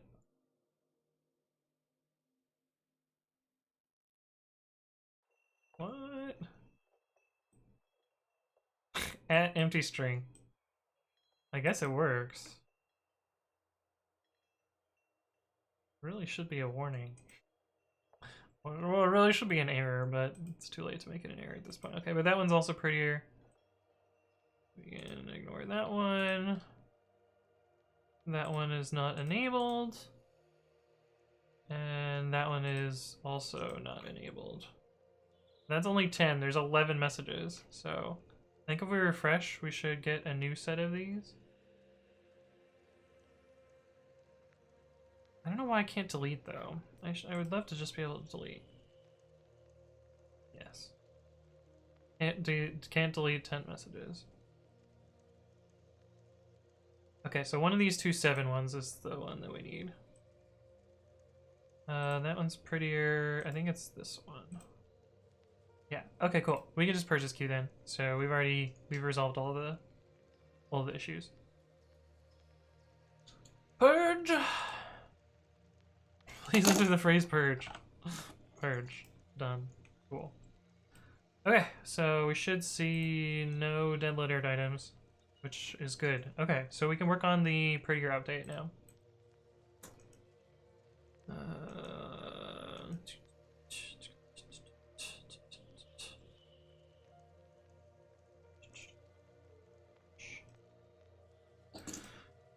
Okay, push ahead. Can I do that in a half hour? Probably. Although I'm out of water. I'm gonna go fill up my water, and I will be right back, and we'll finish this up. So I'll see you guys in a sec.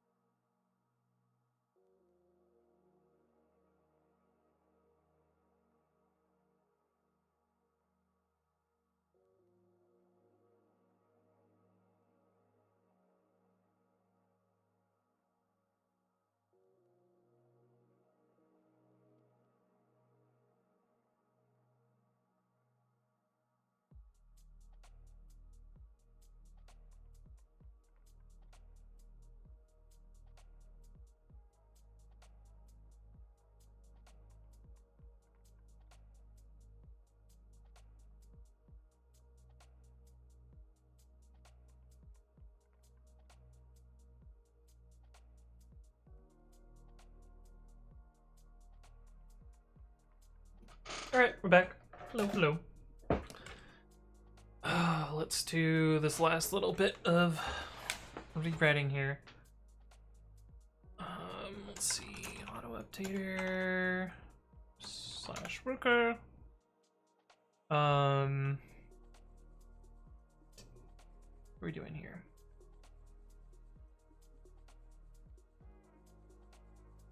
So we already have migrate config. We're also gonna do a separate thing, which is let's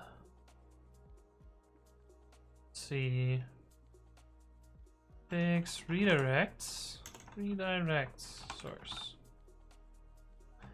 Probably underscore this. Fine.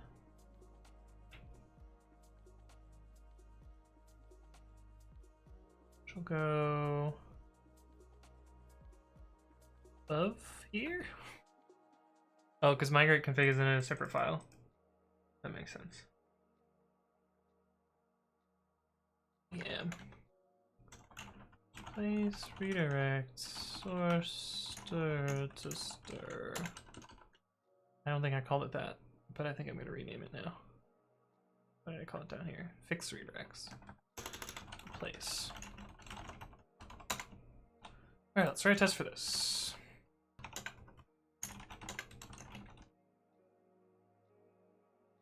Oh god. Like, why is everything failing? Because I did that. Let's fix test. Okay.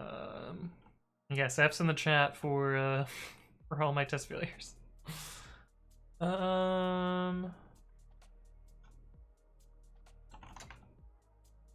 Test auto update.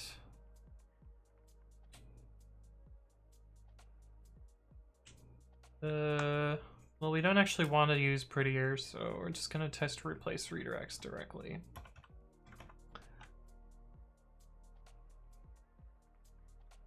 And these are all the fixtures.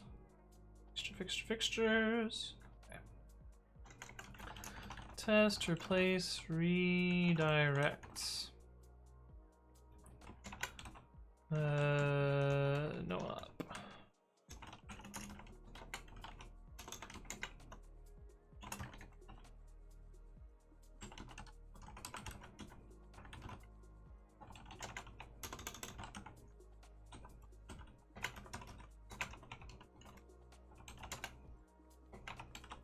Search, replace, redirect, source is equal to source.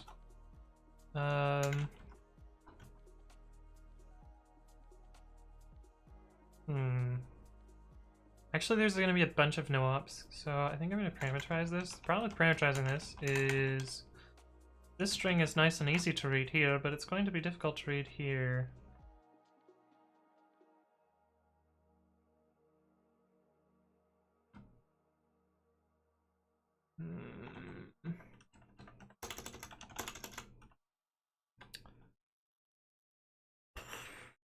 I guess we could do it like this.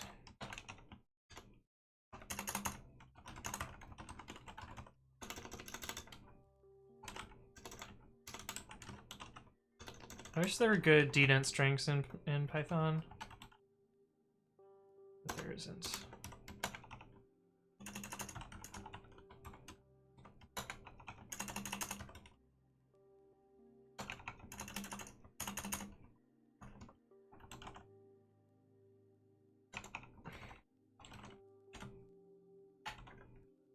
Oops, that was supposed to get indented. Id equals not redirected.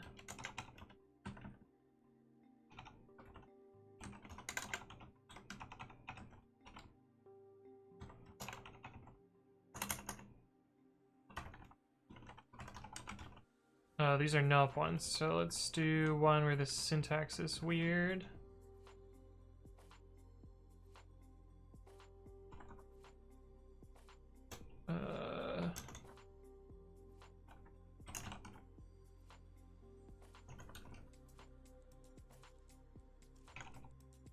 So this is going to be a weird enough syntax that it's just not going to be handled.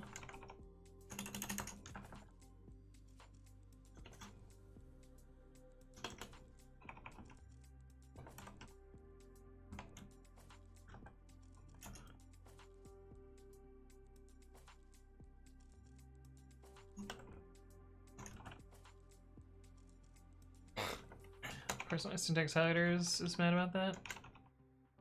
Then we need to put the comma goes here. ID equals not normal YAML syntax. Probably change that at some point. Altway says, hello, sorry to disturb you, but seeing your keyboard made me think of this. Do you have any advice regarding ergonomic keyboards for a developer? Let me see what your link is. ultimatehackingkeyboard.com. Oh, that looks cool. What do these buttons do? This is probably Emacs or Emacs control or Vim escape buttons. This is kind of nifty. Oh, there's little add-ons. You can have a little mouse add-on. Yo, that's kind of cool. I don't know. I don't really have too much advice personally. I've never really struggled with ergonomics, so this keyboard was given to me by Kinesis to show and demo and stream and stuff. But yeah, I'm fine with a normal keyboard. So I don't really have any good advice. I'm also not super into keyboards. There are a few people in my Discord that are super into keyboards, though. If you want to join there and ask there, people might have more advice there. Hey, what's up, Cry Danny? Cry Danny? Thank you for the follow. Welcome to the stream. But that keyboard that you linked looks really cool. But you're right, it does look pretty expensive. Okay, yeah, we won't be able to rewrite this one because it's not going to look like this syntax here. I think that's what we'll do here.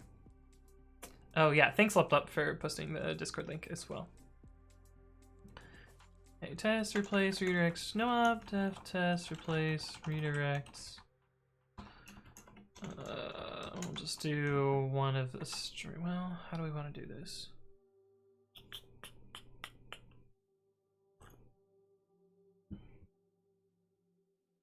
We'll probably do one for each of the types.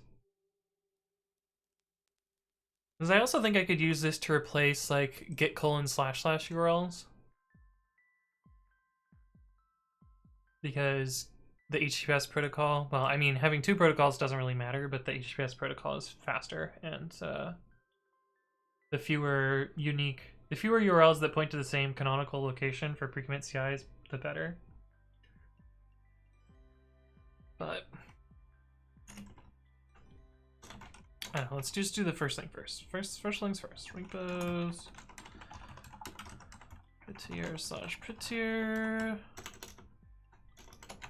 rev 2.1.2 ID prettier. Let's actually indent this just to show what that does. Place redirects s is equal to s is equal to, well,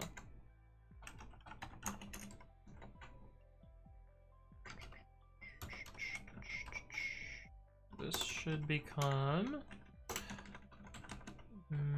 pre-commit / mirrors prettier expected. Okay, so should have refilling tests. Oh, we forgot to import.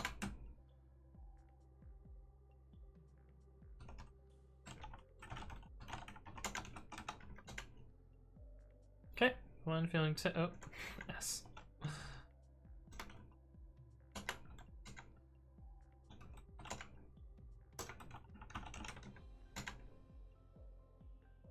Okay, filling test. Cool.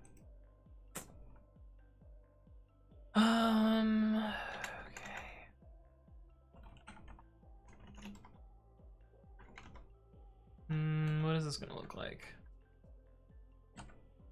Not a string. I don't know why I started typing string. Probably because I'm tired. That's probably not a good sign.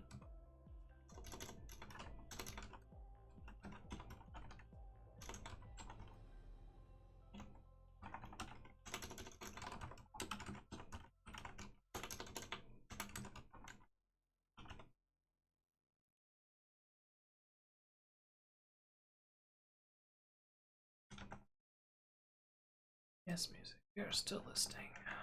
Pre-commit. There's actually two prettier repos that we have to redirect from and to. Same is true for black, and we'll also get isort at the same time.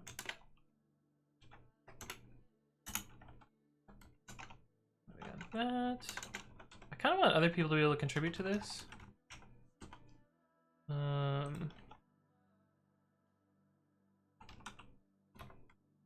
Is that how you spell his name? Awkward.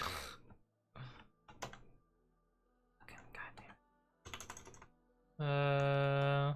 Timothy. I'm pretty sure if I do this, it'll show up. I had his name spelled right. Is that not his GitHub?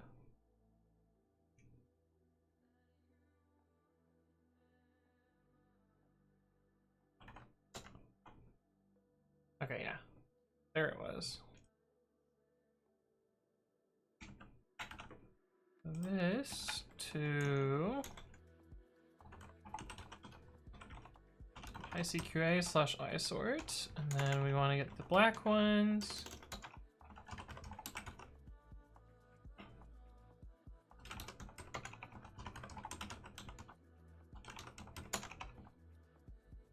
And we also need to do Python / black. I think modernize also has a redirect.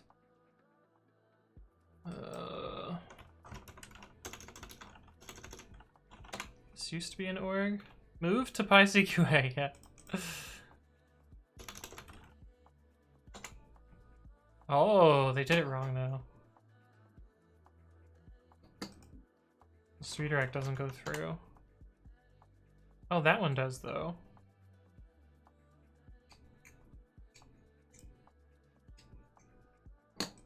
Weird. Let me see if this is actually relevant, though. We can look in our database and see if anyone actually references that. I guess they don't, but we can check. Tuneless Chan says, hey man, do you have a tutorial on setting up your VM and Ubuntu? I do. Check out this video. I go over all the settings that I use for it in that one. There's other videos on my channel that are related to the other tools that I set up as well. So you want to poke around the playlist for that. And the playlist for that is here. Items. This is kind of hard to see.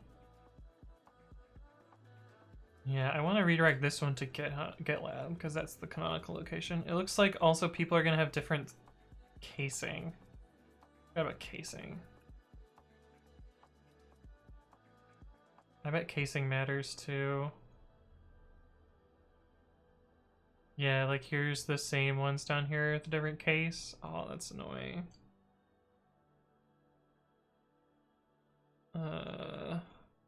And Prince Ali says, did you use sword, saw, or just blunt force to divide your keyboard? Looks cool. Yes, I got super angry and I just smashed the middle of my keyboard. This is annoying too. Yeah, but the fewer repos there are here, the better pre-commit CI's performance is. The less I have to pay money, essentially. Oh, I should also do the weird upgrade stuff too. Oh, I didn't know autoflick was. Wait, that's illegal. Why are they both here? Of course, that's not going to actually open up GitHub. Oh my god, let me do this.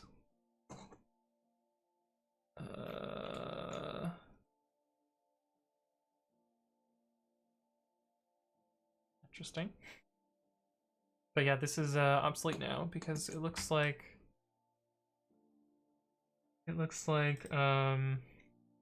Steve added this here. But yeah, anyway. I guess I'm not gonna handle the casing now. I wonder if the uppercase or the lowercase one is. I mean, the uppercase is canonical.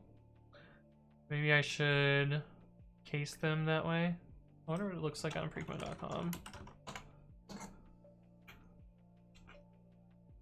Nope, that was the wrong click. I'm pretty sure I lowercase these ones here. Oh no, they are uppercase. Okay, well, then I guess we will do that there then. Okay, so I think these are the ones that we want to redirect from the start. We might do more later, but this is a good list of them.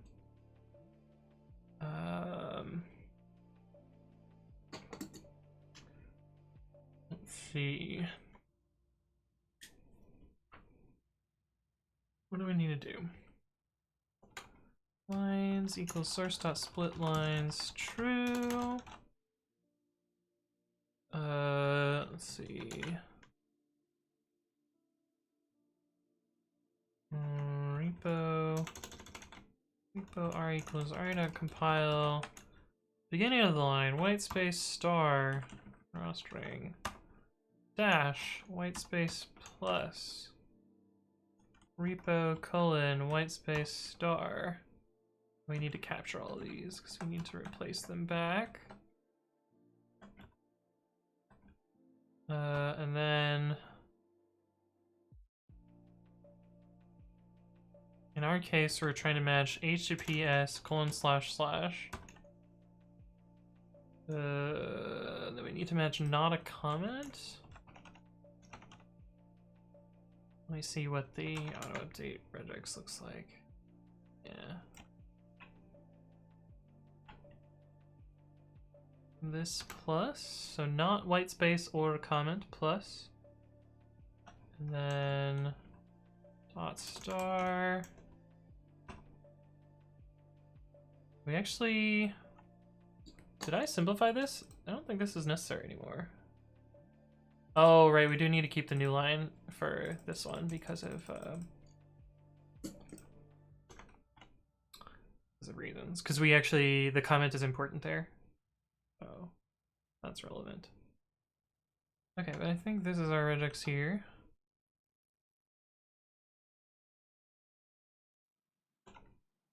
For I line in lines, in enumerate lines, if repo re, let's see, match equals repo re dot match line, if match and match 0, 1, 2, 3, 4, match 4. Oh, this can be a map. Yeah, let's make this a map.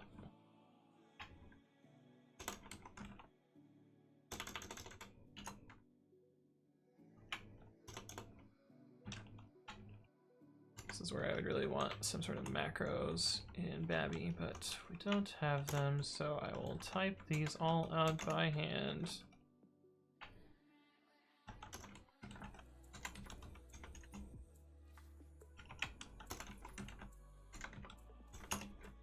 I got faster as I went, so it's fine.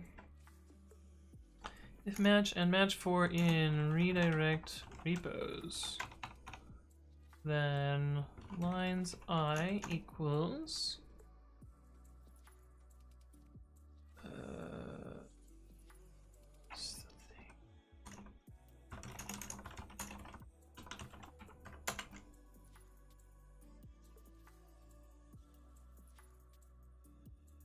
oh, well, this is totally useful.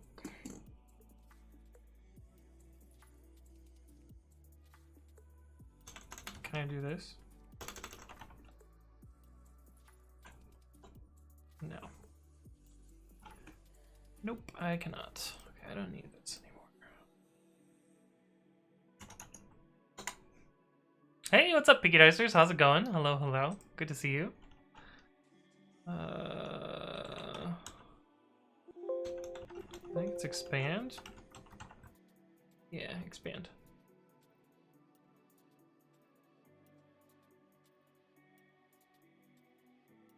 I guess I could just use sub.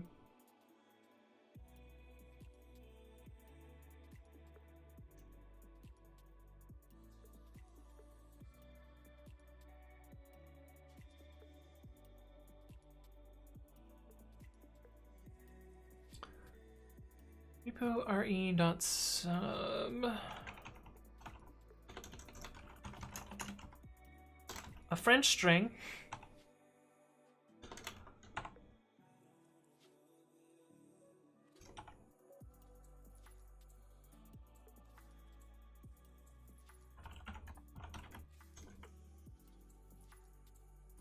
We're just gonna call this redirects to make it shorter. Redirects match 4.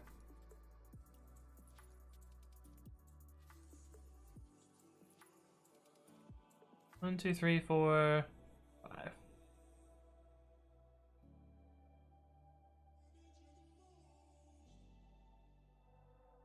Oh, we need the new line here. We actually need 5, 6.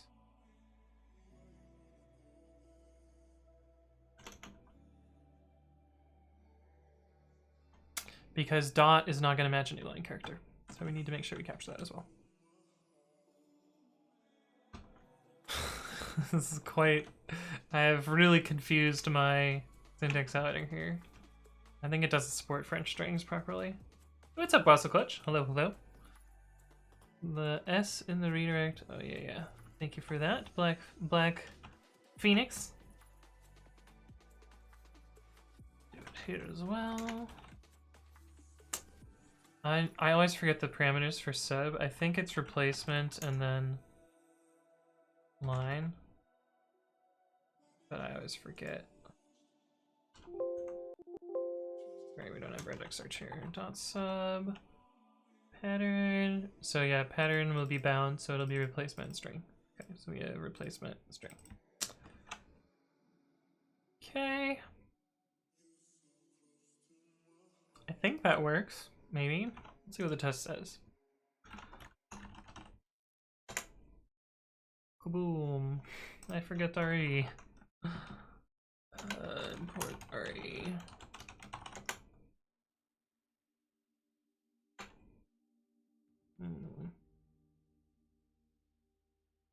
It's no work.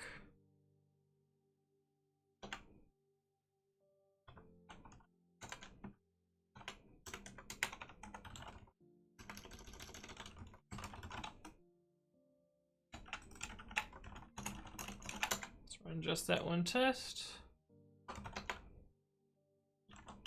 No match, cool. No match, why?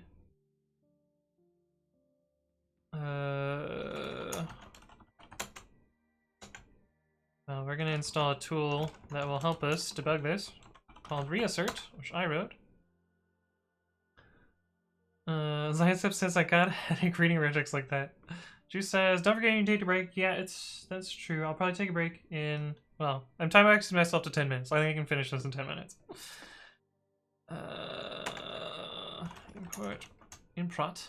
Import reassert dot, what are you? Reassert dot pattern not from, I think I can just construct it with this. Create re.pattern instances. Hey, what's up, Z-Man1942? Thank you for the follow. Welcome to the stream.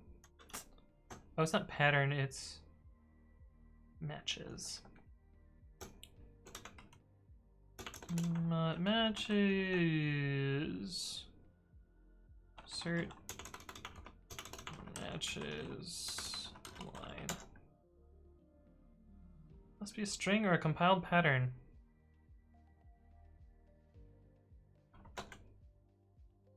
Okay, that's cool. That's what we expect there. So we get to the next one. There's a typo in the test.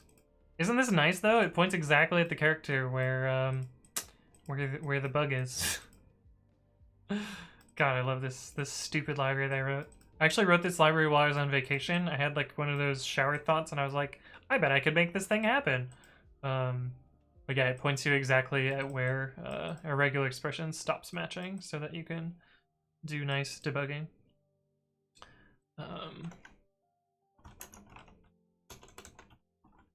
But we fix that. This is wrong. And I screwed up here too. I got it right here though. What the fuck is going on here?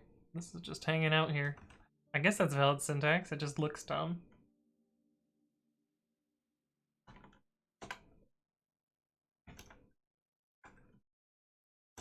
Let me grab this. And do that. And it looks like we should be good. So let me quit this and get rid of our breakpoint, and the test should pass now. As it clearly does.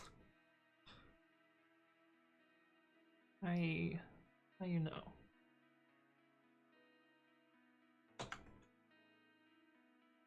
Put a breakpoint back then.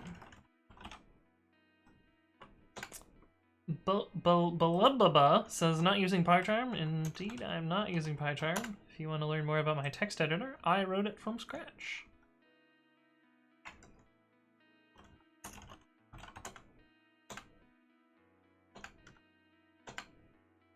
Okay, so we should have match now. And match, what is match for? Oh, this is the wrong test.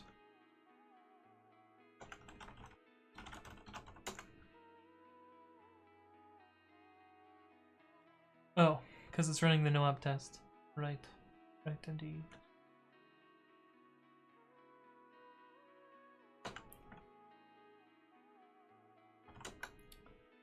This is no-op. No-op. That's still no-op.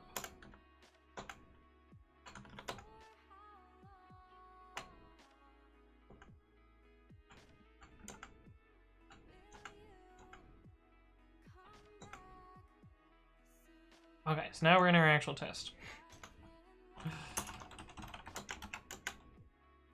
Okay, so it doesn't match that. That's good. It does match this.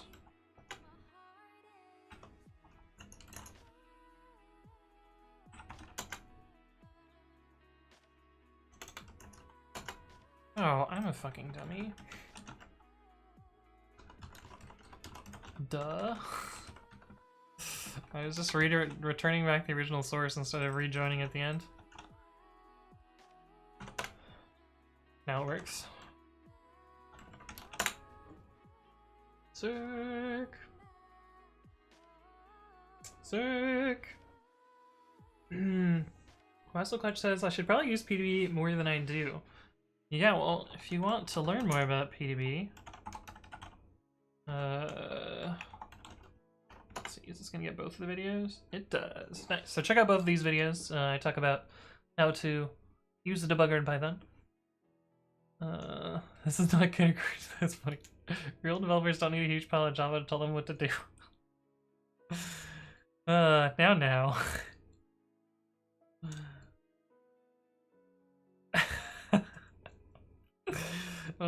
The gatekeeping, combated with gatekeeping. Of course. I wish VS Code supported French strings better, but apparently it does not. Okay, but anyway, this should fix the prettier shenanigans.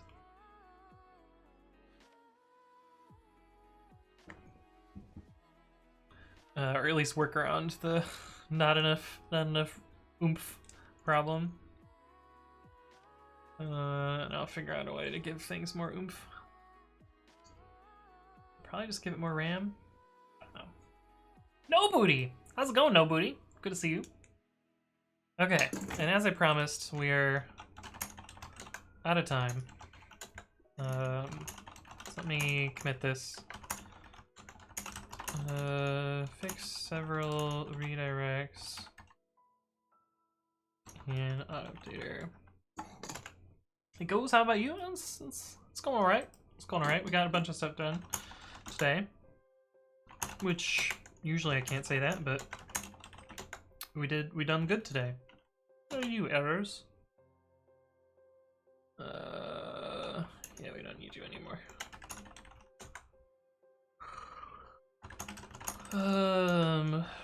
Replace some redirects in configuration.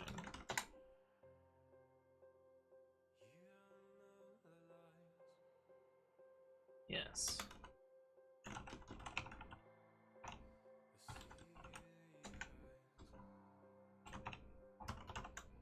Build and deploy. And that should be good for next week's run. Hopefully next week's run goes more smoothly than this one, although I'd say this week was fine. Belomedas says, use some git aliases, dude, please. Don't tell me how to write code, please. I'm not gonna use git aliases. One, because it confuses the fuck out of chat, and two, because I type fast enough that it doesn't matter. So, nope, I'm not gonna use aliases, even if you want me to.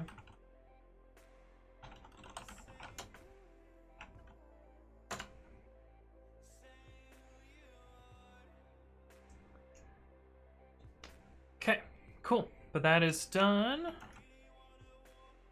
And we'll put that back, and we'll do my little spiel. And we will be streaming again later today. Let me get the little sheet thing out so that we can show you guys what's going on. We're gonna be streaming later today, and the thing that we're gonna be doing is Code in the Dark. The concept behind Code in the Dark is we're going to be given a picture of a web page and our text editor, and we're going to be able to we're going to write code for that web. We're going to try and replicate that web page, but we're not allowed to look at it as we make progress. So we're going to be writing completely blind, and then at the end we're all going to show our results and look at how crappy we suck at development, which should be fun. It should be hilarious. But join us in an hour and a half. I gotta I gotta exercise, I gotta eat. But it's gonna be a bunch of us. It's gonna be a lot of fun. Make sure to stop by for that. And my name is Anthony. I upload my previous content to YouTube. Oh, hey, Sarcastic Dante, how's it going? Hello, hello. And Angelina X is back. I upload previous content to YouTube, so you can see previous streams there. I also upload educational content once a day, so you can check out those videos as well. That's youtube.com/AnthonyWritesCode. I stream on Monday, Wednesday, Friday, and Saturday. I announce my streams in 2 places. One of them is on Twitter.